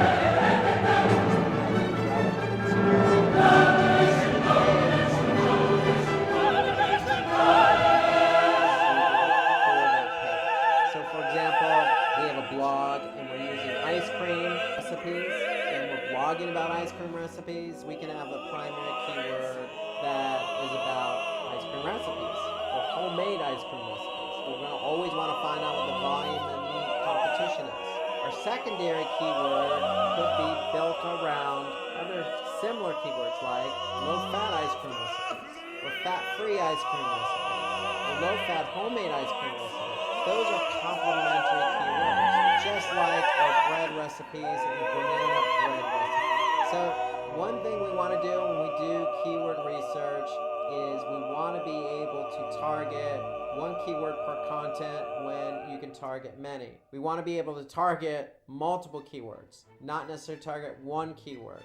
And so we want to be able to cluster keywords. So we don't want to target just one, we want to target multiple keywords.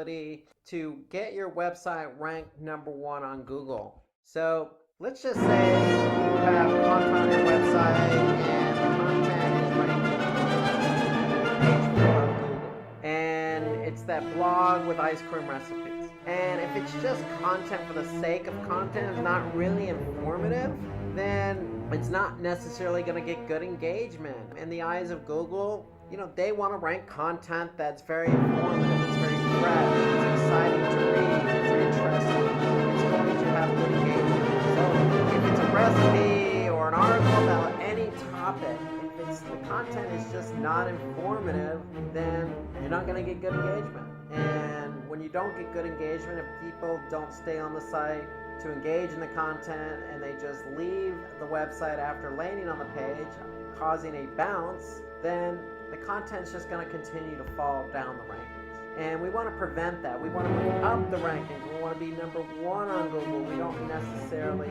want to fall in the rankings for our content. So content is a key driver in being able to rank #1 on Google. So if the content is on page 9, what can we do? Well, we want to be able to, take that content and do something with it. We feel like we did write engaging content, so let's go ahead and share it on social media. And to me, social media is a good platform to share your content, because on social media platforms like Facebook, for example, you're building a community on that platform. That community is already interested in your content. So if you're sharing an ice cream recipe, especially in the summertime, and you're engaging with your community on that platform, then the likelihood of that community on that platform is going to increase engagement. Increased engagement will send social signals to the search engine that says, hey, this content is good quality. Likewise for any other platform. Most social media platforms have engagement metrics, and those engagement metrics pass signals. Is it good? Is it not good? Do we like this content? Are we giving it a thumbs up? Are we going to want to follow it? Are we going to want to share it? And so if you share content that you feel is engaging on social platforms, then it's going to be engaging, and it's likely going to cause an increase in engagement. For example, a decrease in bounces. And once you share that quality content, then the likelihood of it moving up the rankings, even as far as #1 on Google, is going to be greater. So you always want to start out writing good quality content. So let's talk about good quality content, because Google does take content seriously. They do take into account what other people think of that content. So high quality content is an important factor. So how to create good content? That's always the question. So let's talk about some best practices here. Remember, in the last segment, we talked about keyword research. So we want to perform good keyword research. Why? Because we want to choose keywords. Remember, we're choosing multiple keywords per page. One keyword could be related to our brand. One keyword could be related to the content, but another keyword could be related to a user's intent, like recipes. If you recall the example we used with bread recipes, maybe somebody's looking to type in a keyword that says, how do I make, a bread? Or how do I make a specific type of bread? Or how do I make banana bread? Or what's the best recipe for banana bread? They're question related, and we want to be able to answer those questions. So that's where choosing those right keywords that's going to respond to a user's intent. So starts with choosing the right keywords. So remember, we talked about a number of different tools when we talked about keyword research. So there's a research tool that you can use called Phrase.io, and that will help you do quick research on keywords and trends and whatnot. So if you know a better research tool that you use for keyword research, then drop us a comment below. I'd be interested in getting your comments about keyword research and what research tools are out there. So if you know something better than Phrase.io, drop a comment below, and we'd be interested in getting your perspective. So keyword research is key for creating content that fulfills users' requirements. So answering those questions. If it's a recipe, we want to answer that question. If it's directions, we want to answer that question. If they don't know how to do something, we want to answer that question. And that's the whole idea behind content. Content is not just to fill a page, it's to really fulfill users' requirements. that's when you get good engagement. So if somebody's typing in something on Google and they're looking for an answer, your content should answer that question. But we also want to make the content relatable. So in other words, write for your audience. Don't impress anybody with very high vocabulary type words that when somebody doesn't listen to the meaning of. Don't use jargon. Don't use sort of street language, for example. Use everyday common language that's just easily digestible when your audience is reading. We want to keep that content organized. So when we mean organized, we want to use headers and subheaders. You break your content into paragraphs. Keep the flow organized. Keep the flow organized. It's going to be easier for somebody to read. It's okay to add resources, especially resources from private sites. So if you can incorporate those resources in there, then it's just going to add the credibility to your content. Let the audience know that, hey, I've done my research on this topic, and this is what this person has. This person's research is incredible. So the only added value to the content. So these are all tips to remember when creating content. And then the one important tip here is we want to use white hat techniques. And when we say white hat techniques, that means, if we've chosen keywords that are going to answer somebody's question, we want to stuff those keywords into the content. We want the content to be so when we say on the white hat techniques, that's write the content naturally. Keep it organized, keep it readable, include third-party sources, and make sure it answers a question. So there are different types of content. So there's content where you just write words. It's all text-based. You could also use an infographic. An infographic is simply just a graphic that visualizes exactly what you're trying to explain. For example, if we want to write an article about how to write good, engaging content, we don't necessarily have to write all that out as a text. We can create an infographic. So for example, here's an infographic on 20 effective ways to basically not bore your readers but write engaging content. So you can see this is an infographic. It's all graphically laid out. So infographics tend to be easier to understand because they're visual. They're easy for the end user to comprehend because there's generally no jargon. It's usually images that are portraying the points of what you're trying to get across. And so it tends to break it up, the monotony of just text. It's more visually appealing, and it's laid out and organized. So you see this infographic has 20 different steps, and it laid those out all here.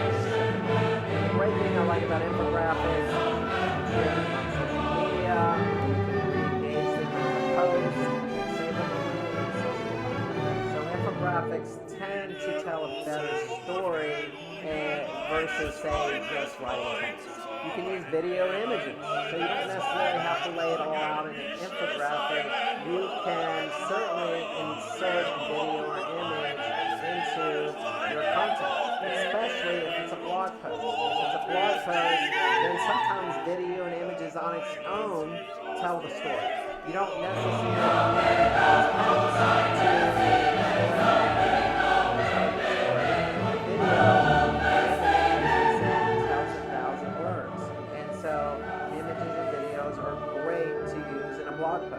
So using different forms of content, you always want to review your content. When a user dwells on your webpage for a longer time, Google will tend to think, okay, this person's engaged, so we're going to rank it favorably. So if you're using infographics, videos, and images, then the chances of somebody being more engaged are going to increase versus text that's not well organized and written out in a way that somebody doesn't being creative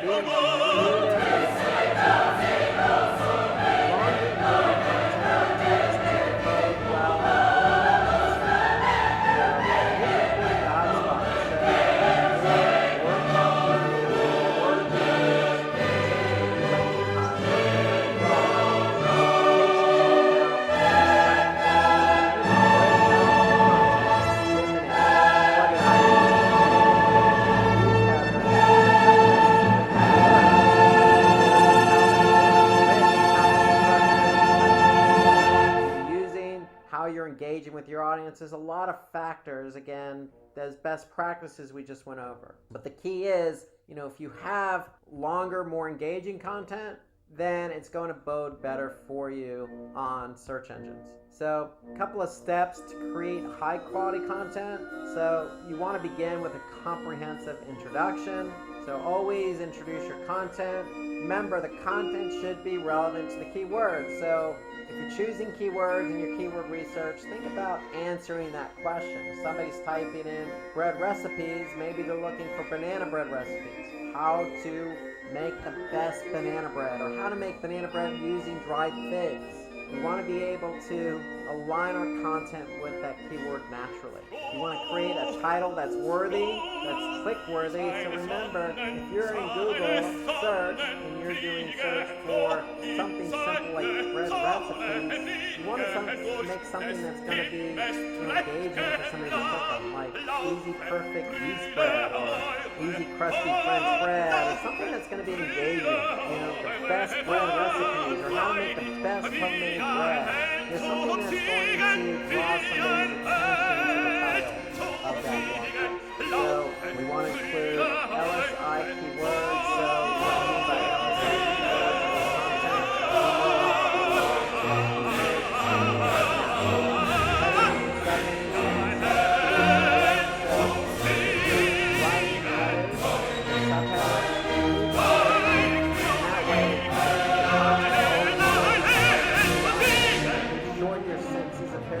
don't write long paragraphs. Remember, we want to break this up. We want to make it easy for the end user to read. And we want to always put internal links on our blog post. Why? Because if we have internal links, then if we have a link from one blog post to another blog post, so our blog post is on a page on our website, we want to make sure that it's relevant content. That way, somebody can read something.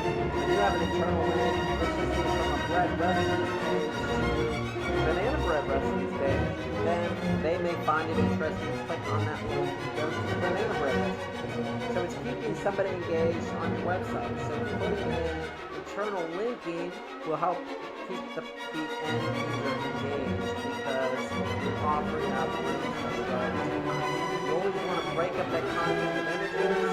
Okay, you want to use alt tags. You want to tag the image with text, so that way if the image doesn't load, then at least the alt text.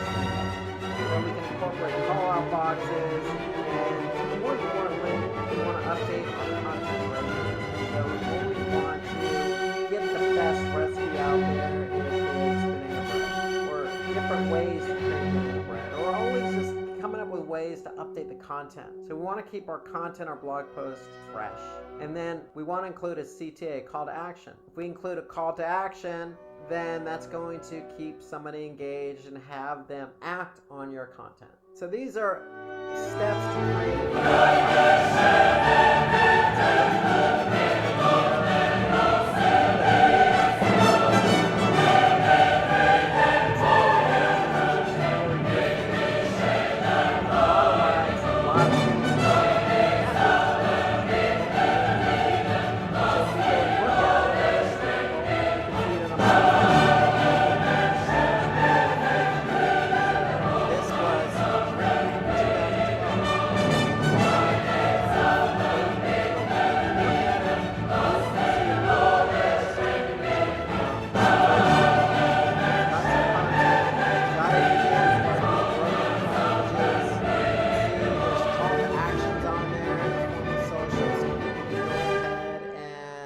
go ahead and share it if they like it. It includes videos, it includes images, third-party sources.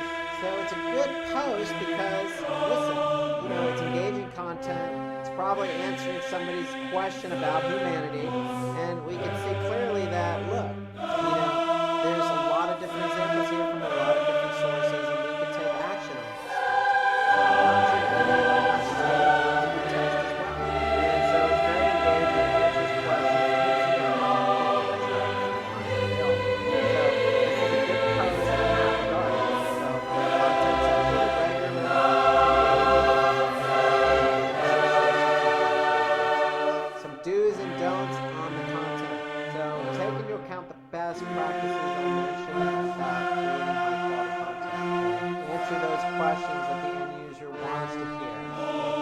likely is going to be in your search. So you want to be able to respond to the end user. That's part of creating high-quality content. Different types of content, like infographics, or videos, or text, or images. You can add images from public domain sites. You can be labeling examples with their it's just and use bullet points to exemplify your examples, your points. So some do's, the don'ts. Obviously, don't lift content. We don't want to lift content from another website. So that's plagiarism. So we want to have our own unique content. We also don't want to take images from other websites. And so if you do happen to find an image that works for your post and it's on somebody else's website, ideally that's not a good situation, but if you do happen to do that, then always give credit to the website. XYZ.com, credit XYZ. And you can put a link back, but ideally you don't want to take images from other websites. Just as much as you don't want to take copy, you don't want to take images. Use your own imagery and content. But if you don't have imagery, then you can always go to stock photography. There are plenty of websites out there where you can sign up for a subscription. Adobe Stock Images, as an example, you can sign up for an account, and in some cases, you can sign up for a free account and use stock imagery. Okay, don't give less information to your audience. Give your audience what they deserve, which is the information they're looking for. They're looking for the best banana bread recipes. Give them the best banana bread recipes. Incorporate your own images. Break it up with titles. Give them a good quality piece of content that they're going to be able to engage with. And so if you put long paragraphs in your content, then it's going to be less engaging. So try to avoid those long paragraphs. Remember, shorten up the paragraphs, keep the language simple, add in images, answer those questions, use third-party credible sources, but write it in your own words, and you should be on your way to so now that we've talked about content,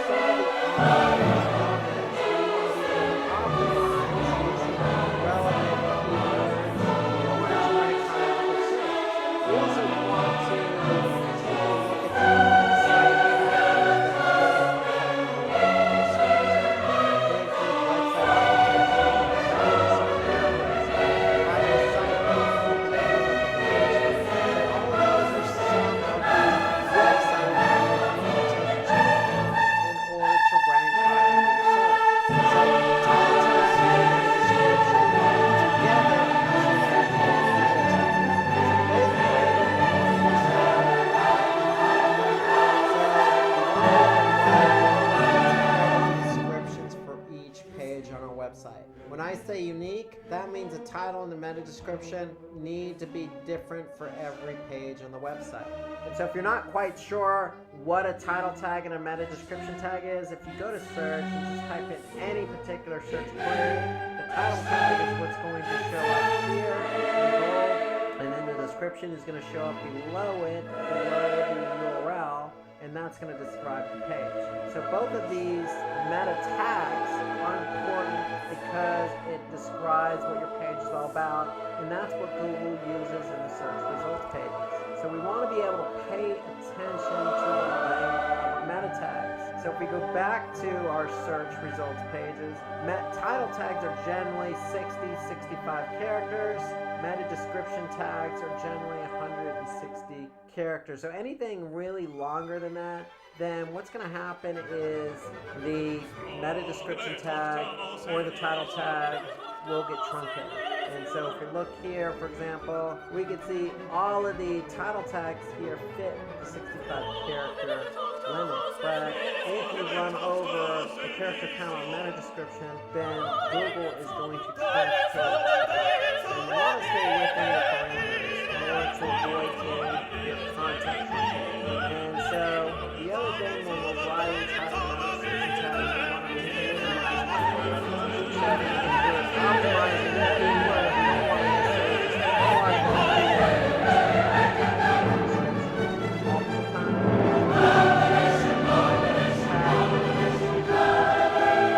So if somebody's typing for banana bread recipe with figs, we want to have a nice title tag and a description that is going to get somebody to respond based on their need. And so we definitely want to avoid keyword repetition, but we want to be able to use that keyword in the title tag. Because if you remember from the earlier segment, all in title tags exactly how many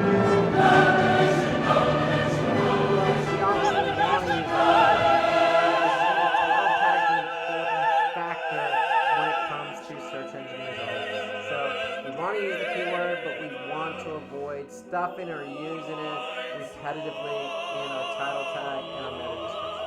We want the title tag and the meta description to describe the page, sound natural, but also be engaging, because the point is we want people to click on our link and go to our website from the search engine.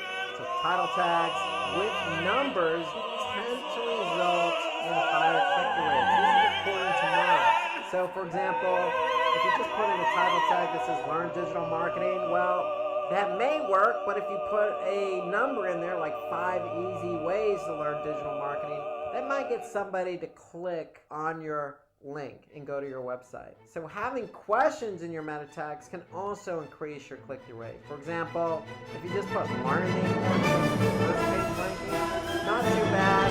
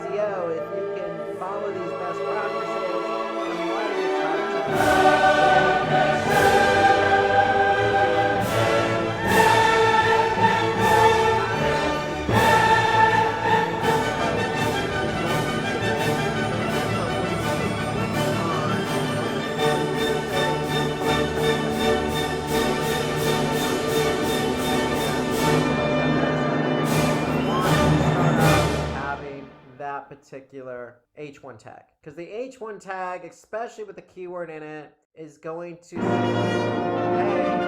organize our page.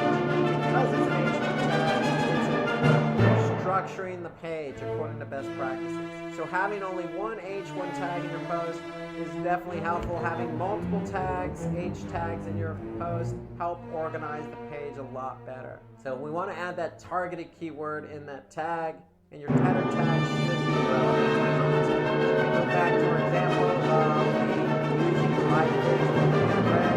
Well, the title says fig banana bread. And remember the last segment when we were talking about high quality content? Well, look no further than including a video into our content. So not only will this video help keep the engagement high, but it breaks up the monotony of the page.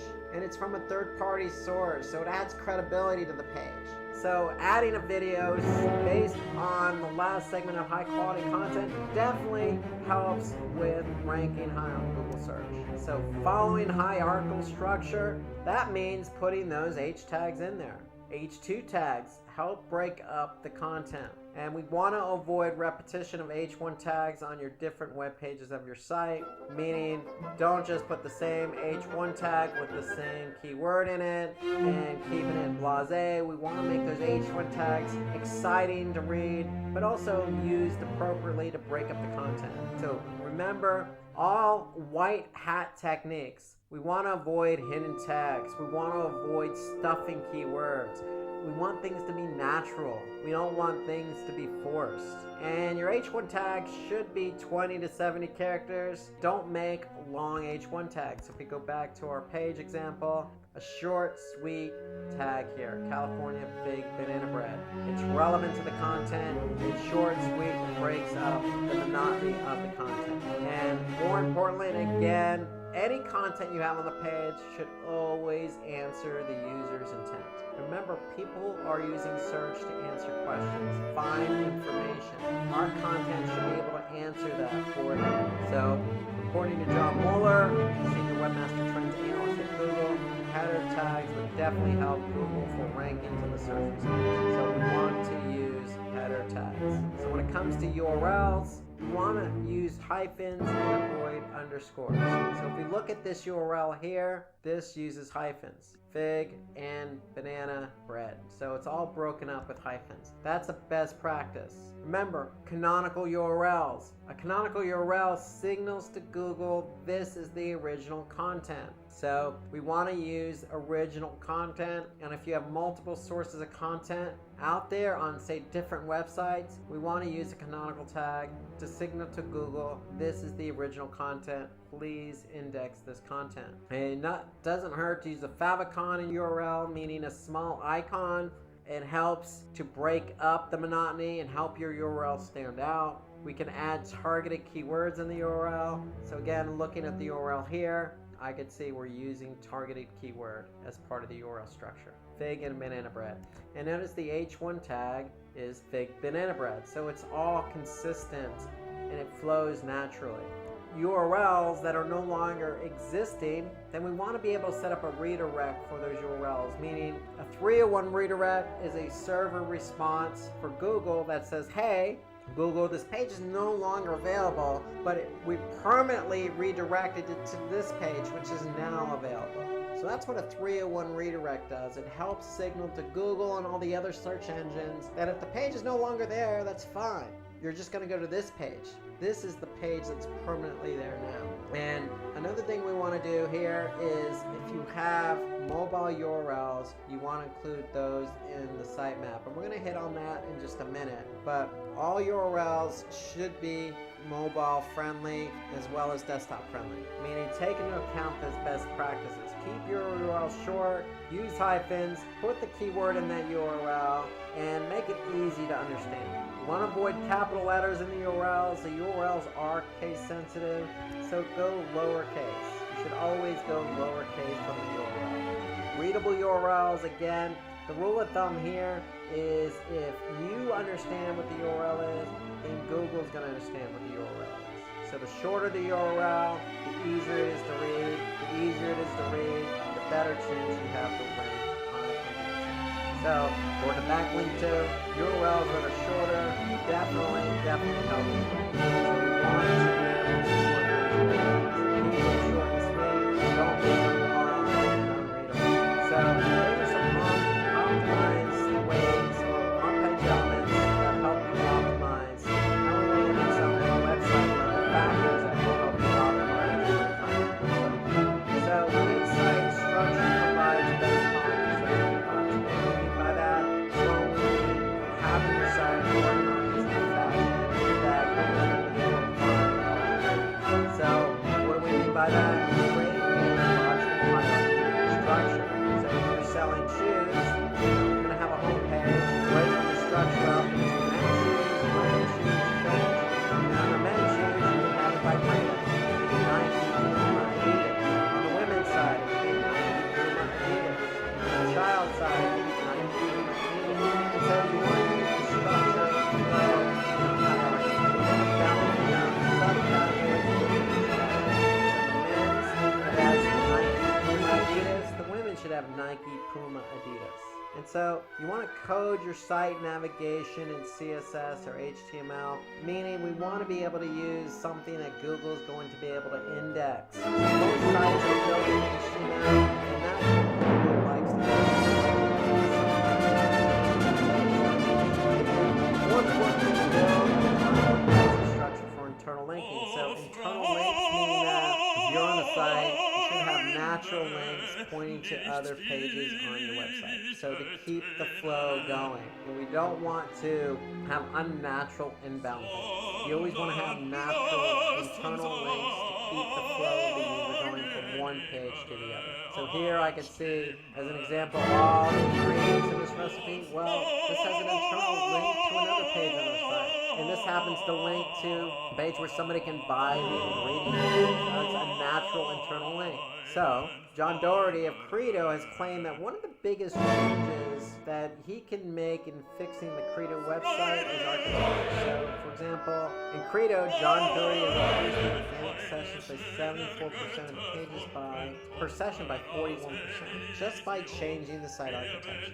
So you'd be surprised by changing the site architecture what that would do to engagement. And so let's turn our attention to secure versus non-secure. So what we mean by that is securing your site, we want making sure that compliant with certain protocols. And so if we go back here, we can see that this particular site is compliant with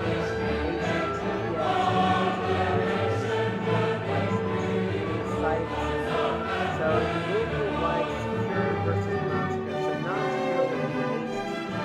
We want HTTPS as our protocol. And what that means is just enabling SSL certificates. And that means when you enable an SSL certificate, that means your domain or your protocol is going to be turned to HTTP. So Google prefers sites that are secure versus non-secure. So if you use HSTS protocol, that adds an extra layer of security over the HTTP. So adding multiple layers of security. In my opinion, if you have an HTTP website, a non-secure website, you should look into buying an SSL certificate, getting your sites flipped over to HTTPS, because what's going to happen is your URL structure is going to change. When your URL structure changes, Google's going to recognize that because they're going to index your site. And when they index your site, they're going to see those secure URLs. And that's going to work favorably in your favor and help you rank higher on Google. The website's using secure or HTTPS for higher chances.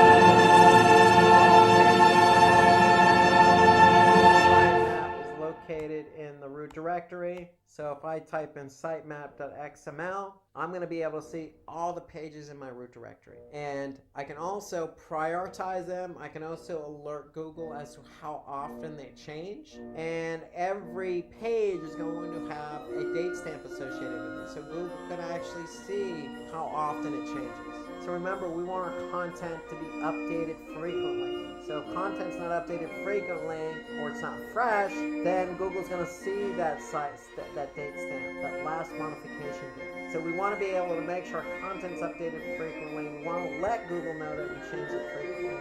And we want to be able to prioritize our pages, let Google know, hey, these pages are important to us. So all that can be set up in a sitemap. We want to be able to add canonical versions of URLs in the sitemap. So we want to be able to add all our original URLs in our sitemap. And so we always want to build dynamic URL sitemaps for larger websites. And what I mean by dynamic URLs, that means that if I look at the sitemap, we're always adding content. Let's just say in the form of a blog. Well, guess what?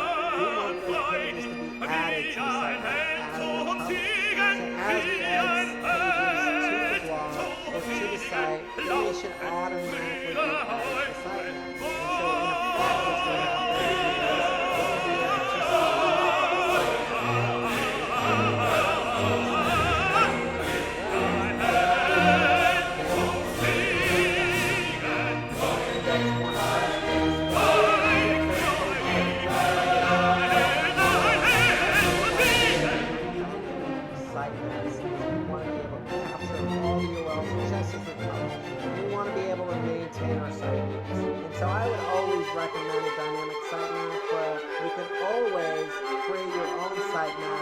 just by going to a tool called XML Sitemap. So if I just type in XML Sitemap, search, here I can see XML Sitemap generator, and I can be able, if I have a small website, to create a free, simple sitemap.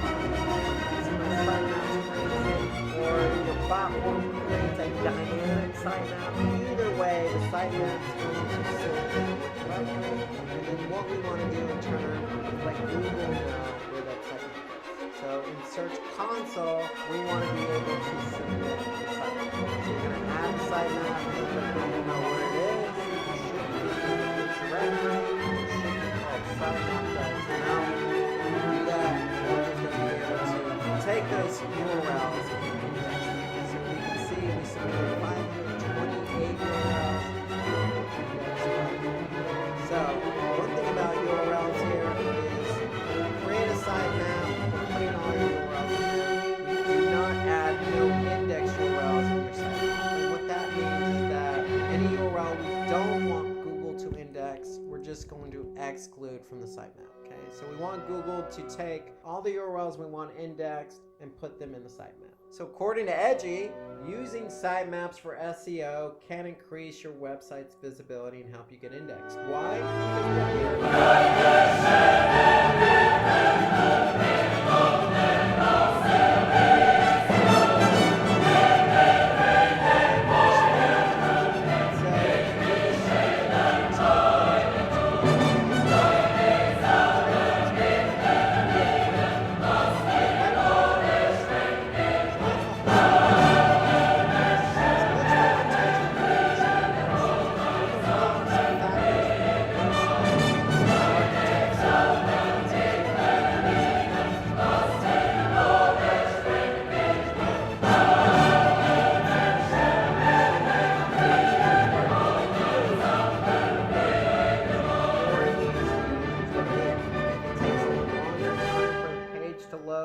elements of that page, then what's going to happen is the user is going to get impatient, maybe leave the website altogether or go to another page. And so you want to be able to optimize images. So any image that's of large size in terms of megabytes, we want to be able to optimize that compressed image. So that's one way to speed up page speed. You want to use a simple website design.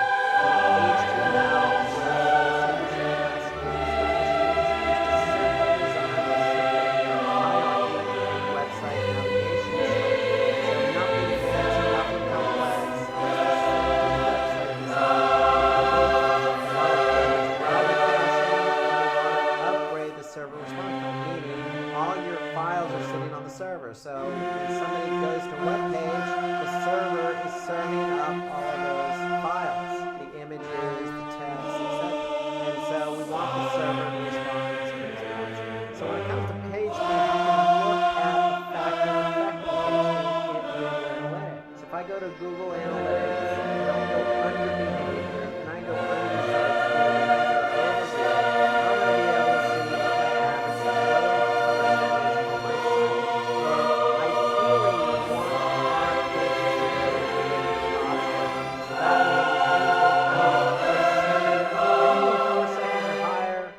likely the end user is going to leave the page. There's a correlation between page load time and bounce rate. And so what Google actually does is give you speed suggestions. So if we do have a page that loads slow, we can just go to speed suggestions in Google Analytics. When we go to speed suggestions, then Google's going to be able to tell us, hey, this particular page load fast, this particular page loads slow, and if it loaded slow, why is it loading slow? So here we can see the home page, as an example, is loaded on average 7 seconds. Well, if we look here, then we get some suggestions. So if I click on this page speed suggestion, it's going to load a tool called PageSpeed Insights. And basically what it's then going to do after it's done running is it's going to tell me all the ways in which you can optimize my page.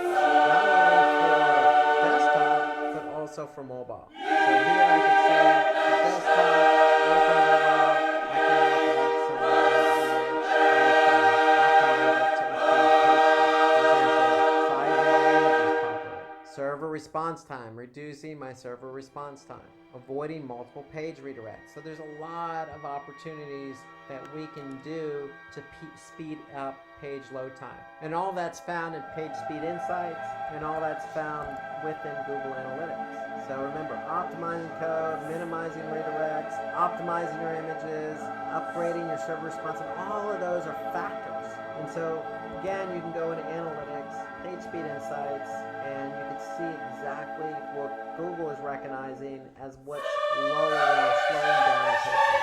So Google takes site speed as one of the most important ranking factors. Why? Because they're going to rank pages not only with high quality content,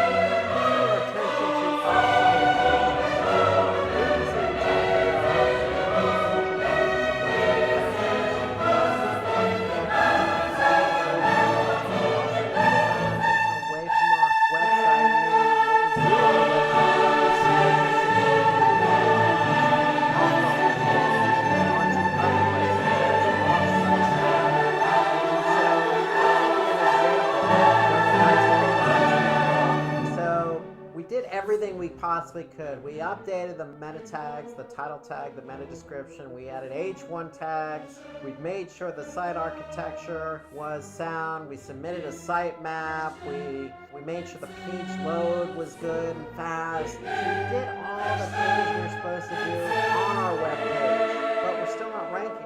Well, what do we need to do? Well, we need to turn our attention away from our website into other websites. We call this off-site or off-page SEO. And we need to basically generate links from high-quality sites back to our site. So if we've done everything we can on our own website and we're still not ranking where we want to be, well, then we need to turn our attention to other websites. And so if we turn our attention to other websites and other websites that are relevant, other websites that are of quality, other websites that have high domain authority, then we're going to see an increase in rankings. So it's just a matter of getting quality links from quality websites that are relevant. That's what's going to move the needle on search after we've taken care of all these on-page elements. So more backlinks from high domain authority results in higher rankings. SEO is a combination between what we do on our website, meaning optimizing the page, and making sure our website has good site architecture,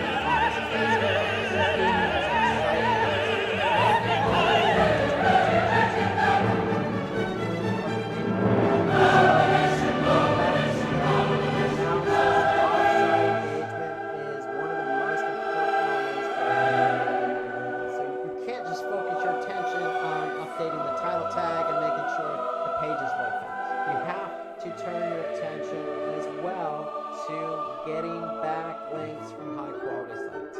That's off-site engagement. To get links,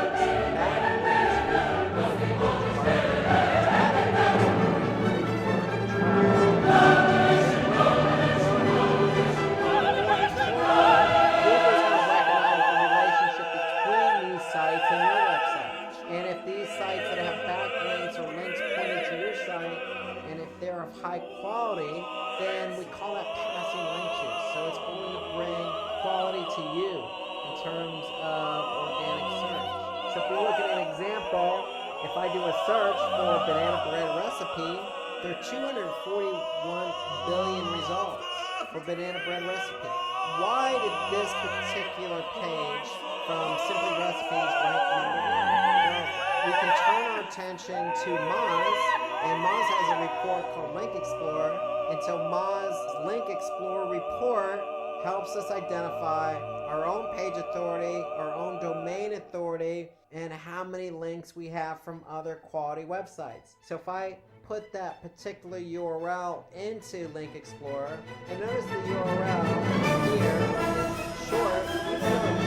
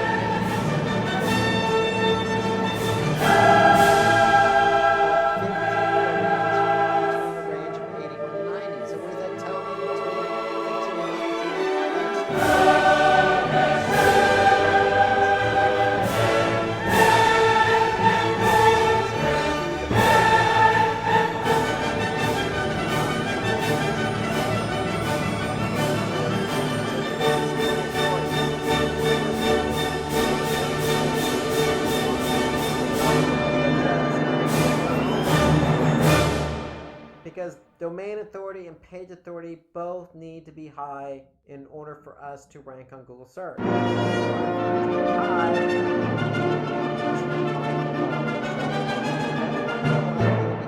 Off-site engagement. So some of the off-site engagements are influencer marketing, meaning that there's somebody out there on social who has a huge following. But not only do they have a huge following, but are they relevant to our product? For example, Usain Bolt is a famous sprinter. We're selling shoes. We're selling Nike shoes. Usain Bolt can reference us on Twitter or Facebook. That's influencer marketing. Getting people to, influencing people to buy our product. We can engage with audiences on multiple social media platforms like Facebook and Twitter. Meaning, if we're running a promotion on those running shoes, then we can promote that on Facebook. We can promote that on Twitter. We can also bookmark our webpage on popular bookmarking sites like StumbleUpon. We can also put our content on discussion forums like Reddit. We can join high PR quality Q&A sites, and post answers to questions related to our business like Quora.com. So we can engage in sharing our content and answering questions. So there's lots of ways to get links to your website. If you have a blog post as an example, you can make sure that maybe that content is shared on a similar blog post. So if you have an ice cream recipe blog post, well, maybe you can look at a dessert blog post and share your content on that particular blog post and have a backlink pointing from that blog post to yours as an example. And you can reciprocate. So the whole idea of content is sharing the content, but at the same time of sharing it, you're producing backlinks. And backlinks help domain authority. So not only do they help domain authority, but they improve the search rankings. So in Google's eyes, the higher your domain authority, higher the page authority. In Google's eyes, that means your page is important, it's credible, and we're going to improve it in the search engine rankings. It increases brand visibility. If we have our content on a highly engageable website, a highly popular website or a blog, it's going to lift our brand visibility. If we have Usain Bolt, who's a very famous sprinter, do some influencing marketing for us, then that's going to increase our brand visibility. So anytime we can associate with something that has some influence or some clout or high domain authority, then it's only going to increase our brand awareness and visibility. So again, it's going to increase our domain authority because of the association of passing link juice from one domain to another. It's going to then, as a result, increase referral traffic. Because if we're on a high quality website that gets a lot of traffic, then the chances of some of that traffic going to our site is going to be great. And again, it improves the credibility and trust of our website. And that's what we want. We want Google to trust us. And a way to build trust is by associating our website with other websites of equal or higher quality. So when we talk about offsite engagement, we want to do some guest posts on relevant websites. So if you have that ice cream blog, go to another blog like the dessert blog and do a guest post. So not only will that improve your brand awareness, but it'll generate a backlink and maybe drive some referral traffic. You can participate in forums and blog discussions like Quora.com or Reddit. Get your content out there. Start a discussion about a specific topic to engage users, build brand awareness, and generate that backlink. You can always, put your site on a directory like Yelp, for example, or Yahoo directory. You could prefer testimonial link building, meaning if you serve products or offer up a service, well, somebody could provide a testimony on their website. Or you could just earn backlinks from relevant authoritative web pages like we mentioned, Quora or Wikipedia, or there's plenty out there. So the idea is to associate yourself with high quality websites, but do it naturally. You don't want to force anything. So if you're selling a specific service or you're selling a specific product, look for like-minded services or products that complement what you do. And that'll create the natural environment, natural ecosystem that will eventually give you the benefits that you need to rank higher in the search results pages. So we don't want to purchase any links. We don't want to cloak content.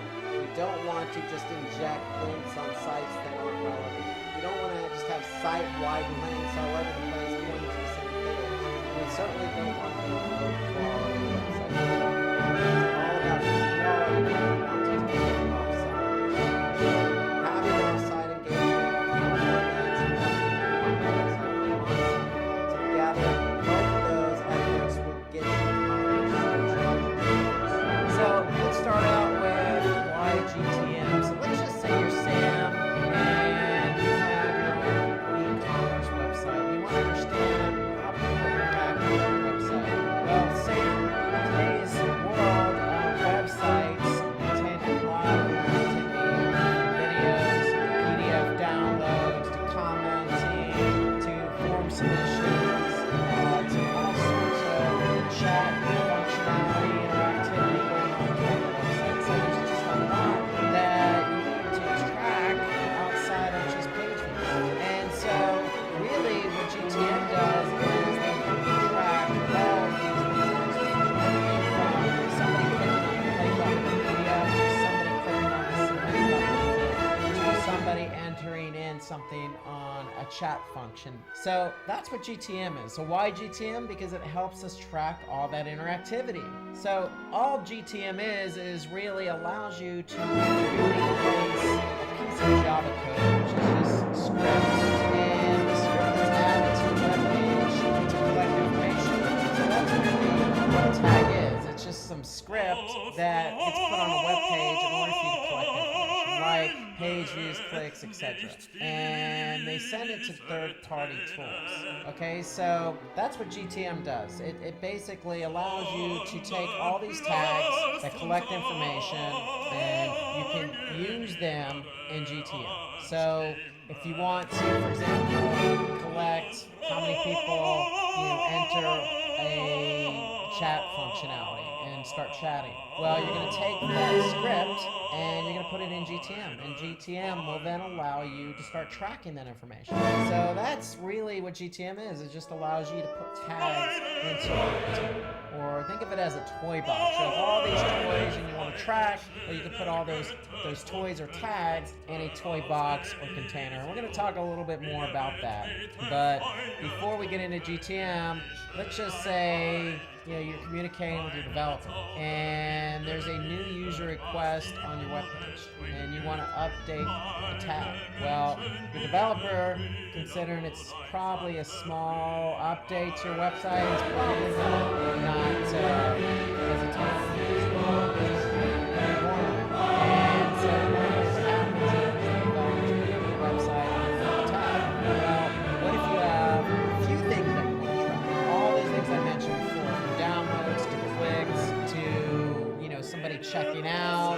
watching a video, well, your webmaster, your web developer is going to go, well, hold on a second. Now, all these requests are going to take time. I need to put them into the work queue, so to speak. Well, what happens is when they go into work queue, usually it's going to take some time. And in some cases, you as a marketer need to launch a campaign. And you want to get that tracking added to your website.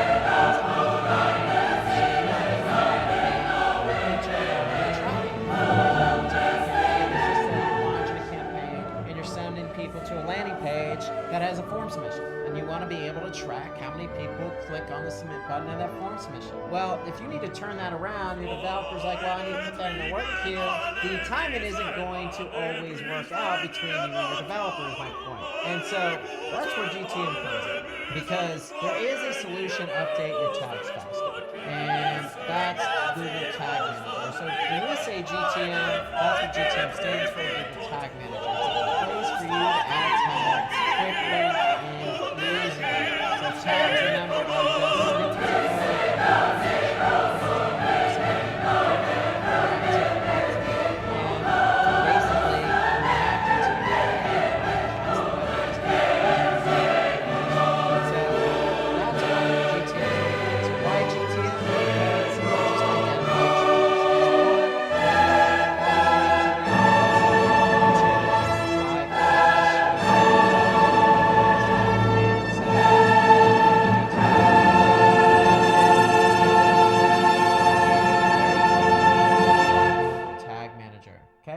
that's what Tag Manager is. So what we're going to talk about today is specifically what Tag Manager is and what it does. We're going to list some of the benefits of Tag Manager. We're going to show you how it works, and then we're going to show you how to get started with Tag Manager. Tag Manager, if you're not familiar with working with webmasters and dealing with JavaScript and tags and all this jargon is just new to you today, okay, well, don't fret, sit back. We're going to take it slow. This is an introduction into Google Tag Manager. Again, let's start out with what is Tag Manager. So we've already introduced it to some degree because we already introduced it as a tool where you can put all your tags into a toolbox, toy box, or container, so to speak, right? And we already mentioned that, hey, you can bypass your webmaster. So you're probably thinking, well, if you're not familiar with Tag Manager, how can I bypass my webmaster? Well, first of all, it's a free tool, and it's a Google tool, hence the name Google Tag Manager.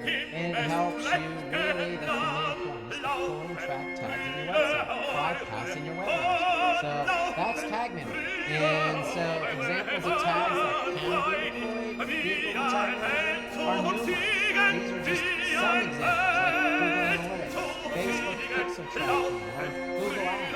There's no limit to the number of touches.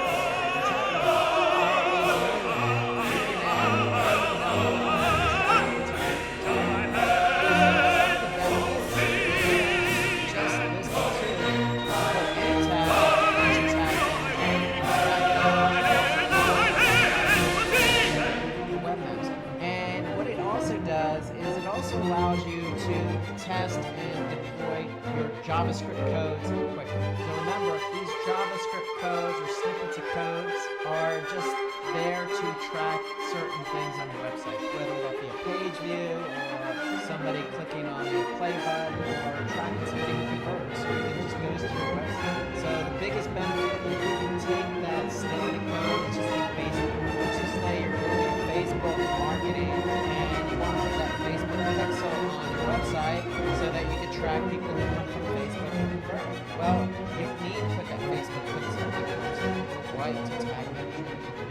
Put that snippet of code right in Tag Manager really quickly. And the other benefit here is all tags are managed in WordPress. That to me is really important because when you start adding tags on your website, you get some tag in Tag Manager, it just gets very confusing. So ideally, all the tracking codes you have on your website is maintained. Think about that. All the tracking, so if you're doing Bing, if you're doing Facebook, if you're doing Twitter, if you're doing LinkedIn, if you're doing Google, if you're doing all this type of marketing on all these different platforms, you're going to have tracking code for all these different platforms.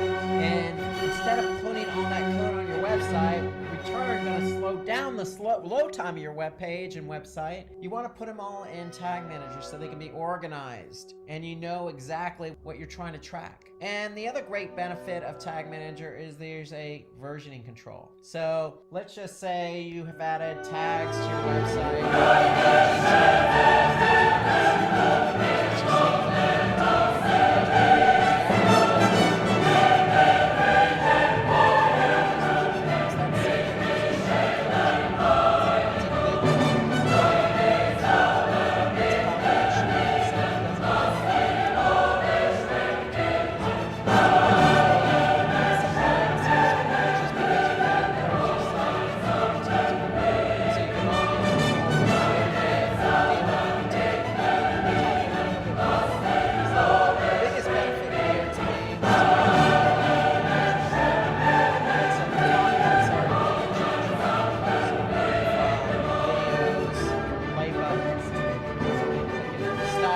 video or pausing it, all the way to somebody, again, chatting, or let's just say somebody clicking on that purchase button on your website. And you want to track all these different things, these different interactivities and buttons. Well, event tracking is what you're going to use to track all those buttons. And to me, this is the biggest benefit of Tag Manager. And I'll show you some examples as we go along. And if we didn't mention it already,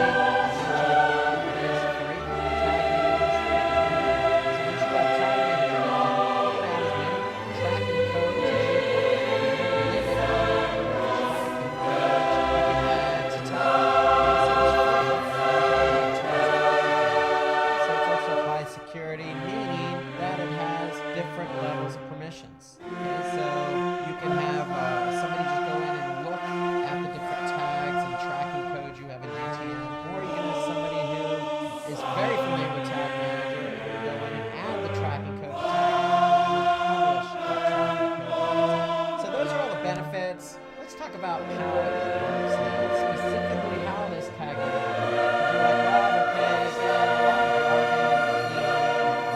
tags and JavaScript and publishing and all this other stuff. I know I'm throwing a lot at you at once, which is good. How it actually works. So, you have a website, okay? Whatever that domain is, you have a website, and there's chances are on your website you have some form of interactivity, whether that be a video, whether that be a blog, whether it be a form submission. You have a website with some interactivity. And let's just say you're even thinking about getting ready to launch some type of campaign on maybe Google or Facebook, and you want to drive traffic to your website. Fair enough. You're joining the millions of other websites that are out there that have interactivity that also drive traffic to your website. So it comes over time. And so Tag Manager is important.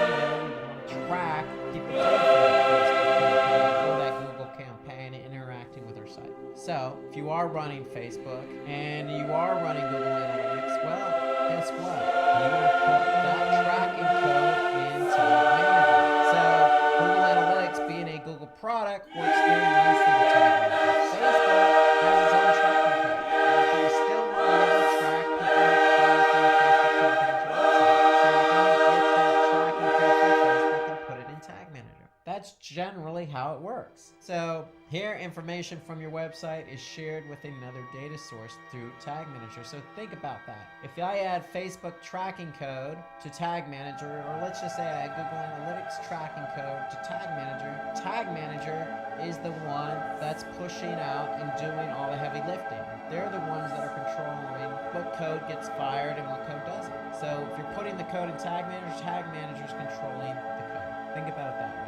And let's show you an example of what that looks like. So here I am, I'm in Tag Manager. I just went to tagmanager.google.com, and here I can see a list of tags. So in our conversation, we're talking about tracking Facebook, and we're talking about tracking Google Analytics, is what that is. So here we're looking at all the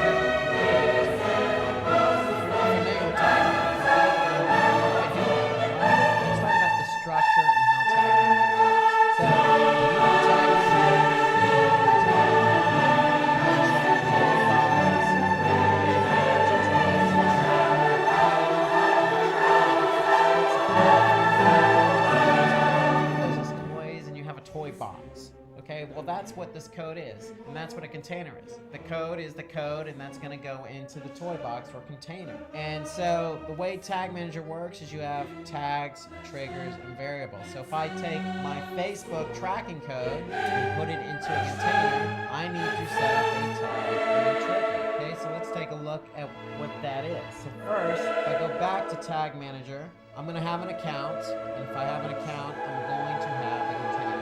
So here, I'm just going to click on an account with a container, and a container is nothing more than what website you're adding the tracking code to. Okay, that's all the container is. We're just letting Tag Manager know this is the website we're adding all this code to. So you have tags, triggers, and variables. That's the structure of Tag Manager. So tags are just what it says, tags. What are we trying to quote unquote tag? Well, if it's Google Analytics, that's easy. Here I could see I have Google Analytics added. So if I click on Google Analytics, here's my tag. And if I take a little bit of a deeper dive there, since Google Analytics is a Google product, it integrates already with Tag Managers. It's pretty easy. I can just choose Google Analytics, then I'm going to check page view, and that's my tag. Now, every tag needs a trigger. Okay, so I need to tell Tag Manager how and when to fire the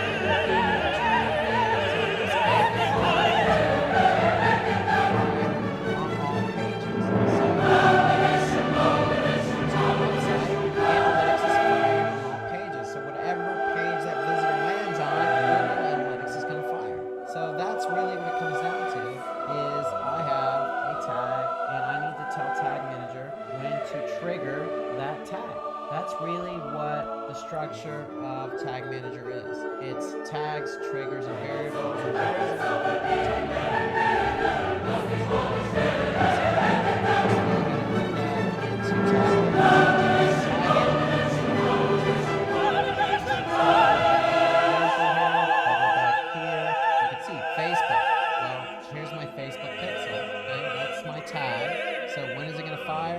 It's going to fire on a specific domain or subdomain. That's basically what we're doing. We're trying to tell GTM when to fire that particular tag. So those are the three main components: a tag, okay, which is going to contain the JavaScript code that you get from, say, Facebook, the trigger, so you're going to go into Tag Manager and tell Tag Manager when to fire that code, that's the trigger, and then you have variables. And so variables are basically just additional information that Tag Manager may need for your tag and trigger to work. So that's what a variable is. It's there to get the tag and trigger to fire. So variables are divided into built-in and user-defined variables. So common used variables.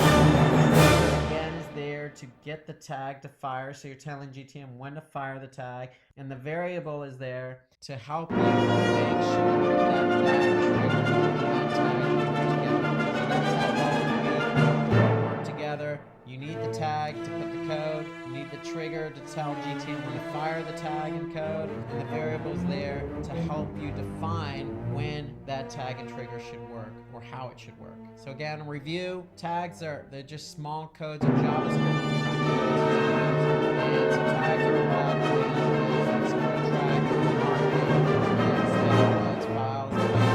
you name it. It even clicks on external links. For example, let's just say you have a click or a Facebook icon on your site, and when somebody clicks on it, they go to Facebook. You want to maybe track that. You're going to create a tag. And the trigger is there because you need to tell GTM when to fire that tag. So it's a certain condition, whether it's, fire the tag if the URL equals facebook.com or some other condition. So the tag cannot be created until the creation of the corresponding trigger. So tags and triggers go together. You can't just create a tag and not have a trigger. Otherwise, your tag will never fire. And then the variable is there again. It stores the information when defining a trigger or transferring data to tag. So a variable has a variety of data, okay? So you pick and choose the variable you want to use with that trigger. Okay? So you're making sure that by defining a variable, you're making sure that you're telling GTM how that trigger should be fired. So let's take a look at another example here of how all three play together. If I'm in this account, I'm in this container. If I look down here, I could see Google Optimize. That's another Google product. So what I'm doing here is I just chose Google Optimize as my tag. It's already integrated. So what does that mean? I don't even need to deal with any code. I'm just going to select Optimize. Well, we have the tag Google Optimize, but we need to tell GTM how to fire that. And so here we're going to tell GTM to fire it on all pages. So that's basically a very simple example because we're firing it on all pages. So if I want to look at something specific again, Facebook, here's my tag, here's my code. What's my trigger? My trigger is it's going to fire on specific pages. How do I know that? Well, if I look at the trigger, here I could see the trigger is a page view, but I'm telling it to fire on this particular hostname. So the tag and trigger go hand in hand.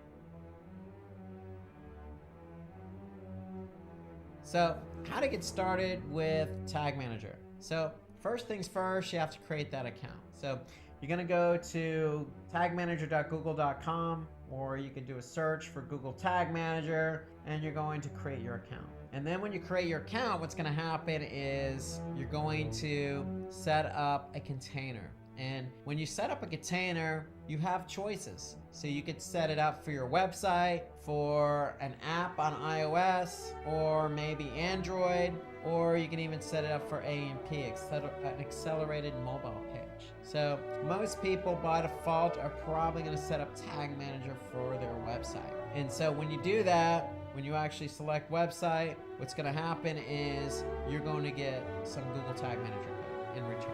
And so the whole idea here is you're going to do a swap. What you're doing is basically you're saying, okay, Google, I'm going to take this Google Tag Manager code and I'm going to put it on my website. I'm going to put it on every page of my website. So notice Tag Manager has two scripts. One goes in the head as high as possible. The other goes into the body tag as high as possible. And so what you're doing is you're making a deal. You're putting this Tag Manager code on your website, and in return, every code you deal with, whether that be Facebook or analytics or optimize or remarketing or whatever it is going to go in GTM. Okay, it's going to go into the container you created. So you need the Tag Manager code on your website in order for Tag Manager to work. Okay, so when you add this code to your website, then you're free to start adding all sorts of tags to your container. But if you don't have this tracking code on your website, then none of the tags you add to your container are going to work. So that's the idea behind the container. And then one thing I wanted to mention on the account is it's a Google account. When you create your account, then make sure it's the same account you use with, say, Analytics or something like that. That's a good best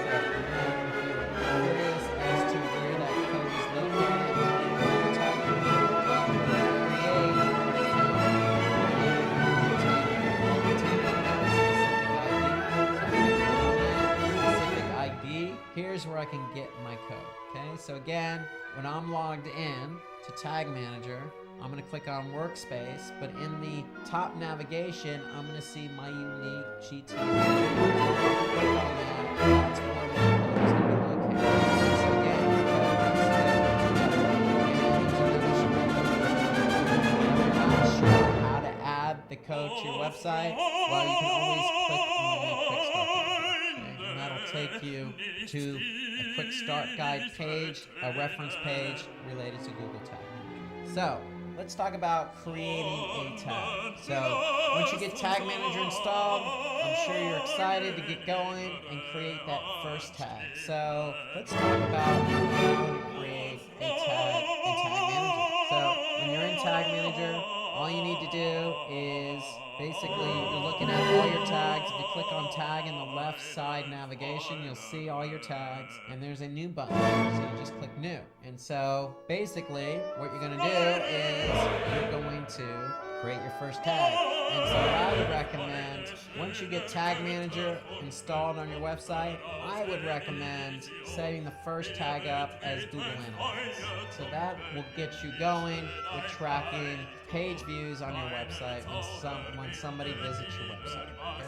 So ideally, that's what you want to do. You want to get Google Analytics as your first tag in Tag Manager. So what I'm going to do is, because Analytics is a product, so I'm just going to click on Analytics. It's going to be a page view that's going to track it. And now I have to set up a variable. And so what it's going to do, it's going to ask me to set up a variable. And so what you're going to do is you're going to select new variable. And what you're going to do is you're actually going to go and add your tracking ID here. That's going to be your variable. So where do I get my tracking ID in Analytics? Well, if I'm in Analytics, I'm going to go to Admin, and then under Property Settings, I'm going to see my tracking ID. And all you need to do then is go to Tag Manager and paste copy. First, you got to copy over that tracking ID.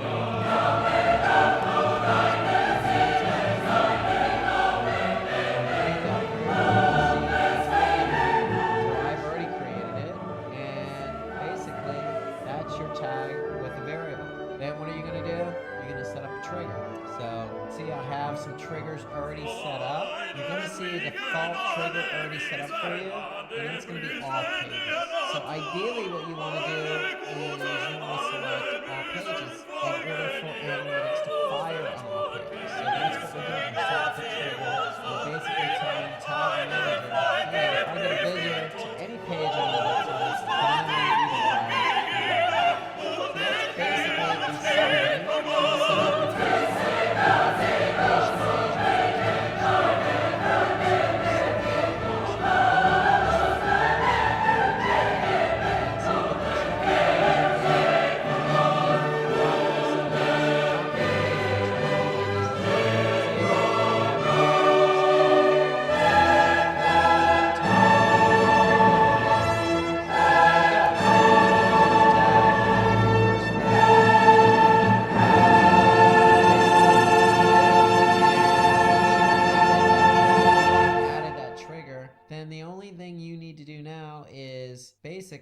Publish the tag. And so anytime you save a tag, you're going to go ahead and submit it so that way it gets published. So again, what you're going to do is let's take a step back here. You're going to choose new tag. You're going to choose Analytics from the drop down menu. You're going to choose page view.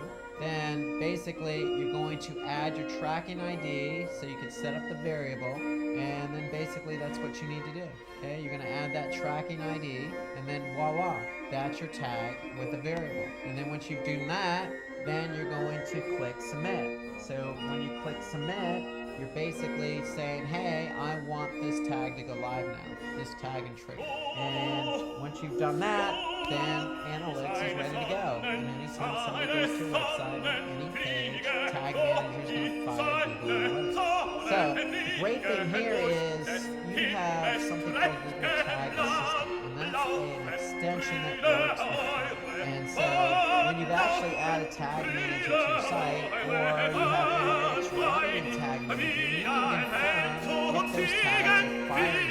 Let's take a look at how Google Tag Assistant works. Okay, so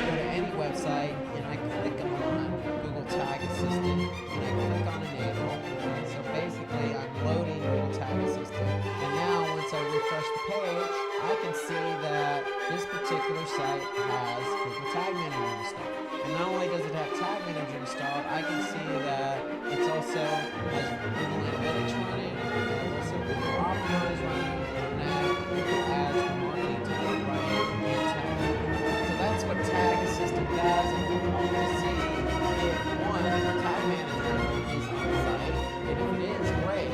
What other tags are firing on this particular site? So Tag Assistant's telling me I have these particular tags firing on that site, and they're firing within Tag Manager. So Tag Assistant is a great way to confirm if one, Tag Manager is on the site, and two, what other tags are firing on the site. Another way you can confirm if Tag Manager is firing on the site is you go to preview mode. So before you submit and publish your tag and trigger, you can click on preview.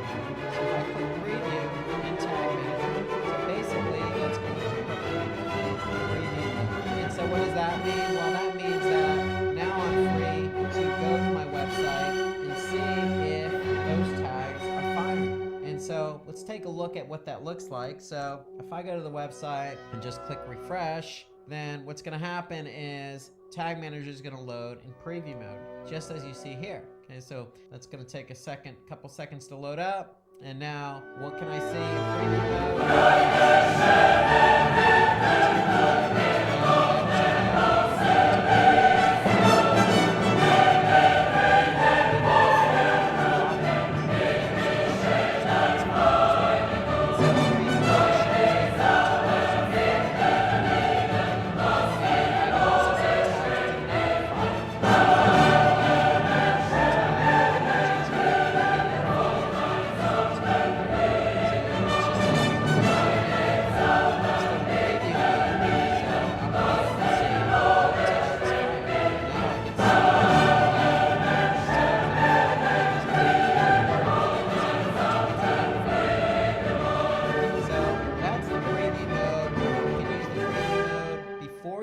submit a tag and trigger to see if it fires. So that's the great benefit of Tag Manager. So if you're not sure if something's going to fire or not, then you can always go into preview mode. And if you are sure it's going to fire, then you can go ahead and submit it. So you can leave preview mode and just go ahead and submit that particular tag and trigger. So here I'm going to leave preview mode, and now once I'm done,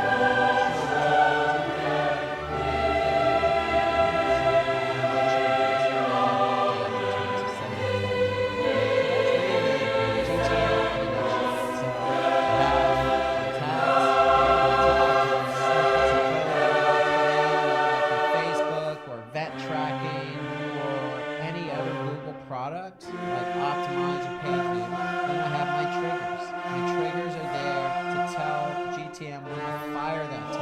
And the variables are there to help those tags and triggers work together. So remember that particular variable we set up for Google Analytics. So here it is right here, because we want to tell GTM what property to specifically fire the variable. So that's why we set it up here. But there are all sorts of variables. Tag Manager is built in, or variables already created for you, or you can specifically variables are there, tags and triggers work together. So when you set up a tag, you set up a trigger, you use a variable, you can always go into preview mode, preview it by going to the website, seeing if it fires. If it fires, then voila, you can go ahead and click submit, and that will publish the tag and trigger, and you're good to go. That's pretty much how Tag Manager works. And again, I can't stress that there is an unlimited number of tags you can add to Tag Manager. There's no limit. So we got everything from Google to non-Google to Metro to Facebook to anything that you want to put into Tag Manager. And again, there's versioning. That's one of the great benefits of Tag Manager. So if I want to go back to an older version, I can simply do that. So here you can see my version. That's how Tag Manager works. And I can't stress that Tag Manager is there to help you track inventory on the site. Because if you have a site that's inactive, that has a video, that has a download button, let's just say, you have all all sorts of newsletter signups, Facebook, YouTube buttons on your website, just like this website does, and you want to be able to track how many people click on that particular button, well, you're going to need Tag Manager. And when you have Tag Manager, you're going to be able to track all of these button clicks and interactivity on your website. Thanks, Rob. With that, we've reached the end of this video. Stay tuned for part 2, where we'll be covering topics like Google Ads, Google Display Network, Google Analytics, Facebook and YouTube ads, and much more. Thank you for watching and stay tuned for more from Simply Learn.